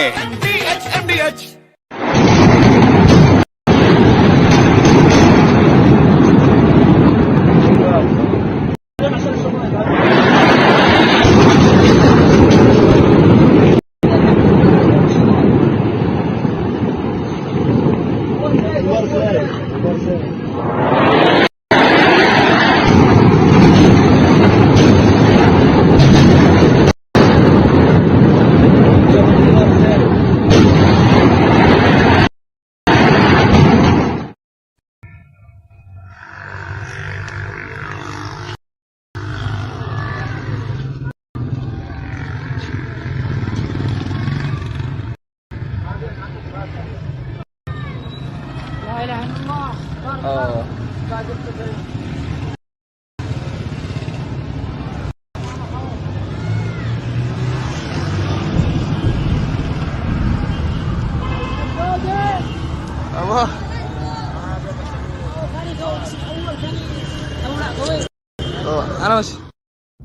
उन्होंने 4 की यार्ड करेंगे, डेरा मस्ती खाली के वाली भाई।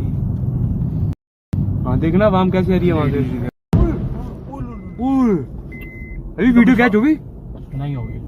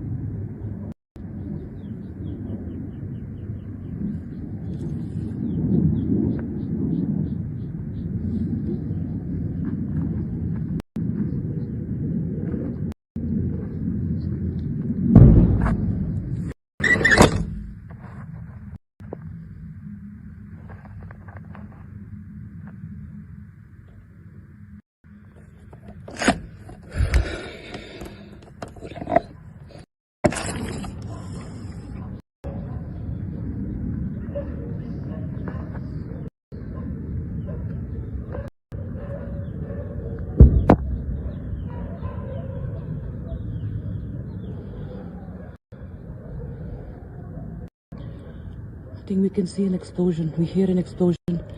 Jets hovering. We're right now in Srinagar, and we can actually smell some smoke, and the sky at one part became red. There was an explosion sound, very much visible. Seems panic across the border. As we report from Srinagar right now.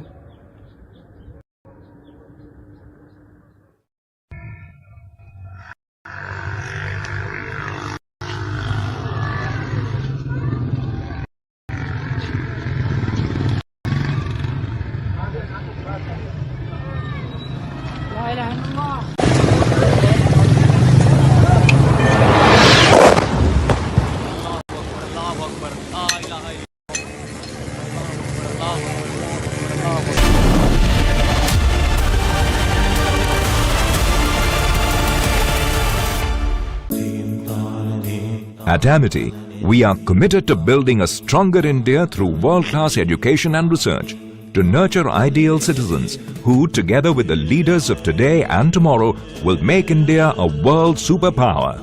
Amity University, India's leading not-for-profit private university. MDH की हल्दी मिर्ची धनिया करे कमाल, ये रंग दे, ये खुशबू दे, ये तीखा, ये कम पड़े, क्या निराला MDH masala. Mahi sir, how much do you love your fans? Honestly, I love my new fans. पुराने वाले बेकार में शोर करते Sir, fans हैं, शोर तो करेंगे ही ना? नए वाले नहीं करते. And they listen to what I say. The new generation Orient BLDC fans. Super silent performance with voice control. Silly me, I thought. Cricket fans. आधे बाउल दही में 4 चम्मच MDH चटनी पुदीना मसाला डाला, स्टर करो, पुदीना चटनी तैयार. MDH चटनी पुदीना मसाला.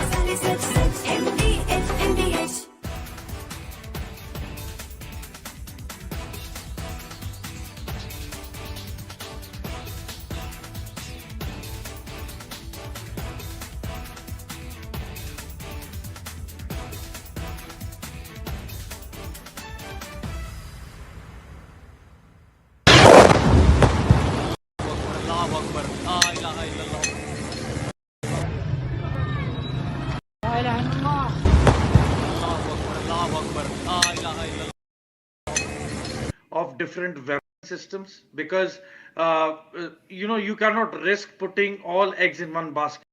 ये मस्जिद मरकज उमरकरा के अंदर ये नुकसान है. From Asia's largest news headquarters, setting the agenda for Bharat.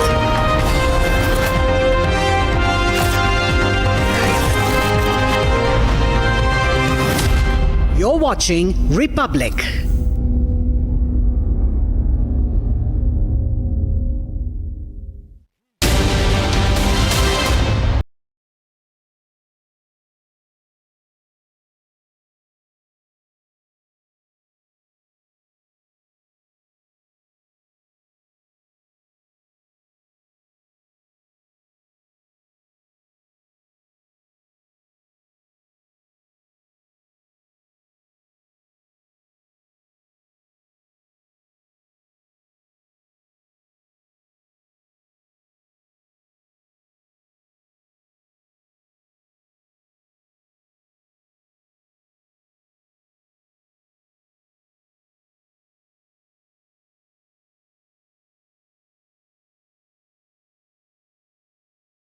Missiles acquired from China fell straight into the farms in Punjab.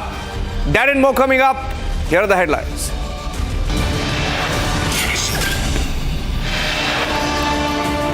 Operation Sindoor 2 continues as India hammers Pakistan for its misadventure and attempt to target Indian cities.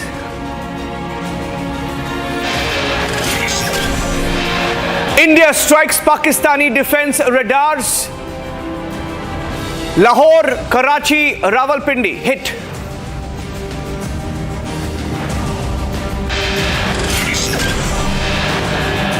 Pakistan attempts to target 15 Indian cities. Drones and missiles projected at India fall short. All of them fail to hit their targets. Pakistani duds landing in farms across the border. Chinese missiles suspected to have been used.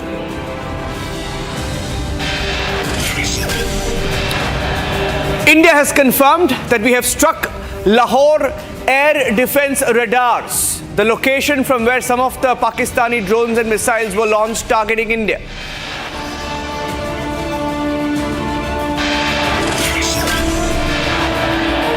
S-400 Sudarshan Chakra used in the Operation Sindoor 2 as every Pakistani drone and missile are intercepted in the skies.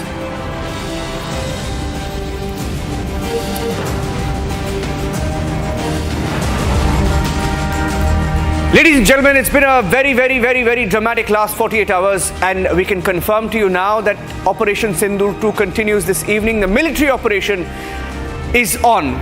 What is military Operation Sindoor 2? Pakistan last night tried to target 15 Indian cities. And my colleague Shawan is joining us with the details of where they launched these attacks from and how Pakistan's attempted strikes on Indian cities were thwarted one by one, ranging between 80 kilometers to 282 kilometers. Each of these strikes, drones, missiles that were sent to 15 cities, all falling short. Shawan with the details. Shawan. Well, in fact, the details that we are getting right now is what Pakistan essentially wanted to strike were the military installations. If you take a look, starting all the way from Kashmir, Awantipura, Srinagar, both the places, remember, they were targeted from Rawalakot, that is in Pakistan. That's the Pakistani Air Force base. Now, let me also tell you, as far as those in Jammu and Punjab are concerned, the missiles were basically launched from Rahwali cantonment in Gujranwala. Cities in Rajasthan which were basically targeted, they were from the Pakistani military base in Bahawalpur, and Bhuj was basically targeted from Sindh. Now, in fact, Niranjan, the details that we're getting is that roughly around 1 o'clock in the morning, that was when our gun loading radars, these radars actually identified the location from where these missiles were being launched. That's when our air defense system was activated and these missiles were prevented from carrying out the targeted approach. Thereafter, we are being told that immediately you've had the drones that were basically used by India to target the same very places from where the missiles were launched, and this operation continued till about 7 o'clock this morning. Interestingly, this piece of information that we had got was roughly around 2 o'clock in the afternoon, or a little after 2 o'clock. And when we spoke to our sources at that point in time, also remember, the source basically indicated that the operation was still undergoing, something that was once again cleared by the Ministry of External Affairs as well as the Defence Ministry. So which is a clear indication of the fact that the operation is nowhere to a closure right now. In fact, it is still going on. The other important aspect that we've been able to figure out is with regards to the missiles that were basically used by the Pakistanis. In fact, these are essentially the PL-15 or the BVR range missiles that were used by the Pakistanis. This was delivered to the Pakistanis by China, and this was just about 3 months ago when these missiles were actually given by China to Pakistan, which was basically used. In fact, it turns out that some of those missiles that were fired by the Pakistanis did not even continue in the same very trajectory that it was basically locked for. It did not have enough fuel. Now, that was what we have also picked up, and that is the reason why some of these missiles landed up in their own territory. And the others, which basically crossed over, were brought down by our air defense system. And in fact, the debris of these missiles have been found in places like Amritsar, and in some other places also we are given to understand, like for instance in Bhatinda and a few other places, the debris have been found. So there is ample proof of the fact that they basically wanted to carry out this attack. Shavan, why don't you walk up here, because I have 5 walls. Let's do the walls together, because the walls tell the full story of what Pakistan tried to do. So I'm going to get Shavan also in the frame. Let's fire those walls one after the next, and then we'll go from one story to the next. Ladies and gentlemen, this is what Pakistan tried to do last evening. Let's go across straight to the wall. Shavan, the 15 cities that Pakistan tried to target in the intervening night of 8th of May. Pakistan attempted to target 15 cities. I'll go from the bottom. Bhuj, Uttarlai, Falodi, Nal, Batinda, Jalandhar, Kapurthala, Amritsar, Srinagar, Avantipora, Jammu, Pathankot, I think that's Udhampur, Ludhiana and Chandigarh. Now all of these cities, Shavan, so across the border, from international border, Gujarat, Rajasthan, Punjab, Jammu and Kashmir, along the border they've tried to target our cities. Well, in fact, just to quickly add a point here, you have your naval installations here. Yes. As far as Bhatinda, Jalandhar, Kapurthala, Amritsar are concerned, you have your army bases here. Interestingly, Pathankot, remember, has been their target for a very, very long time, because that's where our Air Force base is. Jammu, also not to forget, as far as Jammu is concerned, you have the 16 Corps headquarters in Jammu. Ludhiana, Udhampur, as well as Chandigarh, you have, several of your not just the military base, but some of them happen to be the military cantonments, which have also been targeted. So clearly, if you look at it, there is a pattern that emerges. Of course, Srinagar and Avantipora both have military bases. You have the 15 Corps in Srinagar, and Avantipora also has a... Now, Shavan, what is interesting is that they haven't just tried to target towns or cities along the border. Perhaps as a response to India going deep into their territory, they've tried to target cities well within our territory, for example in Chandigarh. Now that came as a surprise. Now let's get you the next wall, which shows you how India responded and why India responded in the way that it did. Let's show you the next wall. We hit them back at the bases, at the military installations from where all of these missiles or radars or missiles and drones came from. India took out some of them.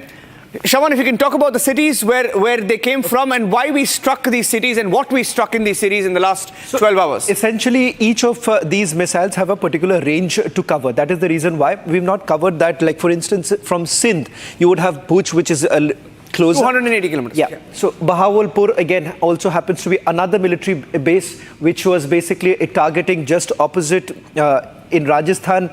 Happens to be the cities that were carried out, where the cities that were targeted in Rajasthan were from Bahawalpur. Yes. Lahore, Sheikhpura, Sialkot, Chakwal, Gurjanwala. Now, Gurjanwala was the other place from where the targeted attacks took place, and this was primarily Jammu region was being targeted from here.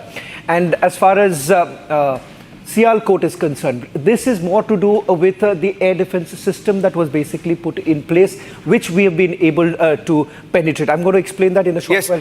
One of the first videos that came in this morning, ladies and gentlemen, was from Lahore when the first explosion was reported. Now, when Republic reported that explosion as well this morning, Shawan, we broke that story as an explosion that was reported from Lahore at a cantonment area. What we did not know is that it was India hitting back at Pakistan, striking the air defense system, finishing off the air defense systems of Pakistan in Lahore, because that's where the drones and missiles came from. So let's get you the next wall of how we hit them back this morning. India foiled Pakistan's attempt, 15 drone/missiles, 15 targets, 15 cities, and every drone or missile fell short.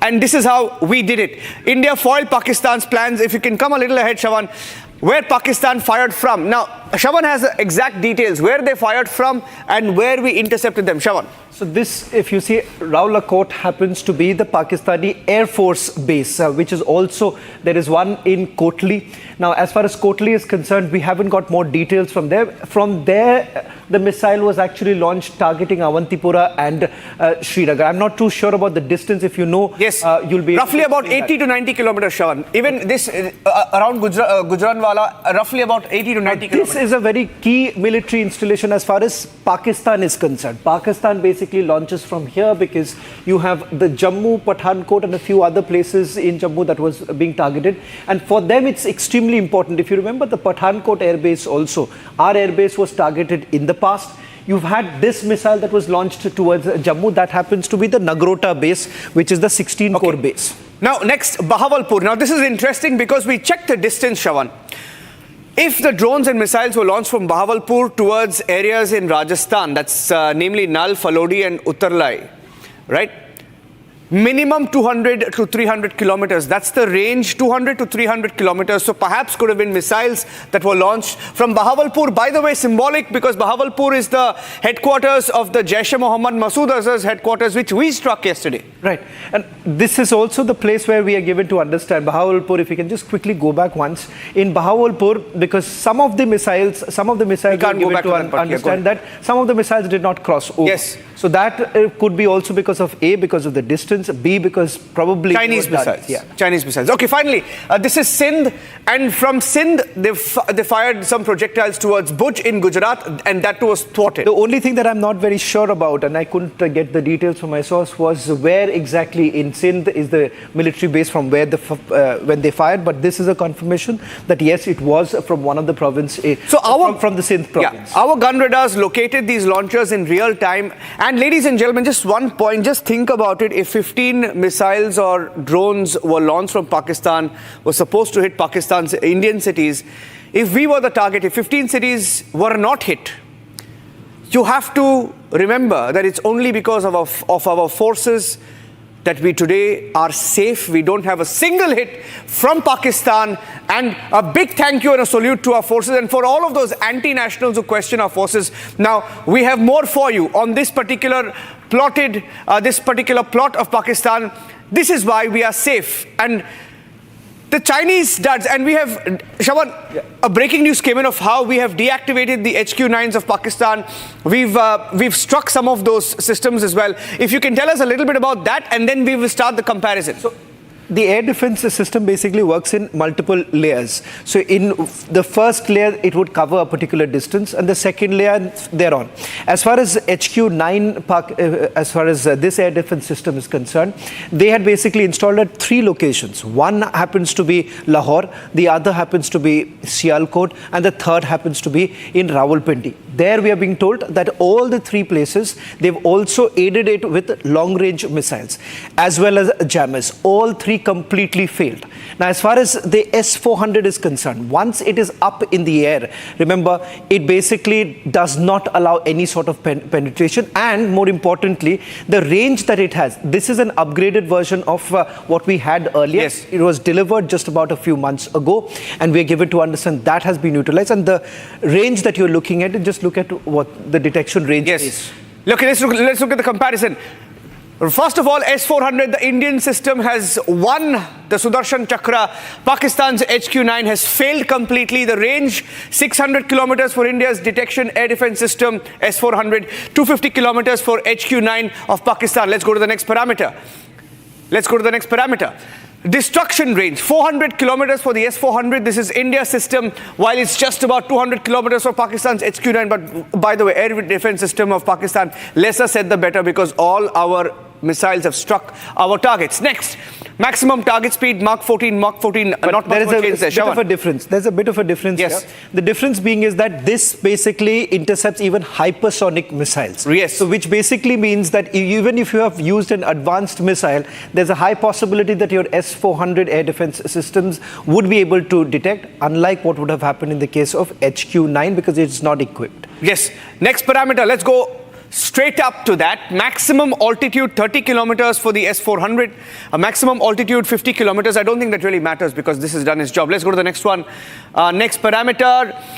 The S-400 can shoot 80 simultaneous targets, including cruise, ballistic missiles, UAVs and aircraft. And I think this has been one of the biggest displays of success of this missile system is in what we saw last night, Shravan. And of course, the Russians themselves have used it. Russians have used this during their current war. Yes. And the fact that they have essentially promised an upgraded version. This upgraded version basically looks at a variety of, interceptions. And as you pointed out, this also encompasses the newly made missiles, which are faster range, which has a longer range. All of that can be well detected, unlike in this case. Yes, you should take that with a pinch of salt, because that's what they claim. But none of India's missiles were intercepted by the HQ. In fact, this is the air defense system, as I said, it was layered. You would also have long-range missiles. So in order to basically stop some of them, because most of the missiles would have come at the same go, you would have exhausted it. The air defense system gets exhausted or blocked. But it seems that not only this air defense system failed, but the other systems that were put in place, for example, the long-range missiles, the jammers, all of them failed simultaneously. Deployment time. Next parameter, just 5 minutes for the S-400. If we have a parameter of the HQ-9, it doesn't really matter how long it can be deployed, because how soon it's a little bit of a stationary issue, so that's much of a case. Okay, and finally, this has been the game changer for India today. India hit several targets. Sialkot, we showed you the 7 cities that we hit. Now, this is believed to have been one of the key drone systems that were used to target and disable the Pakistani radars. The Harpy drone, Shravan, you want to talk about it?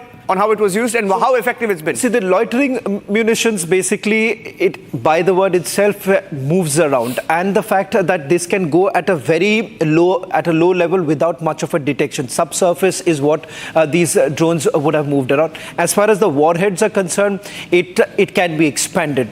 Now, what we are given to understand that there were 2 types. One, of course, was Harpy. And the original, that is the first phase of the operation, was also using something that was designed in Bengaluru, that is the Sky Trainer, and that has another warhead about 5 kilogram that was taken. In this, if you see, the payload is way higher. It's about 32 kilogram. So you are taking a larger quantity, and the fact that the destruction would have been much more. So this is an example of the India story, right, Shravan? Harpy jointly made between Israel and India, and this is available in plenty with us, and this is a success story. And every aspect of Operation Sindoor that you've seen, the missiles that were used to target the nine areas chosen yesterday when we hit the terror camps, beautiful precision strikes that we had. If I can just quickly pull up one picture that we had where the headquarters of Masood Azhar before and after tells you how precise the strikes were.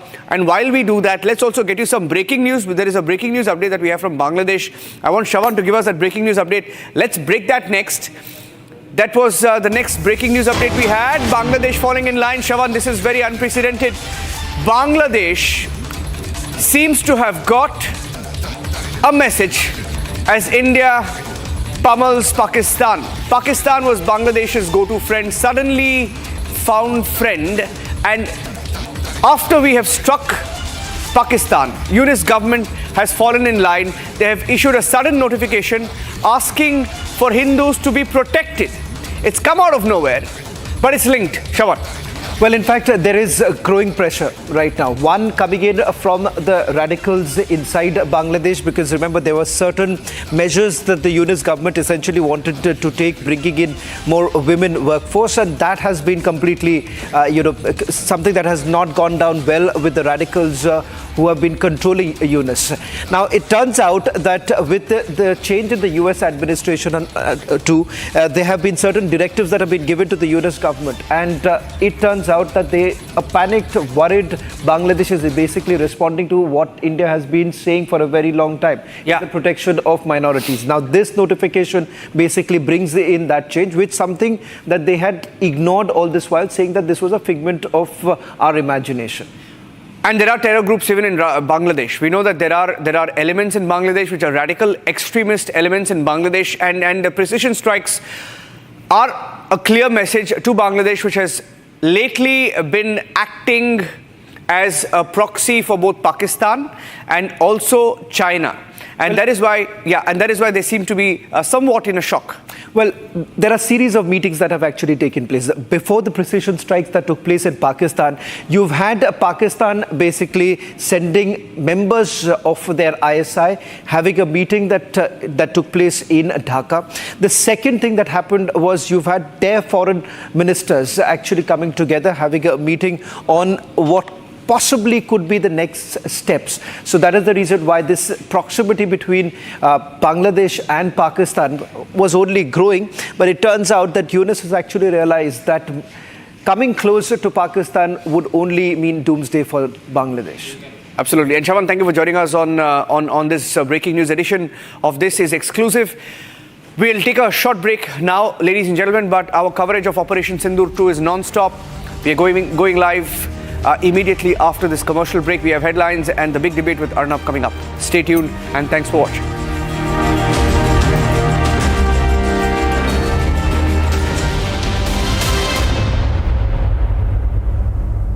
Mahi sir, how much do you love your fans? Honestly, I love my new fans.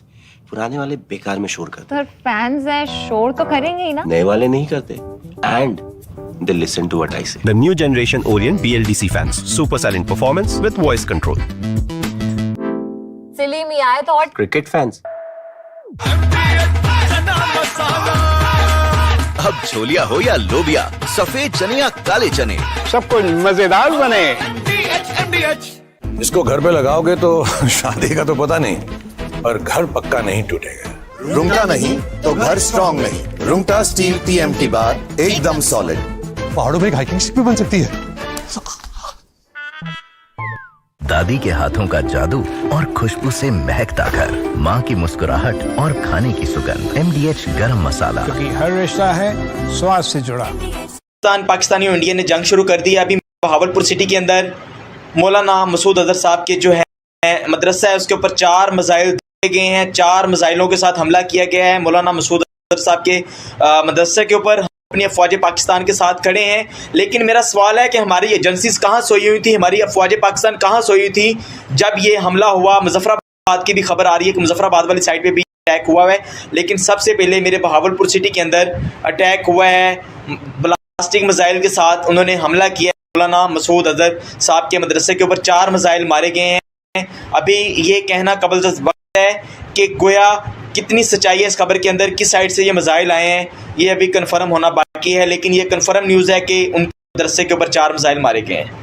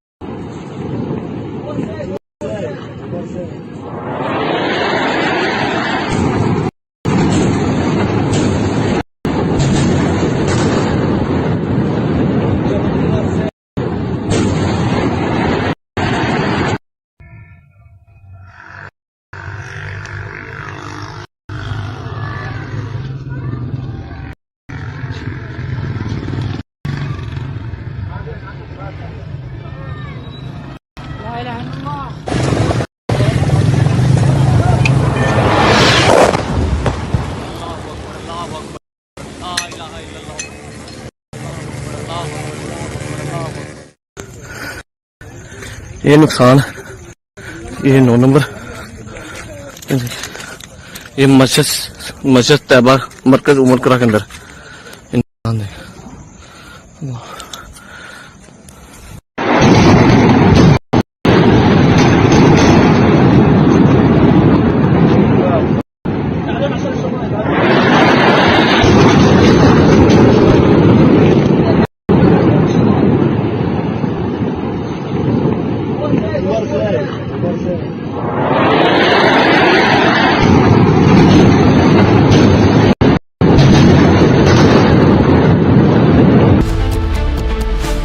Pakistan attempts to attack 15 Indian cities.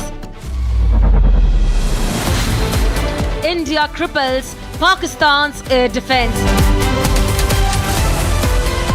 Has Pakistan just made a fatal mistake? Debating tonight at 8 p.m.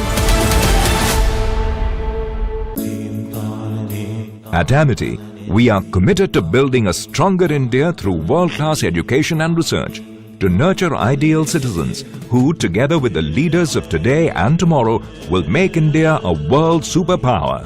Amity University, India's leading not-for-profit private university. MDH की देगी मीरज, देगी मिर्च का तड़का, अंग अंग फड़का। MDH की देगी मीरज। इसको घर पे लगाओगे तो शादी का तो पता नहीं, पर घर पक्का नहीं टूटेगा। रुंगटा नहीं तो घर स्ट्रॉन्ग नहीं। रुंगटा स्टील TMT बार एकदम solid.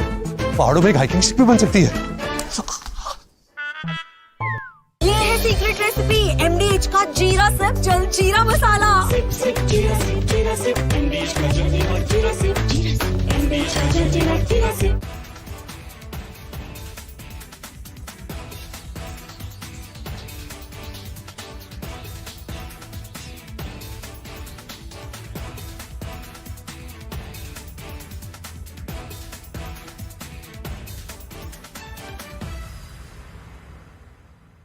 Unlike in 2019 when we had hit Balochistan, which was in the wilderness, and Pakistan got an excuse to say that nothing had been damaged or killed, that we had only killed some crows and pigeons and sparrows.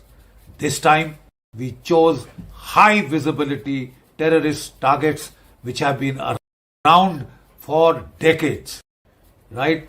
And they are command and control targets, terror training camps of big, very great magnitude, so that they cannot be missed by the people of Pakistan or the whole world per se. Otherwise we had that syndrome of jungle mein mor nacha, kisi ne na dekha, etc., which Pakistan took the fullest advantage of to deny that it had been hit, and that was taken advantage of by some unscrupulous people in India. This has been a very calibrated, very calculated, meticulously planned and executed strike. Right?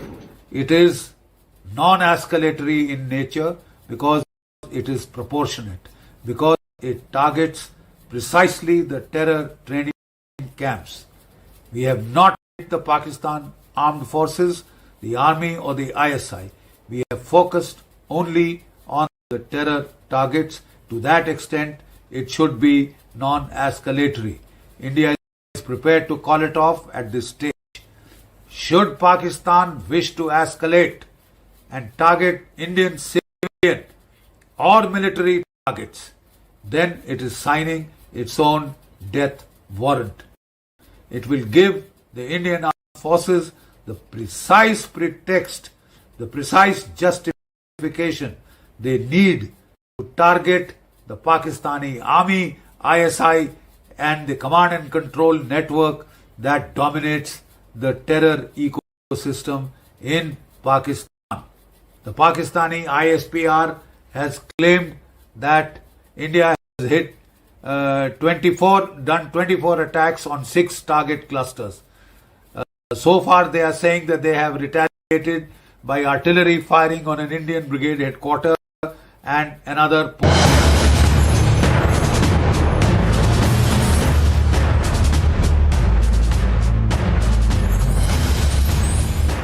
Pakistan's terror facade is crumbling. The mask is off. Tonight we bring you the unvarnished truth about India's surgical strikes against Pakistan's terror infrastructure. National Security Advisor Ajit Doval's master plan behind Operation Sindoor. Join us as we dissect the precision strikes that took out over 90 terrorists, including key figures like Qari Muhammad Iqbal, with India's military by taking out 9 key terror camps, eliminating over 100 terrorists. The message is loud and clear. The era of impunity is over. I'm Shavan Sen and this is Forces First.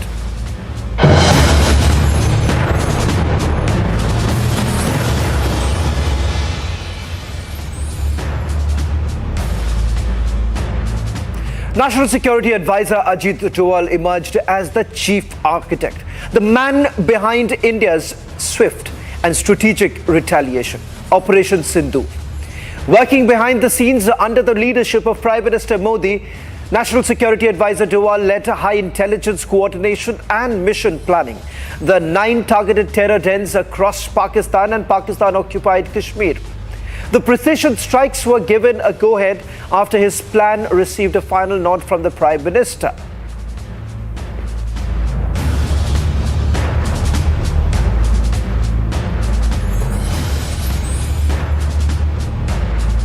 It is said that when he speaks, it's intelligence, but when he is silent, it's war.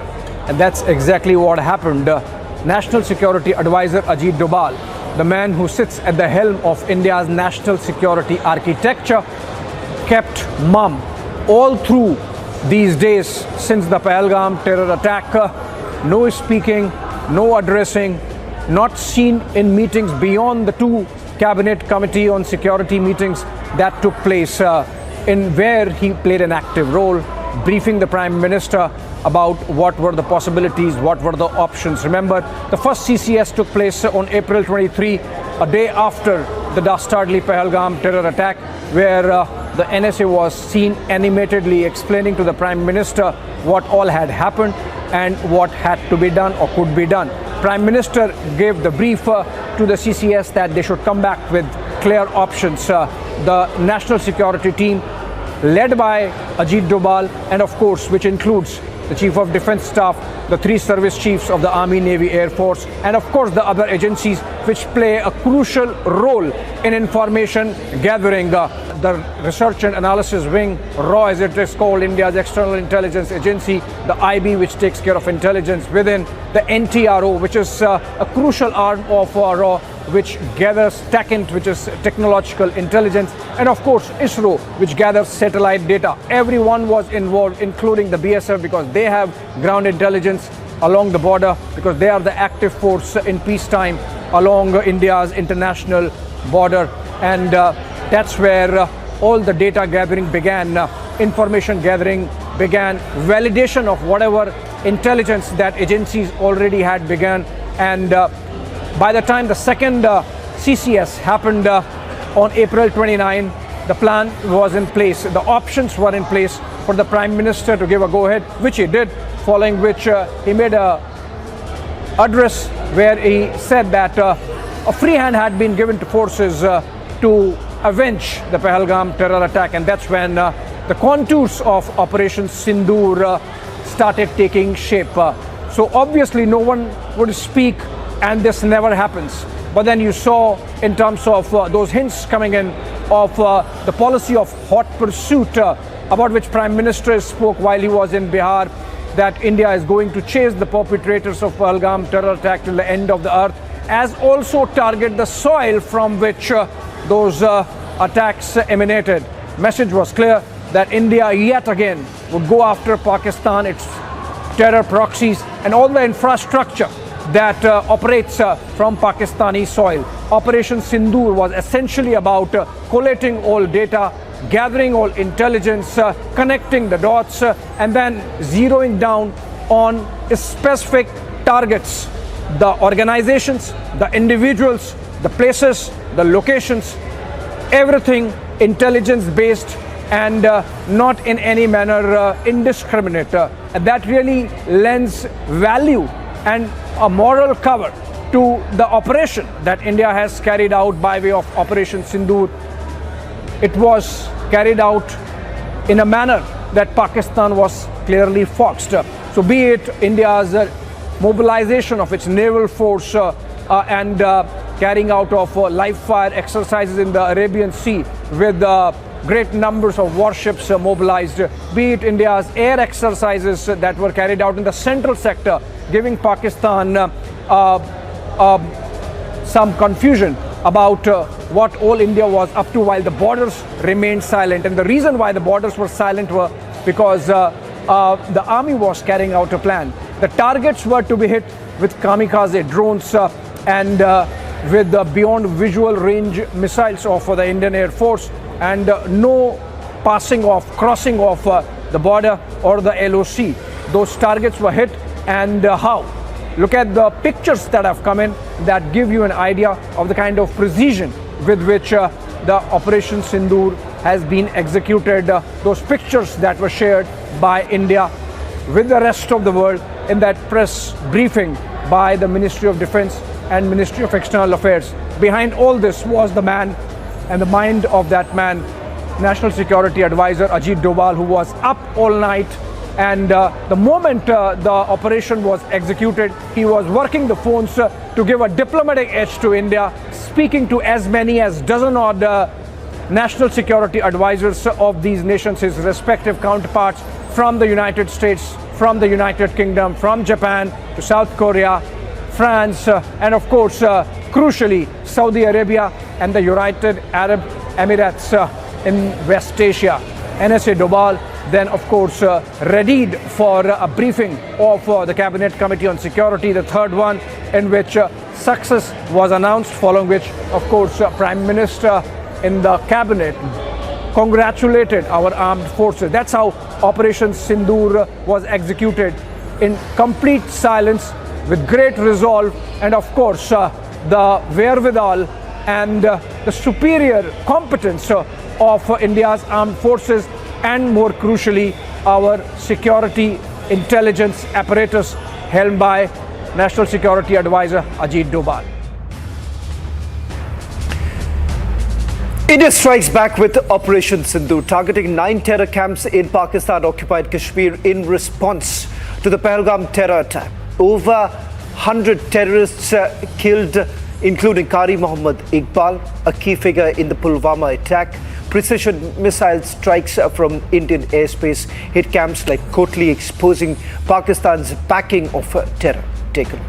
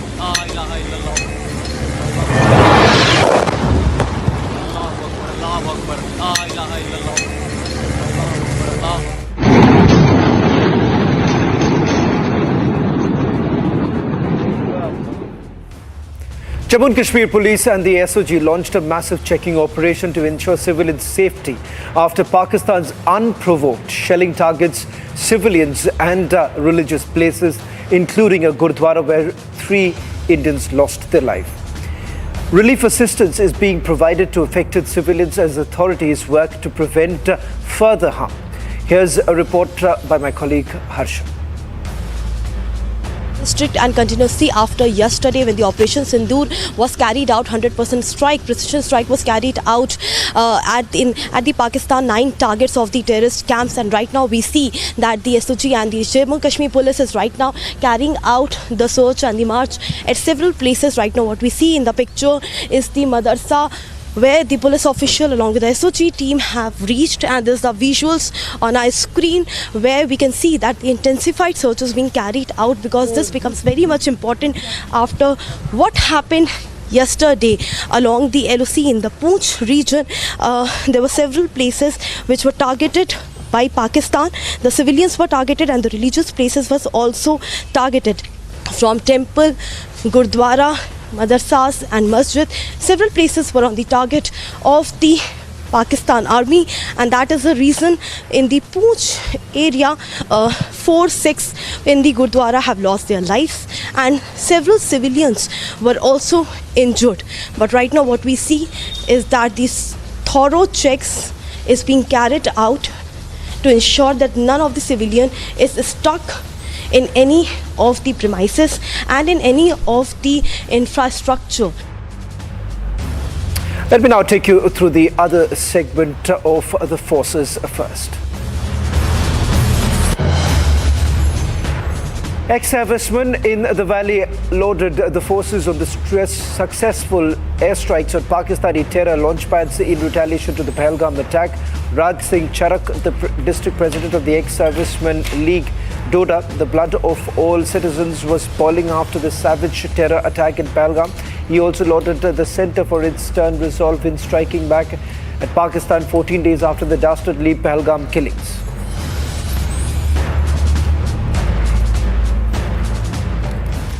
India's air defense capabilities took center stage late Wednesday night as Indian Air Force's S-400 Sudarshan Chakra air defense missile systems played a decisive role in thwarting a Pakistani attempt to escalate hostilities by targeting Indian cities. Following the engagement, the projectiles were neutralized by the integrated counter-UAS grid and air defense systems. Assam Rifles intercepted 2 Swift Desire vehicles suspected of trafficking contraband from Moreh to Imphal. During the operation, the forces recovered 19 soap cases containing suspected heroin, approximately 205 grams valued at 82 lakh rupees. 1 individual is apprehended and both the seized narcotics and the suspect were handed over to Tengunapal police for further investigation. In a major crackdown in the war against drugs in Punjab, the counter-intelligence unit of Firozpur conducted 2 swift operations dismantling a cross-border narco-smuggling network and apprehending 3 smugglers.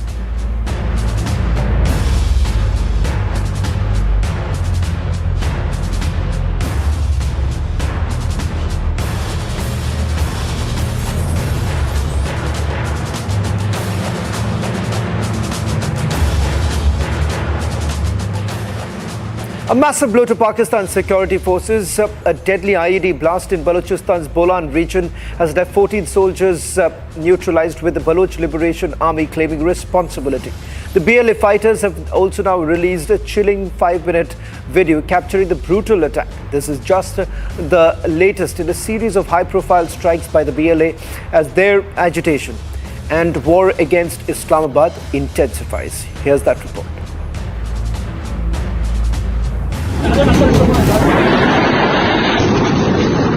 It's caught on camera how Pakistani soldiers were blown to bits.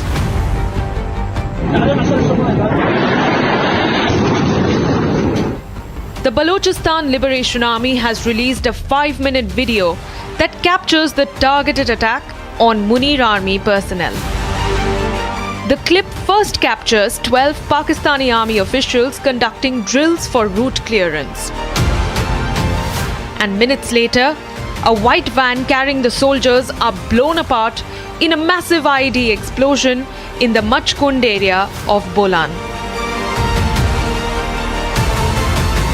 The Bolan blast is the latest in a spate of targeted attacks carried out by the BLA against Pakistan's forces. Pakistan is grappling with rising internal turmoil, with the Baloch Liberation Army seeking freedom. And the uprising is such that the BLA rebels are up in arms against the Shehbaz Sharif government. 22 Pakistani soldiers were killed in Turbat after a face-off with the BLA.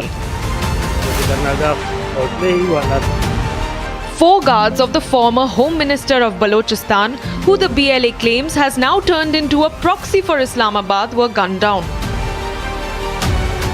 And back in March, the BLA hijacked the Jafar Express passenger train, killing 60+ Pakistani soldiers and taking 300 others into hostage.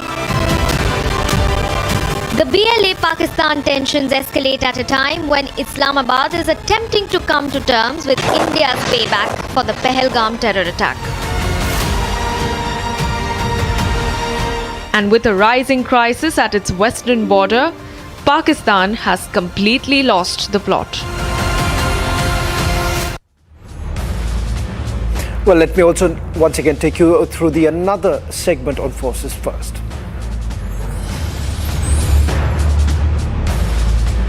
Sindoor means we all lost our husbands. That means our lives.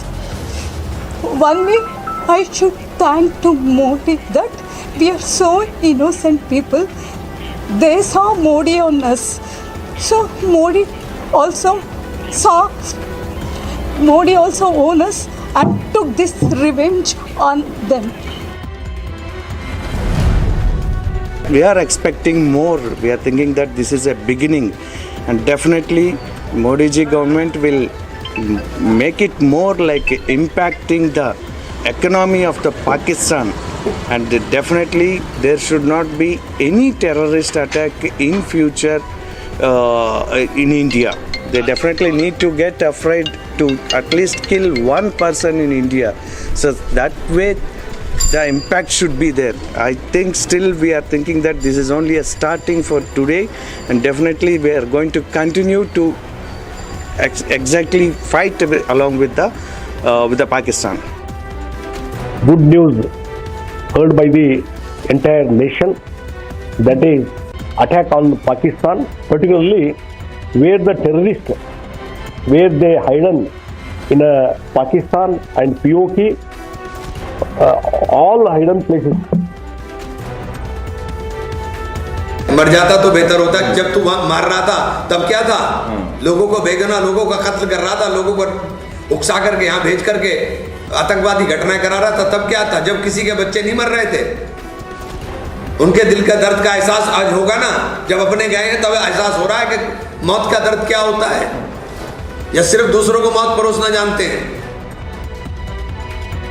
हम पूरे हिंदुस्तान को गर्व है अपनी army में, अपने defence system में, पर साथ ही साथ पाकिस्तान जो है अपनी हरकतों से बाज नहीं आ रहा है। ऐसा समझ आ रहा है कि लगातार जो कायराना हरकतें हैं, कभी नहीं थे, जो हमारे नागरिक हैं उनको पहलगाम में उनको शहीद किया, और अब और कुछ नहीं बच रहा। पाकिस्तान की इतनी हालत नहीं, इतनी हिम्मत नहीं कि इंडियन आर्मी से डायरेक्ट फाइट करे।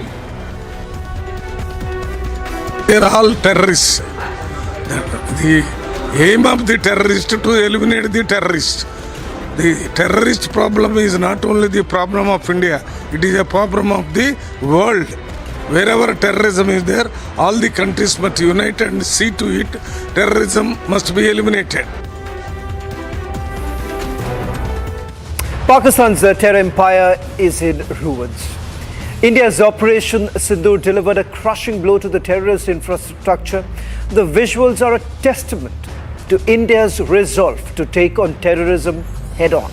Pakistan's ability to harbor nurture terror has been severely compromised.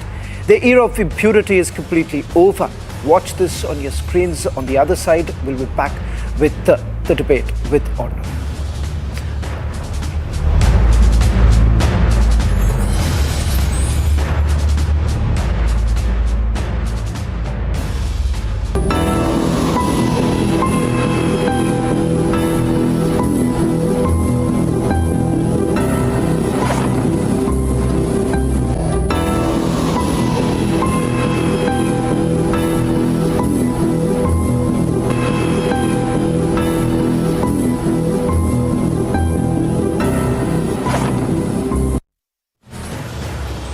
Hi, this is Chef Ranveer Brar. Guarantee you brilliance on behalf of IIHM. Mahi sir, how much do you love your fans? Honestly, I love my new fans. पुराने वाले बेकार में शोर करते sir fans है शोर तो करेंगे ही ना नए वाले नहीं करते and they listen to what I say. The new generation Orient BLDC fans. Super silent performance with voice control. Silly me, I thought Cricket fans. MDH की हल्दी मिर्ची धनिया करे कमाल ये रंग दे ये खुशबू दे ये तीखा ये कम पड़े क्या निराला MDH मसाला इसको घर पे लगाओगे तो शादी का तो पता नहीं पर घर पक्का नहीं टूटेगा रुंगटा नहीं तो घर स्ट्रॉन्ग नहीं रुंगटा स्टील TMT बार एकदम सॉलिड पहाड़ों में एक हाइकिंग स्टिक भी बन सकती है आधे बाउल दही में 4 चम्मच MDH चटनी पुदीना मसाला डाला स्टर करो पुदीना चटनी तैयार MDH चटनी पुदीना मसाला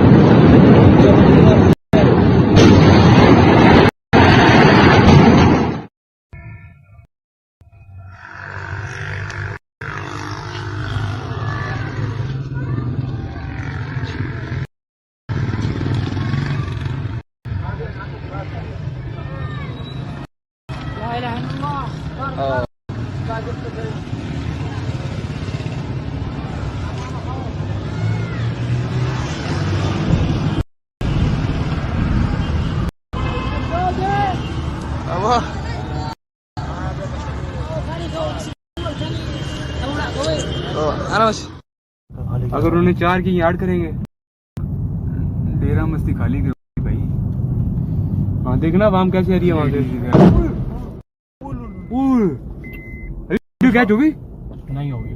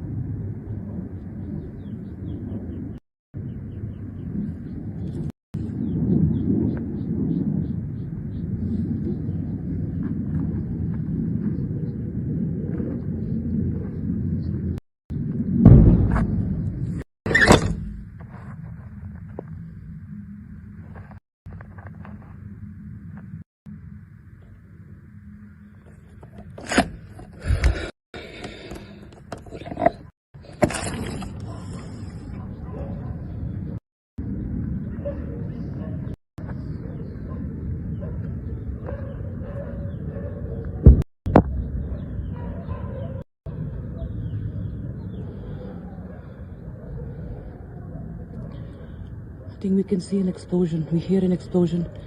Jets here, jets hovering. Here, right, Srinagar, and we saw.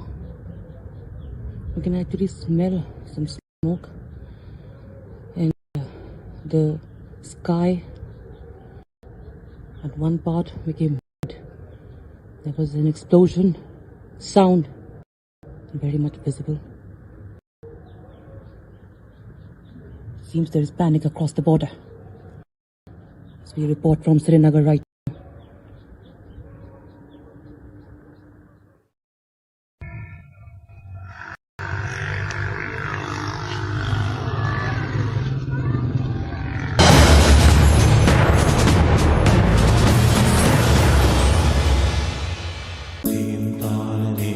At Amity, we are committed to building a stronger India through world-class education and research, to nurture ideal citizens who, together with the leaders of today and tomorrow, will make India a world superpower. Amity University, India's leading not-for-profit private university. अब छोलिया हो या लोबिया, सफेद चने या काले चने, सब कुछ मजेदार बने।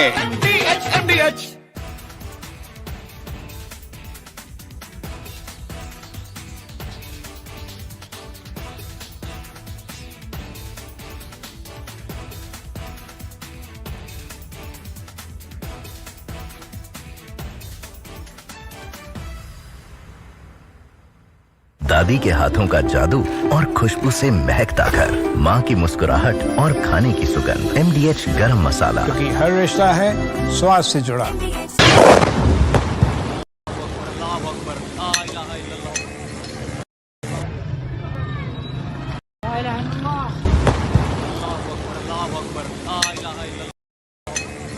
Of different weapon systems, because you cannot risk putting all eggs in one basket.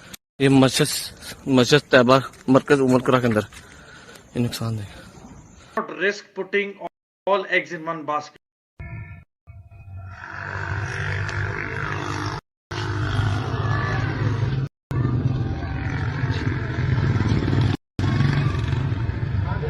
Risk putting all eggs in one basket. Mender here, and most of the visuals I can see some are at the LOC. No. This is a long shot. I can see in the sky there's somebody who shot something to light.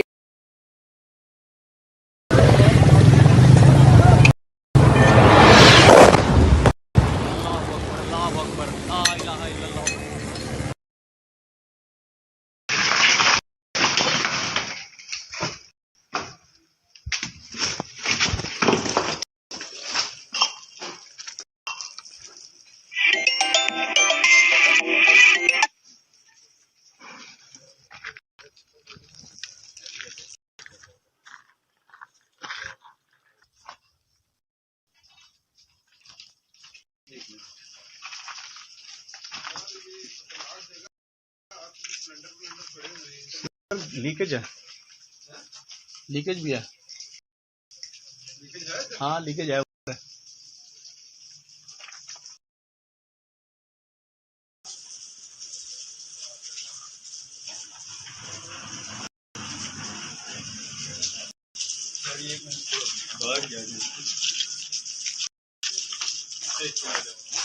आ गया मेरे पीछे नजर आ, पीछे दूर।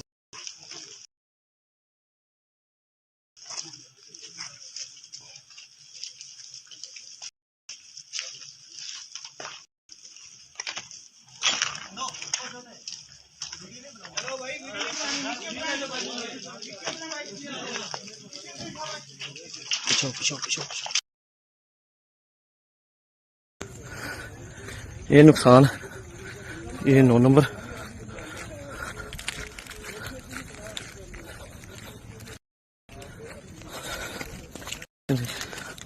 ये मस्जिद तैयबा मरकज उमरकरा के अंदर नुकसान है।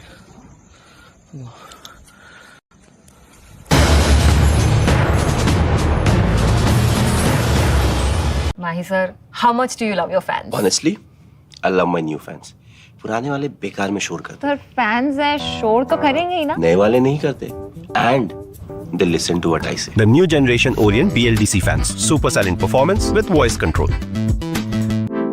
Silly me, I thought. Cricket fans. Hi, this is Chef Ranveer Brar. Guarantee you brilliance on behalf of IIHM. MDH की हल्दी मिर्ची धनिया करे कमाल, ये रंग दे, ये खुशबू दे, ये तीखा, ये कम पड़े, क्या निराला MDH मसाला। क्या हो गया भाई? भैया आपसे सीखकर म्यूचुअल फंड्स में SIP शुरू की थी, लेकिन कभी कभी अपडेट्स देखकर मेरा मन भटकने लगता है। अरे अपने मन को बोल, म्यूचुअल फंड्स टिके रहने का गेम है। मतलब SIP चालू रखूं? सुन, ये लिफ्ट जब ऊपर नीचे जाती है तो तू निकल जाता है। नहीं भैया, यही तो सही मंजिल तक ले जाती है। तो बस म्यूचुअल फंड्स का भी यही है, दूर की सोचेगा और डटे रहेगा तो तू भी अपने सपनों के पास पहुंच सकता है। हाँ, बिल्कुल आपकी तरह। सही है। म्यूचुअल फंड निवेश बाजार जोखिमों के अधीन है। योजना से जुड़े सभी दस्तावेजों को ध्यान से पढ़ें। ये है सीक्रेट रेसिपी MDH का जीरा सिर्फ जल जीरा मसाला।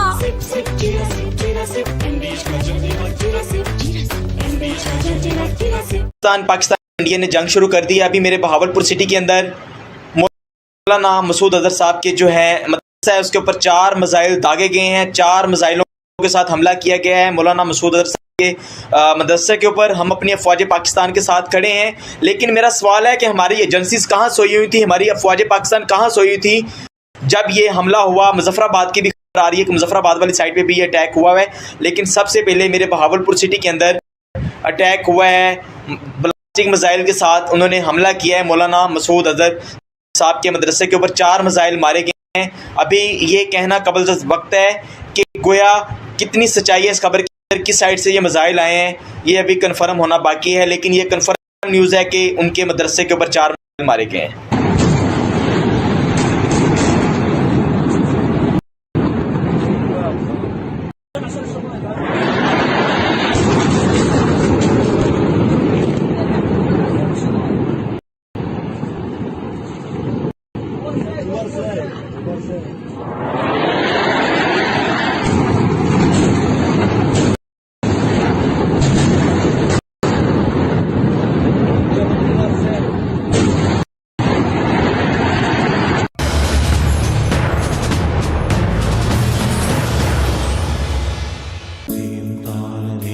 At Amity, we are committed to building a stronger India through world-class education and research, to nurture ideal citizens who, together with the leaders of today and tomorrow, will make India a world superpower. Amity University, India's leading not-for-profit private university. MDH की देगी मीरज, देगी मिर्च का तड़का, अंग अंग फड़का। MDH की देगी Miraj.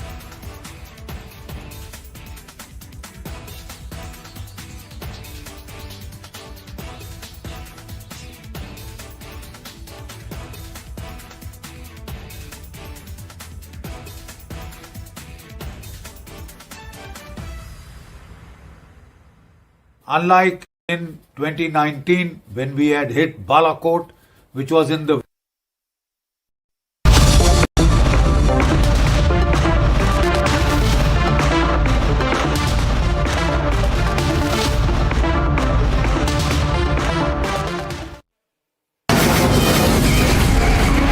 From the Republic Media Network headquarters, it's time for Arnab Goswami on the debate.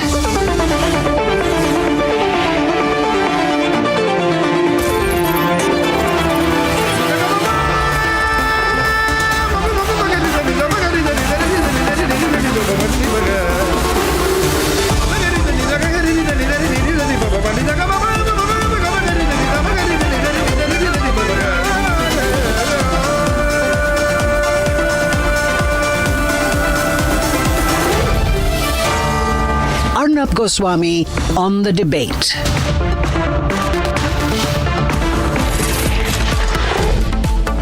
On the show tonight, ladies and gentlemen, it's Operation Sindoor 2. In complete action, India has clinically intercepted Pakistani missiles, and we've set the record straight.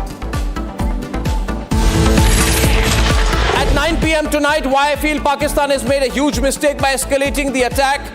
The response now is on our terms.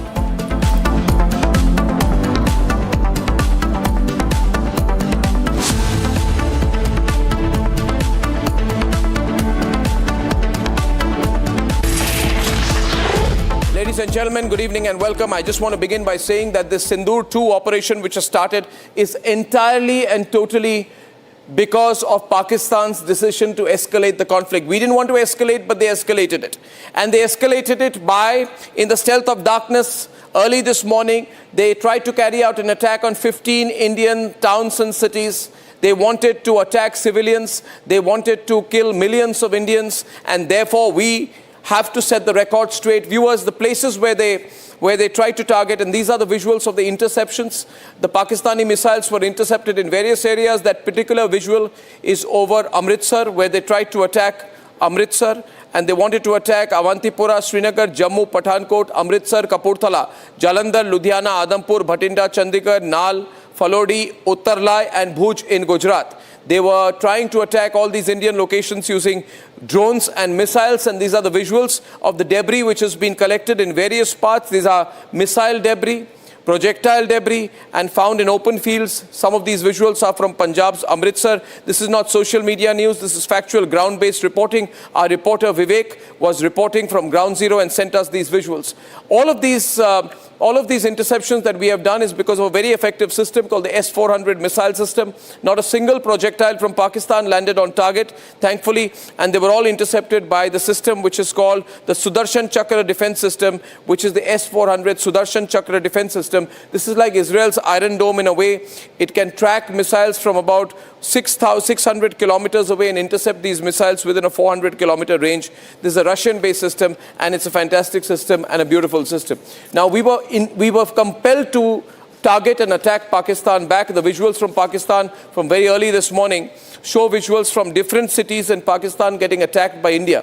Now, these attacks by India are not on civilian locations. They are not on military installations. They are not on civilian targets. These are not on hospitals. These are on air defense systems of Pakistan. We have targeted the air defense systems, the air defense radars and systems in various number of locations in Pakistan, and we have done so publicly. Pakistanis have been recording the Indian attacks. We have attacked Gujranwala. We have attacked Chakwal, we have attacked Chor, we have attacked Atak, but most importantly, we have attacked Karachi, we have attacked Bahawalpur, and we have attacked Rawalpindi. The air defense systems in these places are now severely damaged, and Pakistan is very, very vulnerable. If we choose to attack, we can clearly attack them extremely hard. It's therefore natural to be scared. We had videos of Pakistani YouTubers. I don't know if we can play that particular video. There was a video of a Pakistani YouTuber where he said, how is it that when India attacks, then we are totally, our systems don't intercept them. But when we attack, then the Indians can intercept every single system of theirs. Well, the reason is because we have the Sudarshan Chakra system. They have nothing that is comparative. In the Pakistan Assembly today, some politicians stood up and they started crying. They started weeping. The scenes in the Pakistan National Assembly were pathetic. This is a defenseless country. It knows that its army has collapsed. Its air force is not working. And therefore, they were saying, may Allah help us. They're now turning to God. But the visual that I want to play that soundbite of that YouTuber, which is very, very revealing. Let's play the soundbite where he questions why Pakistan's air defense systems don't work. कल रात India ने पाकिस्तान के ऊपर 24 missile हमले किए और हैरानगी की बात यह है कि तकरीबन सारे मिसाइल अपने टारगेट के ऊपर जाके लगे। इंडिया ने जो टारगेट सेट किया हुआ था, इंडिया ने वो टारगेट अचीव किया। और इससे बढ़ के हैरानगी की बात यह है कि पाकिस्तान का दिफाई निजाम, हमारा डिफेंस सिस्टम एक भी मिसाइल को इंटरसेप्ट नहीं कर सकते, एक भी मिसाइल को हम रोक नहीं सकते। सारे हमले हम रोकने में नाकाम रहे। एग्जैक्ट जो इंडिया ने टारगेट अचीव करना था वो अचीव किया है। वो जो कहते हैं ना कि इंडिया ने घुस के मारना था, इंडिया ने वाकई घुस के मारा और हम उसके मिसाइलों को रोक नहीं सके। ये हकीकत है। दूसरी अफवाहें ये फैलाई जा रही थी, सारी रात को पाकिस्तानी मीडिया लगा हुआ था, सोशल मीडिया के ऊपर तमाम झूठ पॉलिसियां लगे हुए थे। वो पाकिस्तान ने इंडिया के जहाज गिरा दी हैं। वो सारी पिक्चर्स मैंने देखी, कोई 8 महीने पुरानी है, कोई 3 साल पुरानी है। हमने इंडिया का वो जनरल हेडक्वार्टर गिरा दिया, पता नहीं क्या गिरा दिया। वो मैंने सर्च किया, वो भी फेक न्यूज फैलाई हुई है। Ladies and gentlemen, that's a Pakistani YouTuber, and he tells the story. He asks his relevant questions of his government. And then in the Pakistan National Assembly, there were terrible scenes where they all started crying. There was collecting weeping in the assembly, and they said, will God help us? Will Allah help us? And then one after the other, Pakistani senators were weeping and crying and asking, the ghost of Jinnah to come and help them. They were asking God to come and help them. And here is a clip. This particular man, for example, is a ex-Pakistan Army major who is now a senator, and just look at the body language. His name is Tahir Iqbal. तो इसलिए जनाब speaker ये बात waza कर देनी चाहिए, हमारी कौम यकजा है। मैं इन सब से कहूँगा कि मिल के चलो और अपने रब से रजू करो। रब काबा, हम तेरे आगे दरख्वास्त करते हैं, इस मुल्क की हिफाजत फरमाना जो तूने हमें अता किया है, और ये नबी सल्लल्लाहु अलैहि वसल्लम की दुआओं का है। आपने कायदे आज़म को इंग्लैंड में मुलाकात की, ख्वाब में आए, और उनको कहा कि जाओ वापस और जाके पाकिस्तान का मामला हल करो। आप खान अफकलात को ख्वाब में आके ये हुक्म दिया कि तुमने पाकिस्तान की सरना है, ये मुल्क बन के रहेगा और तुमने तो ये ऐसा बड़ा मौजज़ा है कि अल्लाह पाक ने ये हमें अता किया है और अल्लाह पाक इस मुल्क की हिफाजत फरमाएंगे। दुनिया में जहां भी देखें शायद हमारी कमी है, हम मजबूर हैं, हम गुनाहगार हैं, लेकिन रब ने कहा हम तेरे हबीब के उम्मती हैं, खुदा का वास्ता हमसे रहम का भला फरमा। आप चले जाएं उधर फिलिस्तीन में चले जाएं, कश्मीर में चले जाएं, जहां भी जाएंगे मुसलमानों के साथ वो ऐसे हो रहा है जो हम सोच भी नहीं सकते। These are the kind of scenes that we've seen. These politicians so weak, they're running a weak government. Their army has been exposed. Nobody is there to help them. But the Pakistanis have no shame. They will continue to do this. I want to say send the next visual. There were about 50 senior army officers of the Pakistani army when the funeral was held at the headquarters of the Lashkar-e-Toiba. Can I play those visuals, please? When you see these visuals, you will see that there are about 50 army officers led by the Lashkar-e-Toiba. There is, after this, no question which can be asked of the military political establishment. The leaders, that is Masood Azhar's brother's coffin, which is carried in a Pakistani flag. Masood Azhar's brother, ladies and gentlemen, Rauf Azhar, his coffin is being carried. This is the man who was responsible for the parliament attacks, for the Pathankot attack, for the Bahawalpur strike, for the IC-814 hijack. This is his picture out there. He's the operational head of the Jaish-e-Mohammed. And when his coffin was being carried, it was carried by Pakistani soldiers, ladies and gentlemen, and it was wrapped in the Pakistani flag. So the whole Pakistani game is up. Viewers, I'll break this program up into two parts. I will first analyze right now, after this quick news report, what has happened, which led to the situation as of right now, which is Sindoor 2. And at 9 o'clock, I will discuss what could happen, whether there will be Sindoor 3 and Sindoor 4, and how far this can escalate.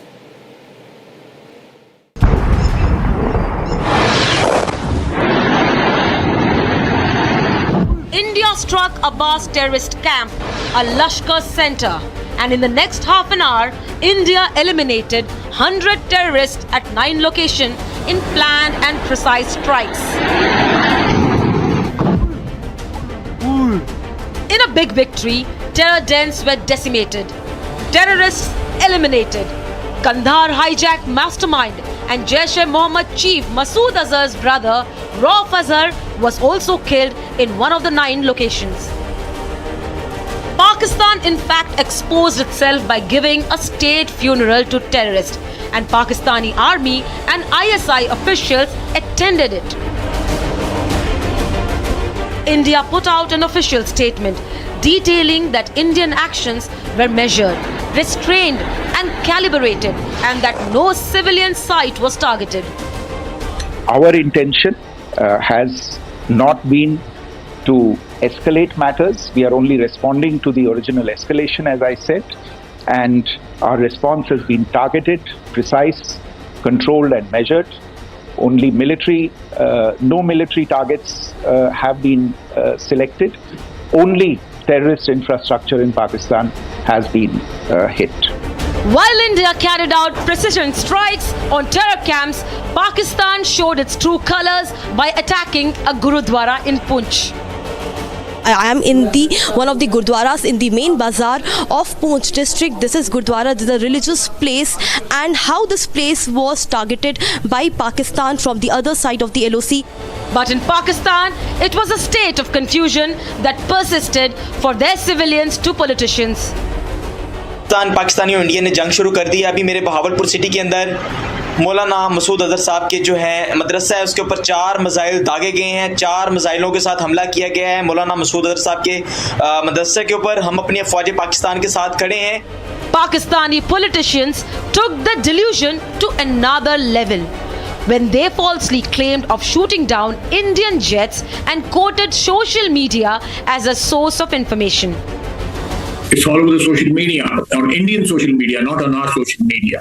The debris of these jets fell into Indian occupied Kashmir, and it's all over Indian media today. Unable to save face, Pakistan tried to attack 15 cities with a population of over 1 crore 25 lakhs with their missiles and drones.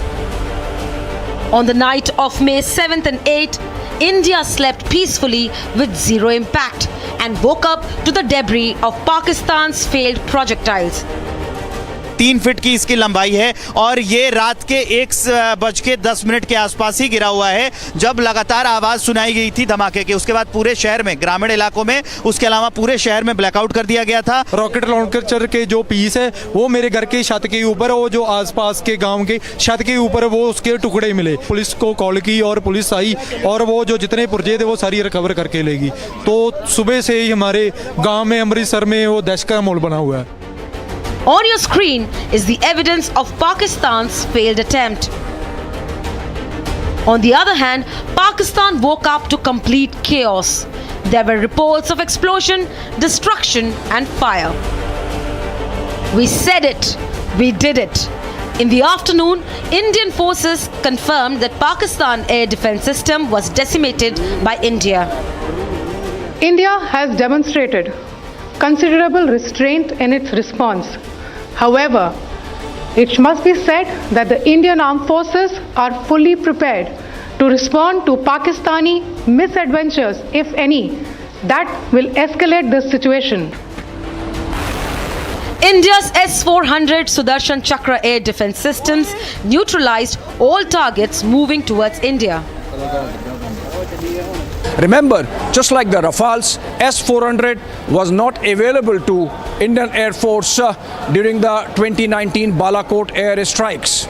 Along with the beyond visual range capable missiles atop the Rafales, S-400 and Akash provided the kind of defense shield that helped IAF inflict costs on Pakistan and take down their air defense systems. India is clear. It's an ongoing operation. कुछ inquiries, कुछ informations मांगे हैं। रक्षा मंत्री ने कहा है कि ये ऑनगोइंग ऑपरेशन है, इसलिए पूरे एक घटना को अलग से ब्रीफिंग या अलग से उसको प्रेजेंटेशन करना सही नहीं है, क्योंकि घटना चल रहे हैं, आप सबको मालूम है, इसलिए उसको उस तरीके से ब्रीफिंग नहीं होते हैं। इसमें पॉलिटिकल पार्टीज का ब्रॉड कंसेंसस के लिए ये बैठक था। Fear has gripped Pakistan. Their politicians are already crying.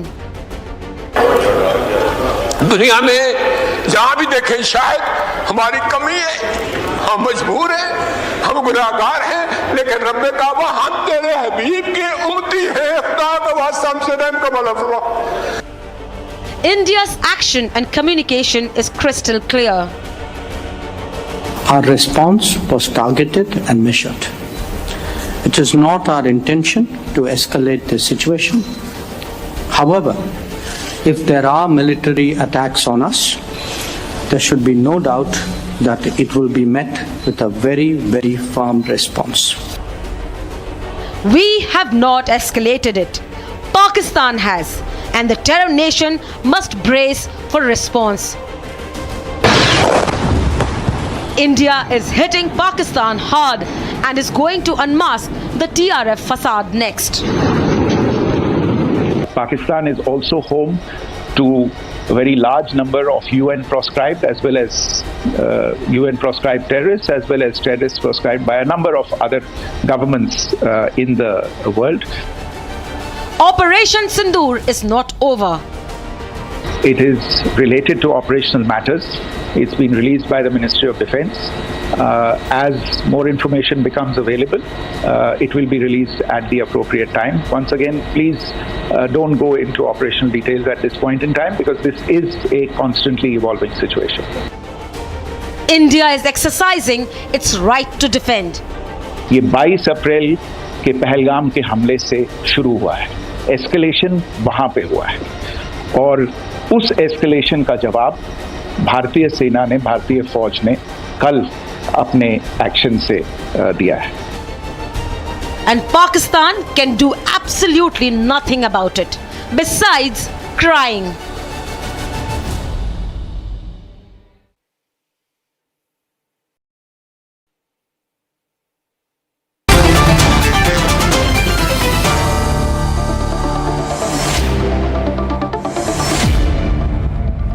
A few questions in our mind this evening. The first question I will address is, who has escalated the tension so far? And joining me on this part is Shravan Sen, who's our senior editor. Thank you, Shravan, for joining me. Quick introductions now. Abhishek is with us on the program this evening, and we have with us General KK Sinha. On a remote location, we have General GD Bakshi, I think, who's also with us this evening. And I think, who are the other guests? I think we have Deepak Vora with us. Ladies and gentlemen, very astute diplomat. And the first question is, who has escalated tensions so far, and what has happened in the last 24 hours? I'll ask with a quick summary. Maybe Shravan and Abhishek can in 1 minute tell us the 6 headlines of the last 1 hour. So between Shravan and Abhishek, off your phone, please. Thank you so much. And Shravan and Abhishek, please. Thank you. Shravan, over to you. So the escalation basically started from the Pakistani side. Around 1 o'clock this morning is when they started targeting military installations in India. And there's a pattern. 15 cities is what they had selected. All of it essentially had military installations, starting from Kashmir to Jammu. Then you have in Rajasthan, and we are given to understand even in Gujarat. All of it was being targeted by the Pakistanis. The air defense system immediately thereafter picked it up, and we're given to understand. And by 7 o'clock this morning, we started neutralizing the same very places from where the missiles were launched. Yeah, Shravan, also, in fact, I would say, Arnab, that the escalation obviously first one came from Pakistan when they carried out this Pahalgam terror attack. Then, of course, the escalation came last night when they have launched this massive strike. And look at the broad sweep along which they have, the axis along which the Pakistanis have launched this attack. Of course, successfully repulsed by the Indian Air Force from Jammu and Kashmir, where they have targeted Srinagar and Avantipura, to Bhuj and Nalia in Kutch. That's almost about 2,000 kilometers of distance. And 15 cities targeted. Indian Air Force, of course, repulsing all of them. In fact, escalating in a manner that the Pakistanis have really paid and have a bloody nose with their air defense systems taken down in at least 5 or 6 locations, 7 locations actually. So escalation came from Pakistani side. India responded with further escalation, essentially inflicting costs, and that's going to be the metrics from here on. You escalate, there would be double that going forward. I would still say, why do we still say after this, and the question goes to General Bakshi, why do we still say that our response is measured and calibrated? What are we trying to convey by saying it's measured and calibrated? Are we deliberately using understatement? What are we trying to convey? General Bakshi. You know, Arnab, what we are trying to convey is speak softly but carry a big stick. Yeah. You know, the simple fact is, Arnab, that in the first escalation was by Pakistan at Pahalgam. Yeah. We retaliated by Operation Sindoor 1, right? We hit 9 terror camps, 5 POK, 4 in Punjab, right? Pakistan has retaliated to that. You know, this is exactly what we were discussing in our little war game yesterday. Yeah. What will Pakistan do? The matrix of response options, the leading options was hit with missiles and rockets. Hit with missiles and rockets are military targets, right? He has hit 15 targets, starting from Kashmir down to almost Bhuj. It's a serious escalation, Arnab. The only thing is, just because we were able to shoot it down doesn't mitigate the gravity of Pakistan's ill intent. He has escalated to military targets, so we have hit back at the radars of Lahore, which are military targets. Why have we not hit? Why have we not hit? We have knocked out if they were hitting our military targets, General Bakshi, why have we also not hit their military targets? Why have we only targeted their radars? No, radar is a very serious military target, Arnab. And before a major air offensive, the first step that you do is take out military radars. You open radar gaps so that your planes and your fighters can go in. You destroy the radar. You know, you blind him so that you can take step 2, step 3. It is very, very graduated but calculated escalation on our part. Radars are military targets. All that I am suggesting is coming to you, that now that the military Rubicon has been crossed. Yeah. By Pakistan, not by us. Yeah. You know, it is a question of just response. Can I just balanced response? Just coming to right after. It is a proportionate response. Yeah. I completely... So what we are saying is, but you know, we are saying is, we will take you up the escalation ladder to the level that you want. Yeah. And it is to our interests if we do that. Because the terrorists, Arnab, are expendable to Pakistan. Expendable commodity.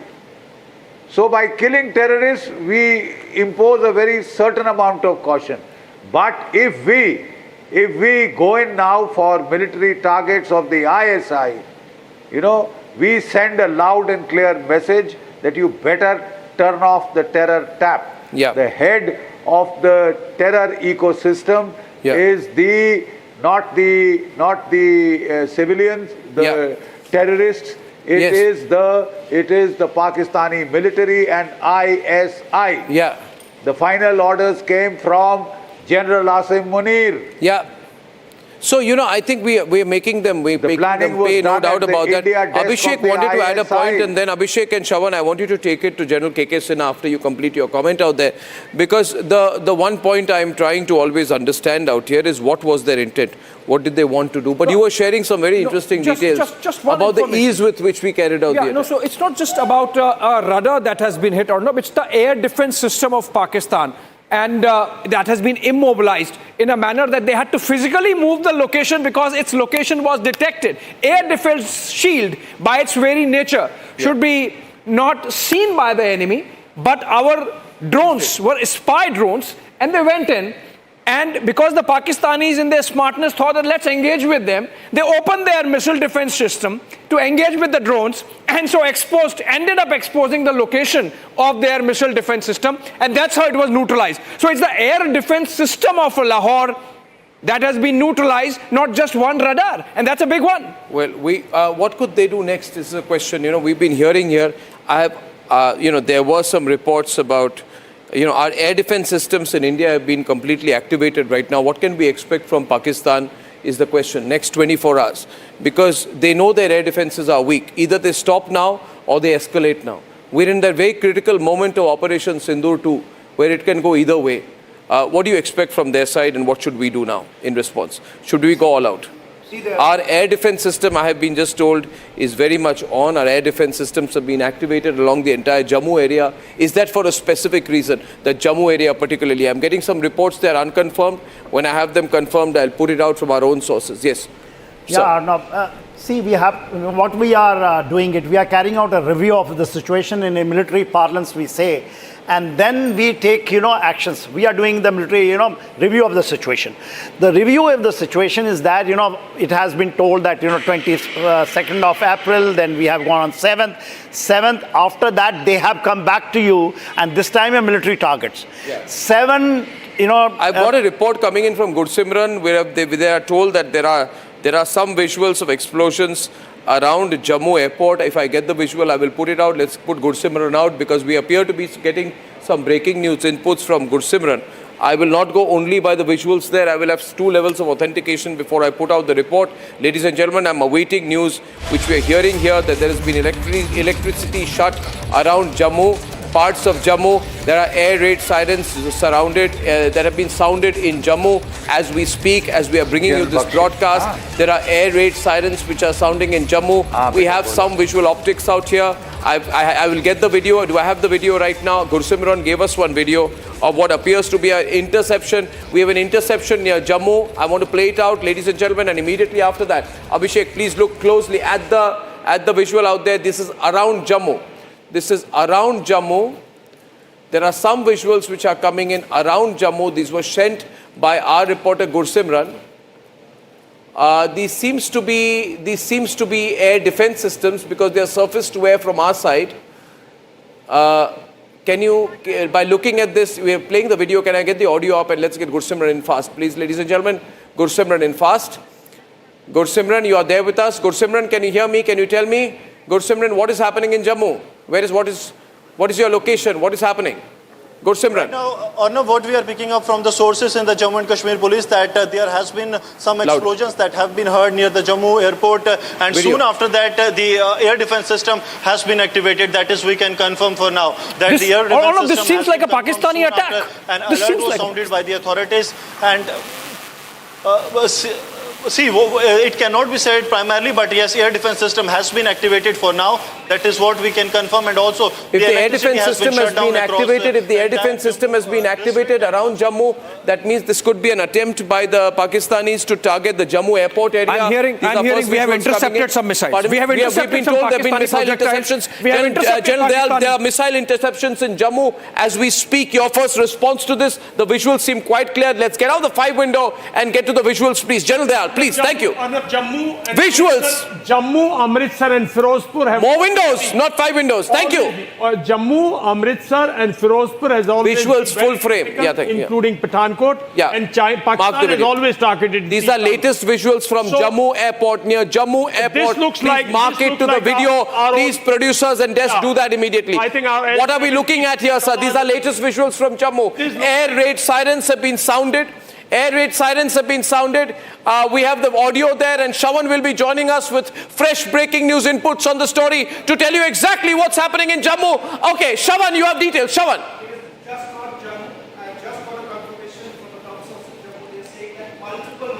Yeah.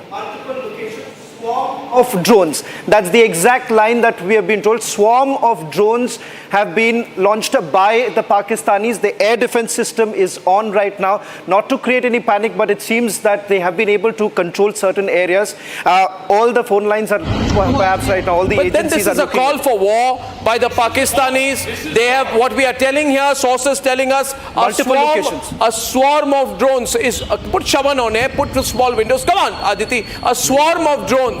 A swarm of drones have been fired by the Pakistanis at multiple locations. We have got the visuals from Jammu, but there are many other locations as well. This is breaking news, ladies and gentlemen. There are multiple drone droppings, multiple drone attacks by the Pakistani army near Jammu. This is getting very serious indeed. The places where, he'll come with drone. This is open escalation now. There's no looking back. General KK. See the trajectory. It is going from our side in Pakistan. See the trajectory. This is important. And people have that we are firing inside the Pakistan. I do not know what they have done in Jammu airfield, but this trajectory is very clear. It is going from India this to is Pakistan. our defense system. This is L-70 oblique Pichora firing onto the aerial target. These are the ground to air air defense system. Either it is L-70 or Pichora. They fire. I mean, their fire is visible like this. But this is because the Pakistani projectile because Pakistanis have come, and now what you are saying is now they should start the Okay, there has been, ladies and gentlemen, 1 second. Let me just tell you, Shawan, if you're back, Shawan is going to take another phone call. Ladies and gentlemen, Pakistan has escalated. I want to tell you the breaking news as of this minute. As if you're watching this broadcast, there's one more breaking news visual, one more breaking news story coming in. We got the latest visuals. Ladies and gentlemen, this is a swarm of drones which has been fired by Pakistan, which has tried to break into the Indian side. And we are, as of this minute, as of this second, we are responding with our air defense systems. Our air defense systems have been completely opened. I have one more set of visuals, ladies and gentlemen. I want to walk towards the visuals. Can someone help me with this? 1 second. Thank you very much. No, please remain seated. I have the visual with me. Viewers, I'll try and package the visuals. You're seeing it here. I'll show it on the big screen, viewers. Let me go up to the big screen and show you. These are the latest visuals that we have received on our breaking news inputs. These visuals came in first from Republic, and then Shawan told us that these are, if you can go closer, please. Can we bring camera 2 closer so I have the right frame? Thank you. Thank you. Closer, please. Zoom in. Zoom in, producers, so that the screen can be seen. Thank you very much. Some quick work by camera 2, please. Viewers, if you can see here, these visuals, and I'll slow-mo the visuals, are the latest visuals that are coming in of our response. These are our air defense systems which are hitting back as India is getting attacked by a swarm of armed drones from Pakistan. Now, this is not testing out. There are air raid sirens all over Jammu. We must be clear. We must be strong. The country must be together. We have the country together right now, ladies and gentlemen. The Pakistanis are trying to target Jammu airport, and we have heard that around this there has also been a lot of artillery shelling. You see the visual. This is our response. This is our ADA system which is on. As of now, major artillery shelling which is going on in the Jammu region. I don't know whether this is artillery shelling on our side or whether these are air defense systems which have been operated. Loud explosions being heard in Jammu. Loud explosions. Jal Bakshi, Jal KK. What are you seeing here? Jal KK. It is the AD system. Yeah, I think it's the we AD are system. Explain it to the viewers. We are hitting Sakargaj Bulge. Yes, sir. Sialkot. We are hitting Sialkot. We are hitting Sialkot. So this is Sakargaj Bulge. This is the area. You know this area, sir. Explain it to me. You know the area. You know the area well. See, Jammu. Yeah. Jammu. 1 minute. Shawan has more breaking news input. Shawan, over to you. Shawan. We have confirmation. We have a confirmation now coming out. Chani Himmat is the one more place where we have been told that there has been a drone strike. And Arispura, these are the two other locations have been just got the information where there have been drone strikes that have taken place. General, I think so. This is what they're basically targeting is the military installation because there's a CRPF. Take all visuals for God's sake. Don't ask me. I cannot be directing right now. Production team. Put the visuals on air without asking me. This is a war situation, viewers. The production team must understand that. Take it full frame. Full frame. Different sets of visuals coming in right now. As of now, I'm breaking the news inputs as I'm getting them. You are seeing on your screen in this dark images, this is the night sky around Jammu. Pakistan has tried to target the Jammu airport. There is heavy shelling which has been on. And India, latest input coming in, India is intercepted. We are hitting back hard. Ladies and gentlemen, a Pakistani F-16 that took off from Sargodha is down. A Pakistani F-16 that took off from 09 Squadron of the Pakistan Air Force is down. We have been hitting back. This is victory for us. Pakistani drones have been intercepted at 3 locations. The 3 locations include Jammu Airport and Arispura. What is the third location? Now what is the third location? Chani Himmat. Can he be on windows? Small windows, please. Thank you. So the visuals stay and the reporter is also on air. Thank you. Aditi. Yes. Sean. Chani Himmat is the third location that we have just got details of. This is also in Jammu region. I'm just getting another call. I'm just getting more details. Multiple locations, 3 locations right now. Gursimran is back live with us. Shawan. Gursimran, what's happening around you? What are you seeing? Gursimran. Reporting live this evening. We have the visuals. Gursimran. See, what we can confirm that there have been multiple intercepts. Multiple intercepts is what we are getting the confirmation that there have been multiple intercepts that have been done by the air defense system that has been deployed. There has been we have been able to actually get the information that there has been a movement from the area of Bahu Plaza and the Chani Himmat. These are the 2 areas where also there has been a threat that was intercepted, and it has now been intercepted now. Okay, this is what you're seeing here. I can get a confirmation. This General Bishambar Dayal and General KK and General, this is our air defense firing, which is in activation. Major air defense firing, which is in activation. So this is a suspected drone, and we are firing and hitting it back. But now, what does this mean in military terms? This is open escalation. They should be ready for a serious hit back right now. Serious act of war. It is war. They've tried to hit a civilian target. They've tried to hit our airport. They've tried.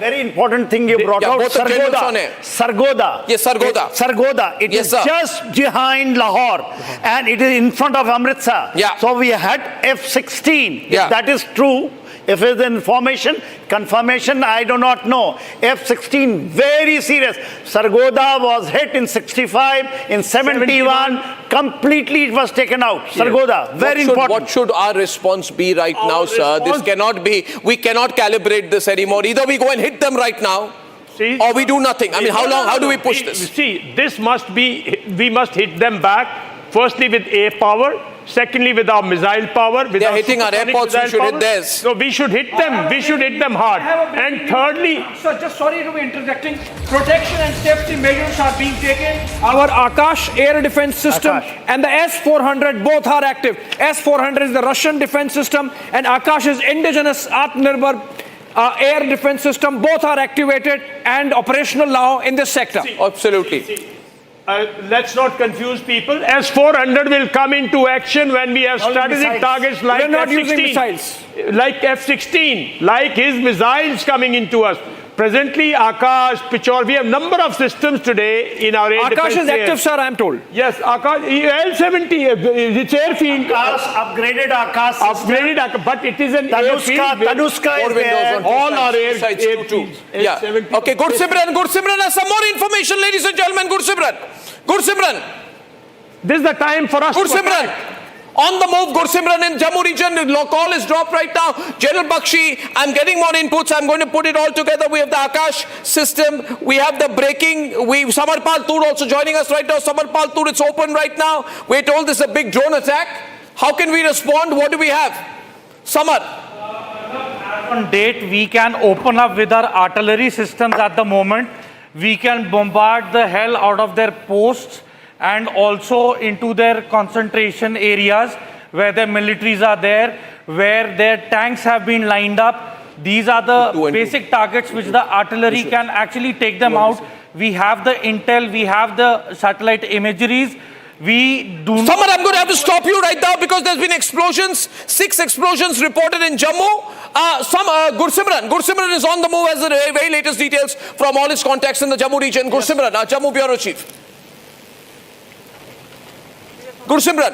Honorable, 6 explosions have been heard before the interception. 6 explosions, that is what we are getting the confirmation from the authorities that were very close to the airport. See, airport was already on the high alert. There was a tabletop that was done 48 hours prior to this incident. That is what we are also getting the confirmation that the exercise, the grid was completely intact. There is no, at least for now, there has been no breaches. That is what we can confirm. But they also sent the F-16. They also set an F-16 from the Sargodha air base, which is now down. So, that means our air defense system is fully active, and we will not allow them to take off with F-16 or J-17. This is the ground situation of our air defense system. But now we need to have counteroffensive also, no? Simultaneously, we cannot.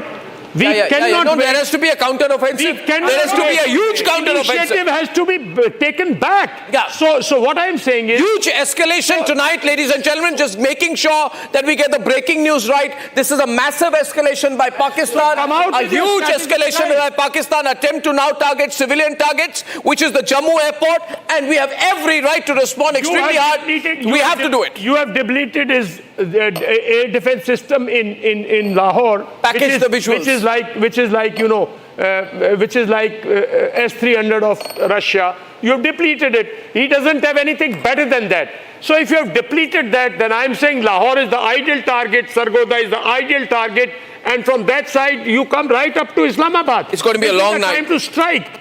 This is not the time to wait for him. This is war. I mean, we have to chase him back. We have to hit him hard. Okay, latest information. Deepak Vora is joining us on how he's looking at this overall in terms of the overall war dynamics. Latest information before I come to you. The whole Jammu airbase in Satwari has been totally sealed. The drones are being engaged by the army as we speak. As Gursimran told us, how do you view this escalation and what we need to do right now in this war situation, sir? We're clearly in a war situation right now. Thank you very much, sir. It's an undeclared war. You have all the wonderful generals here who have enormous experience, and you yourself know much better than I do. I do believe that this is the time we would have already activated our embassies, our ambassadors all over the world. We would have called in people here saying this is an undeclared war. And Pakistan is totally responsible. We've been saying this again and again, and that we will, I know what we were going to say, sir, I've done this many times, that Pakistan bears the consequences for this escalation. The first time we did not hit any of their military or civilian targets. The second time they tried to hit our military and civilian targets, we retaliated. Now they are hitting everything. They're giving us everything they have. We will give them back, and we make this very clear. We'll give them back with everything that we have. We'll hit them with everything. Yeah.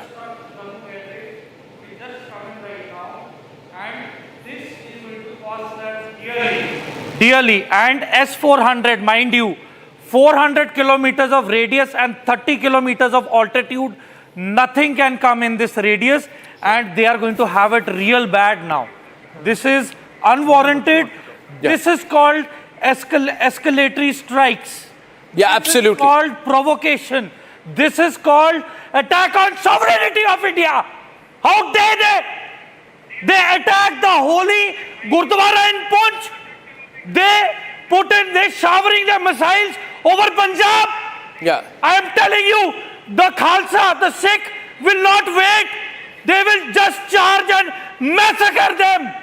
Well, there will be a full response, Samar, but we must act with strategy and thinking. General Bakshi is with us, not attributable, of course, but we have concrete information that these are army AD guns firing on the drones. General Bakshi, these are army AD guns firing on the drones. We also have additional information coming in from our news desk that this attack happened when a lot of senior army and police officials were holding a meeting. Thankfully, all the army officials and police officials are safe by the grace of the God Almighty. Now, General Bakshi, we are viewing a situation that is dynamic. And earlier today we were told, let me go to General Bakshi. Jammu, Akhnur also has been targeted. Akhnur also has been targeted. Yeah. Akhnur also is facing a similar situation as Jammu with multiple drone attacks coming in from Pakistan. Well, absolutely. Well, we have information. Let me go to General Bakshi. General Bakshi, the locational timing, the fact that Akhnur has been targeted, and now the situation we need to prepare for. Obviously, they would have expected a counter from us. We have more visuals. Arnab, let me tell you, Pakistan's favorite reaction area has always been the Akhnur Chamb Jaudiya belt. 65, he preempted us there. 71, we wanted to go to on the offensive, he preempted us there again. One of the favorite places for his attack, military history-wise, is Chamb Jaudiya, for which he has to suppress the Jammu airfield. Okay, we have a new video coming in. General Bakshi, allow me a moment. I want to run this video full frame, please. I want to hear this video. I want to run it full frame. Can I see the latest video coming in? There are more explosions in Jammu. Let's hear this for 20 seconds. Can we play the audio?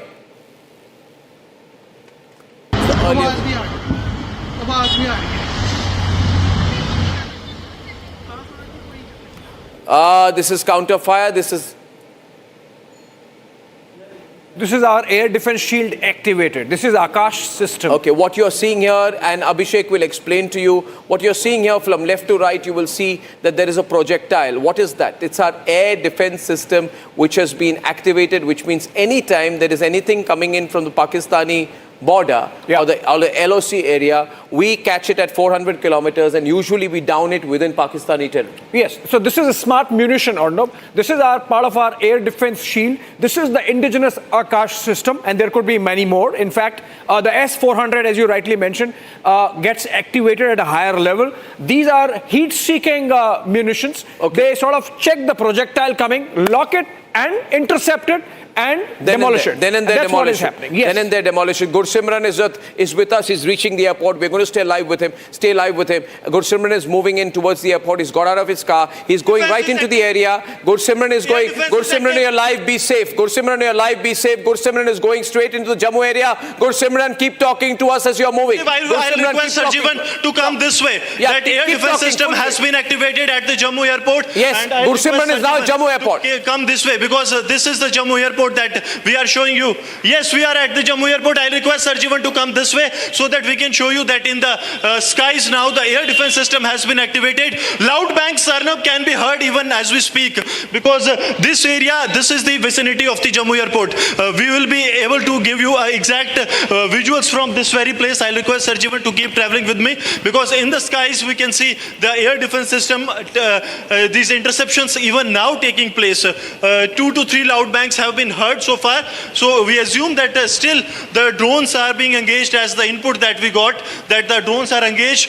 These are the visuals that Sarjivan is showing you, that this is close to the Jammu airport, and the visuals that I'll request Sarjivan to show you, that there have been regular interceptions that are being done by the that have been done by the Indian Army, because see, this area has always been prone to the Pakistani shelling, because this is on the other side, that is the Pakistan international border, from where the interceptions actually came from. See, this electricity, entire electricity of the area has been disconnected. Sarjivan is showing you the visuals. Gursimran, catch your breath. I'll request Sarjivan to catch your breath. focus on catch your breath for a minute. Can I see you on the camera? Can I see you on the camera? Will you talk to me for a minute, Gursimran? Yes. Can I just get you on the camera here? Now look at me, Gursimran. You're a great reporter. You're a great reporter. You've handled these situations. Catch your breath. Catch your breath.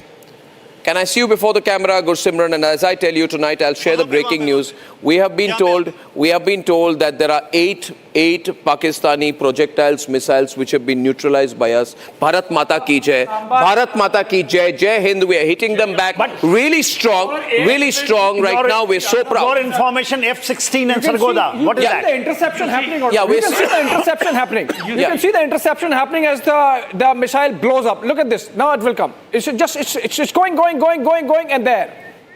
You see, Samba is also opened up. these are our defensive systems, air defense system. They will not let him penetrate anywhere deep, not cause any more major damage. Of course, there will be some which will still pass through the air defense system. But what we require is now to press all this, some counter-offensive systems. I mean, we also have got S-400, we also have got, Smarch, we also have got Pinakas, we also have got long-range missiles. It's time to completely, I'm of the opinion, go on a counter-offensive before he gets a breather, right? And air defense will always take it up. It will not projectiles. Yeah. No, I want to stay with the breaking news. And can I run the packaged visuals? Because people who are joining in right now will want to see what happened 15 minutes back. General Bakshi, this is a very close situation. I've given you all the information here. I want to share some more information, sir. That Arispura, this is the area that you know very well. Jammu, the targets were Jammu Civil Airport, Zamba, Arispura, Arnia, and neighboring villages. And all of these were intercepted or blocked by the S-400. General Bakshi, General G.D. Bakshi is with us and would like to put this in perspective for all our viewers. It's a tense night. We are going to get through this. We are going to win. We are going to push Pakistan back. We have the best analysis. And General Bakshi, over to you. What should we look at the present situation like? Can you give us your summary, sir? Look, Arnab, one of the most dangerous situations in the army or any of the active services is to be in a half-cock situation, neither war nor peace. Now forget about the civilian aspects of this. This is war. Please let your reactions be in that light. Yeah, General Bakshi, if you are holding yourself back in one way, I want to look good, I don't want to escalate, I want to impress Europe, I want to impress America, please impress Pakistan now. Your air defense is doing a great job.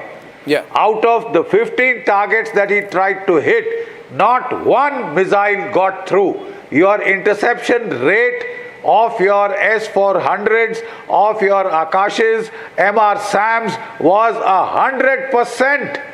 The Israelis had achieved 98, 99%. Yeah. I think our boys deserve a big pat on the back. Oh, absolutely, sir. Absolutely, sir. Absolutely, all of us together, please. Absolutely, sir. We're doing a great job. We're going to do this more. We're going to hit them now. Absolutely, This is India's Iron Dome. This is India's Iron Dome, and we're seeing it in effect. Absolutely. This is India's Akash. This is indigenous. Yeah. And this is making a difference in this Arnab, war shall I give you one more input? Yes, sir, please, sir. Arnab, shall I give you one more input? Yes, sir, all yours, sir. Yes, sir. Look, Arnab, your air defense shield is 30 times better than Pakistan's. Yes, sir. If they want to attack and come and commit suicide, please let them come in. Let them do that. Let your air defense inflict heavy casualties. Yeah. Pakistan is not daring to use its air force. Yeah. Invite them to come in, incite them to come in, damn it, anyway. Yeah. Inflict heavy casualties. Yeah. And then go on the counter-offensive. Yeah.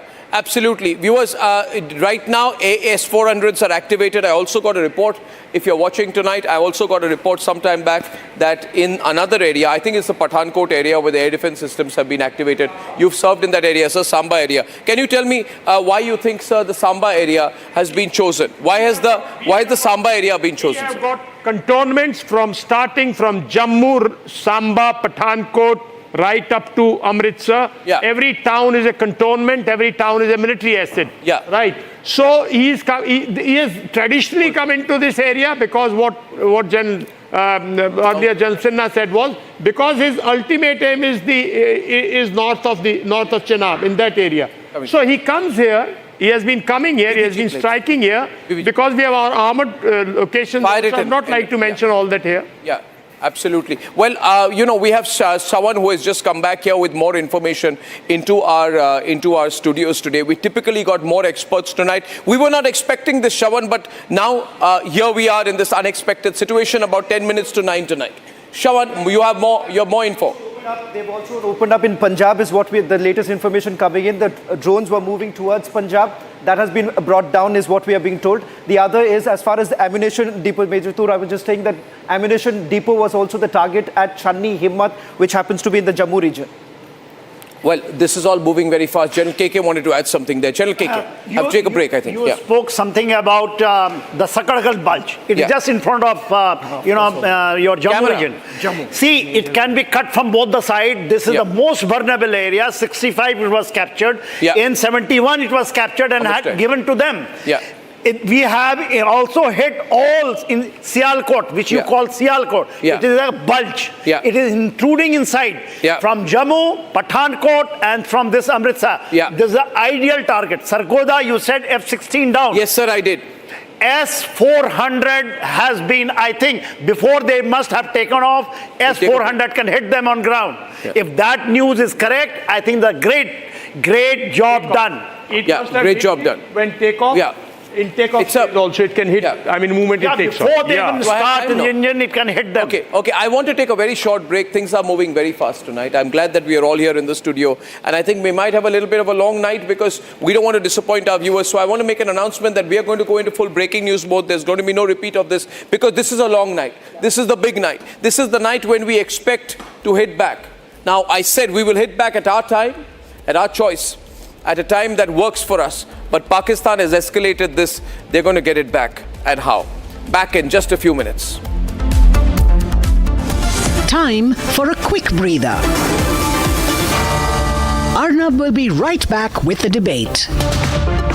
Hi, this is Chef Ranveer Brar. Guarantee you brilliance on behalf of IIHM. Mahi sir, how much do you love your fans? Honestly, I love my new fans. पुराने वाले बेकार में शोर करते sir fans हैं शोर तो करेंगे ही ना नए वाले नहीं करते and they listen to what I say. The new generation Orient BLDC fans, super silent performance with voice control. सिली में आए तो और Cricket fans. आधे बाउल दही में 4 चम्मच MDH चटनी पुदीना मसाला डाला, स्टर करो, पुदीना चटनी तैयार। MDH चटनी पुदीना मसाला। यार मार्केट कैसा ऊपर नीचे होता है। याद रख, करियर, इन्वेस्टमेंट और लाइफ में ऊपर नीचे होता रहता है यार। वो तो है। बस भाई डटे रहे, तभी तो अपने सपने पूरे कर सकता है। सही है। लाइफ और म्यूचुअल फंड्स में लॉन्ग टर्म सोचना सही है। सही है। हाँ। म्यूचुअल फंड निवेश बाजार जोखिमों के अधीन है। योजना से जुड़े सभी दस्तावेजों को ध्यान से पढ़ें। अब छोलिया हो या लोबिया, सफेद चने या काले चने, सबको मजेदार बने।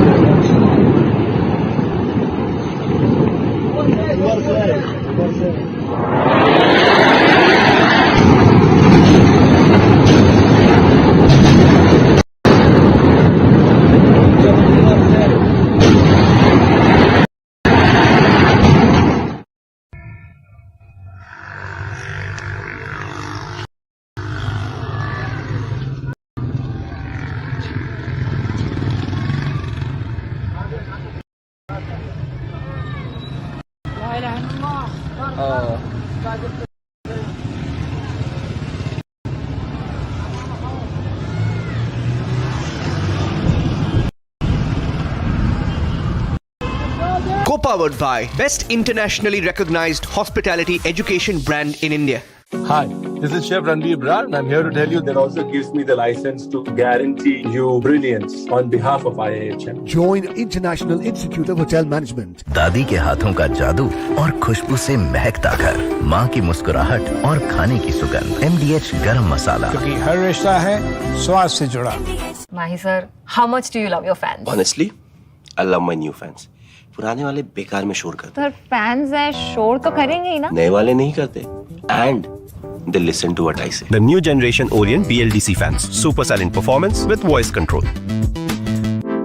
Silly me, I thought cricket fans MDH की हल्दी मिर्ची धनिया करे कमाल, ये रंग दे, ये खुशबू दे, ये तीखा, ये कम पड़े, क्या निराला MDH masala.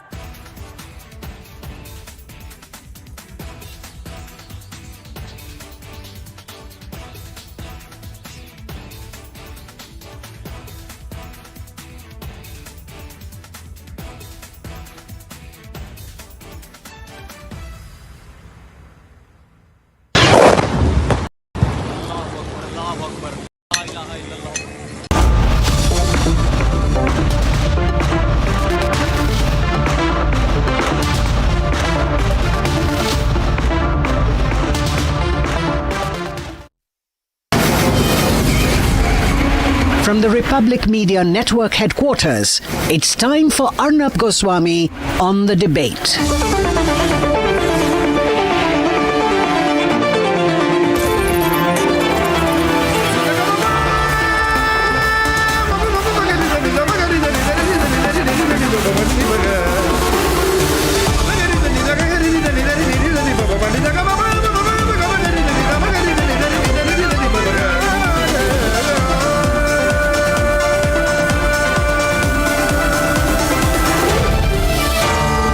Arnab Goswami on The Debate.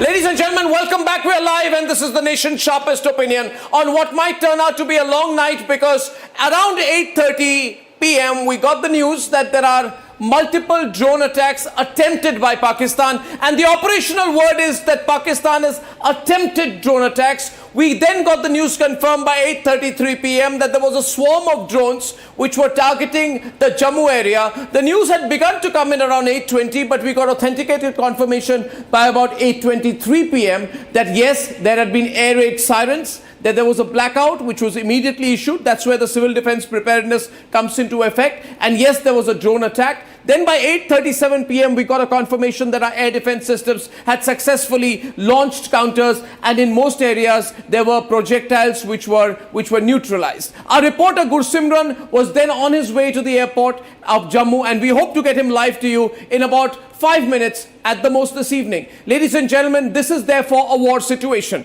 There may not be an open and formal declaration of war. What the government of India is saying is that we are in a continuously evolving situation. We are told that there is momentum to the situation, but to assume that the crisis is over would be unreal.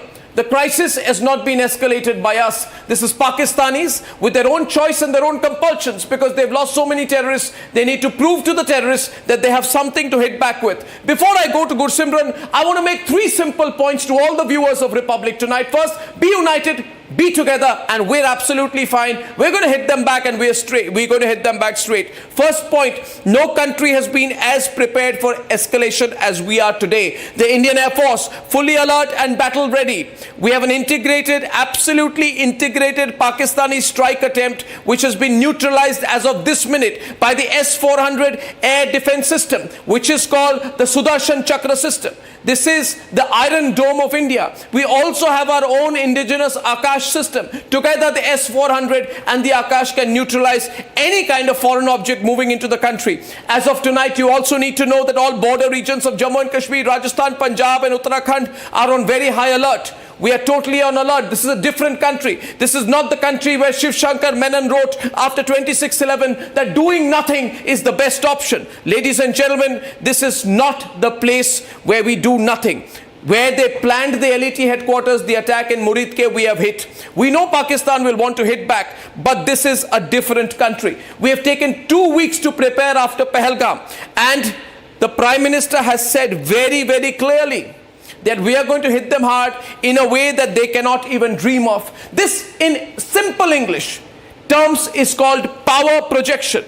Power projection is when a state has the ability, the elements of national power, primarily military, but also diplomatic, also international, also economic, beyond its territorial borders or influence. That's when we begin to use that influence. Then we are a country that becomes a great power. This is India's movement from being a middle power to a great power. That is because Narendra Modi, as Prime Minister of India, is not afraid of projecting power. This is not the country that Zia-ul-Haq wanted to bleed with 1,000 cuts. That policy has backfired. India is only beginning to execute its power projection. In the next 1 hour, I'll bring you many live reports and some fantastic analysis. I don't know if I have Gursimran live with me from Jammu airport, but okay, I'm told I have him with me. So I'll begin by going straight across to Gursimran, our fantastic reporter in Jammu. Gursimran, the latest situation in Jammu, the first reporter to reach the Jammu airport area. Gursimran, what's the situation in and around the airport and around the Jammu region and adjoining areas? Gursimran. Arnab, right now we are outside the Jammu airport. The airport has been secured for now. I'll request Sarjivan to quickly shift to the visuals that this is the Jammu airport which has completely been secured for now. There have been launches even a couple of minutes back. We have seen the launches of these air defense system that is here, but now we are told that the situation is under control. There has been a complete blackout that has been placed in Jammu, reason being that this is to avoid any of the collateral damage. Now we are hearing that the ambulances have reached inside the Jammu airport. Also, the quick reaction team of the Jammu and Kashmir police and the special operations group, they have entered the Jammu airport premises. We can confirm that with authenticity that the additional deployment has now entered. That means the threat for now is over. Now they are going to scan the airport thoroughly. But for now, everything has been put on standby. There was a key meeting that was going inside the airport premises, very close to the airport premises. That too was stopped. That was senior officials of the Jammu and Kashmir police and the Indian Army. They were holding a meeting. At that given time, there was a barrage of drones that came to the Jammu airport. Also, the other target was one of the divisions of the Indian Army. I'll request Sarjivan to go to the visuals. You see that this is the special operations teams that are now entering. Go to Gursimran. The white light that you see. Go to the video. The white light that you see is of the special operations group. That is the special operations group is the team of the Jammu and Kashmir Do not group let police Ram that move is in specially now. trained for the anti-terror operations. And now I will request Sarjivan to come this way because the SOG teams have gone in. The SOG teams are carrying out the security drills so that they can secure the base. For now, there has not been any launches for last 5 to 7 minutes because the SOG teams have taken over. That is, I can confirm the teams of the Jammu and Kashmir police as well as the NSG that has been deployed there. They have completely taken the control of the Jammu airport. Arnab, that is what we can confirm from on ground. What we can see, it is the base is secure for now. Yeah, I can see you there now. Yeah. That there has not been Can I see Gursimran? Can I see Gursimran? We're repeating the visuals. Can I see Gursimran? Thank you, Pradeep. Thank you, Pradeep. Gursimran, please continue. Yes. We've been running the visuals on a loop, but I haven't seen my report, and right now naturally the I'm teams have concerned. entered the base. We are having the NSG that has secured the base. Another important thing is that within 30 minutes to 30 minutes is the odd time, 30 to 45 minutes that they have secured this base. The Jammu airport is now secure. The Jammu airport, that attempt was made from the Pakistan side to launch an attack. There were two simultaneous attacks that were launched at this very place. One was aimed at the Jammu airport. The second attack was aimed at the division of the Indian Army that is very close to the Jammu airport. So two installations were targeted. Also one other target was the Sunjwan army base of the Indian Army, but there the missile has landed but it did not explode. That we can confirm. Also the Badi Brahmana base of the Indian Army, that was also on the target. That is in the Samba district. That was also a target. So at a couple of places there was a drone target, and at other places there has been a target of missiles. So Gursimran, what is quite clear from what you are saying, and this is a ground report, is that they have clearly tried to target multiple military locations. There's no doubt about that. This is a pure military installation targeted attack. Thank you, Gursimran. I'm going to come back to you. The first question on my screen tonight, viewers, is what can one expect going forward, therefore, in Operation Sindoor 2? We have with us, of course, our fantastic panel. Do we have General Bakshi also with us? Should we go to him first? Okay, let's go to everyone. We don't have General Bishambar Dayal. Your attention to that question we have the situation, ground situation. We are under attack. This is pure military installations being targeted. What do we expect tonight, tomorrow? Arnab, I am absolutely clear. This is not act of war. This is war. Pakistan has declared war, like General Bakshi said. In 1971, when he did this on 3rd December, we declared war and we took actions what were suitable. Air counteroffensive through air does not require 2 days, 3 days, 1 day. It is well rehearsed, well prepared. We suppress them by our own fire rather than just be on the defensive. And mobilize the ground forces, cold start, occupy your sensitivities and then take his sensitivities before he realizes. Absolutely. You must go offensive. In fact, I would say we have more visuals coming in from Jammu. I think he's given us an opportunity out here. I had another set of visuals before I go to our next guest tonight. Can we play the latest set of visuals with the audio also up for just 15 seconds? Yeah, there you see, ladies and gentlemen, there we are hitting back and people are excited. Thank you, I got the audio there. Thank you very much, don't lead me onto it. And I'm now going across, we're hitting back and the people are excited out there. Thank you. And the people are extremely excited out there because they're seeing our forces hit back. Deepak Vora, declaration of war tonight. I think they've given us an excuse or an opportunity to hit them really hard now in Operation Sindoor 2. How will we calibrate it? Didn't the Prime Minister meet the army chief today? Yes, he did. And if he did, I'm sure they would have discussed the next steps. This is our normal process. Yeah. If we are going in for a declaration of war, let me assure you that South Bloc, the Ministry of External Affairs, will be very active, sending out cables to ambassadors in all countries, especially the ones that matter most to us, so that we can tell them. And when there is a situation like this, sir, we all sometimes wake up the ambassadors of those countries in New Delhi, summon them and say, this is what we are doing. So I believe if we are going to go to war, this, as your colleagues in the military have said, this is war without a formal declaration. This is war. I have former Air Chief, Air Marshal Bhadoria also with us. Good evening, sir. Now you're seeing the pictures. We got some latest visuals. From what you're seeing from the visual imagery, what do you think has happened in the last 45 minutes? Very clearly, they have now decided to... Yeah. And I think yesterday was a bad decision on their part. This is even worse. Why is that? So why is it worse? Because they haven't realized what we are going to do. In response to yesterday, what they did, they targeted some of their critical assets. Although it was still a measured response. We only went through their air defense. Only air defense, and that too only some. Yeah. We could have gone to 10 times the target, but it was a measured response. Yeah. It was in order not to escalate beyond a point, and also give them opportunity to de-escalate. Yeah. Very clearly, because government has said very clearly, we are not interested in escalation. Yeah. We hit terrorist targets. Yeah. You better stay off. But this is not a face saver they are looking for. I want to go across to Kamal Sibbal tonight, who's a fantastic diplomatic voice. Kamal Sibbal, good evening, sir. How are you? And can you tell us, sir, now that you're seeing this, we are evaluating it from diplomatic, political, and military views, all three. Kamal Sibbal, we've just heard in the last 45 minutes to 1 hour, a lot of drone attacks targeting military installations, almost all unsuccessful in Jammu, in the Akhnur area. We're in a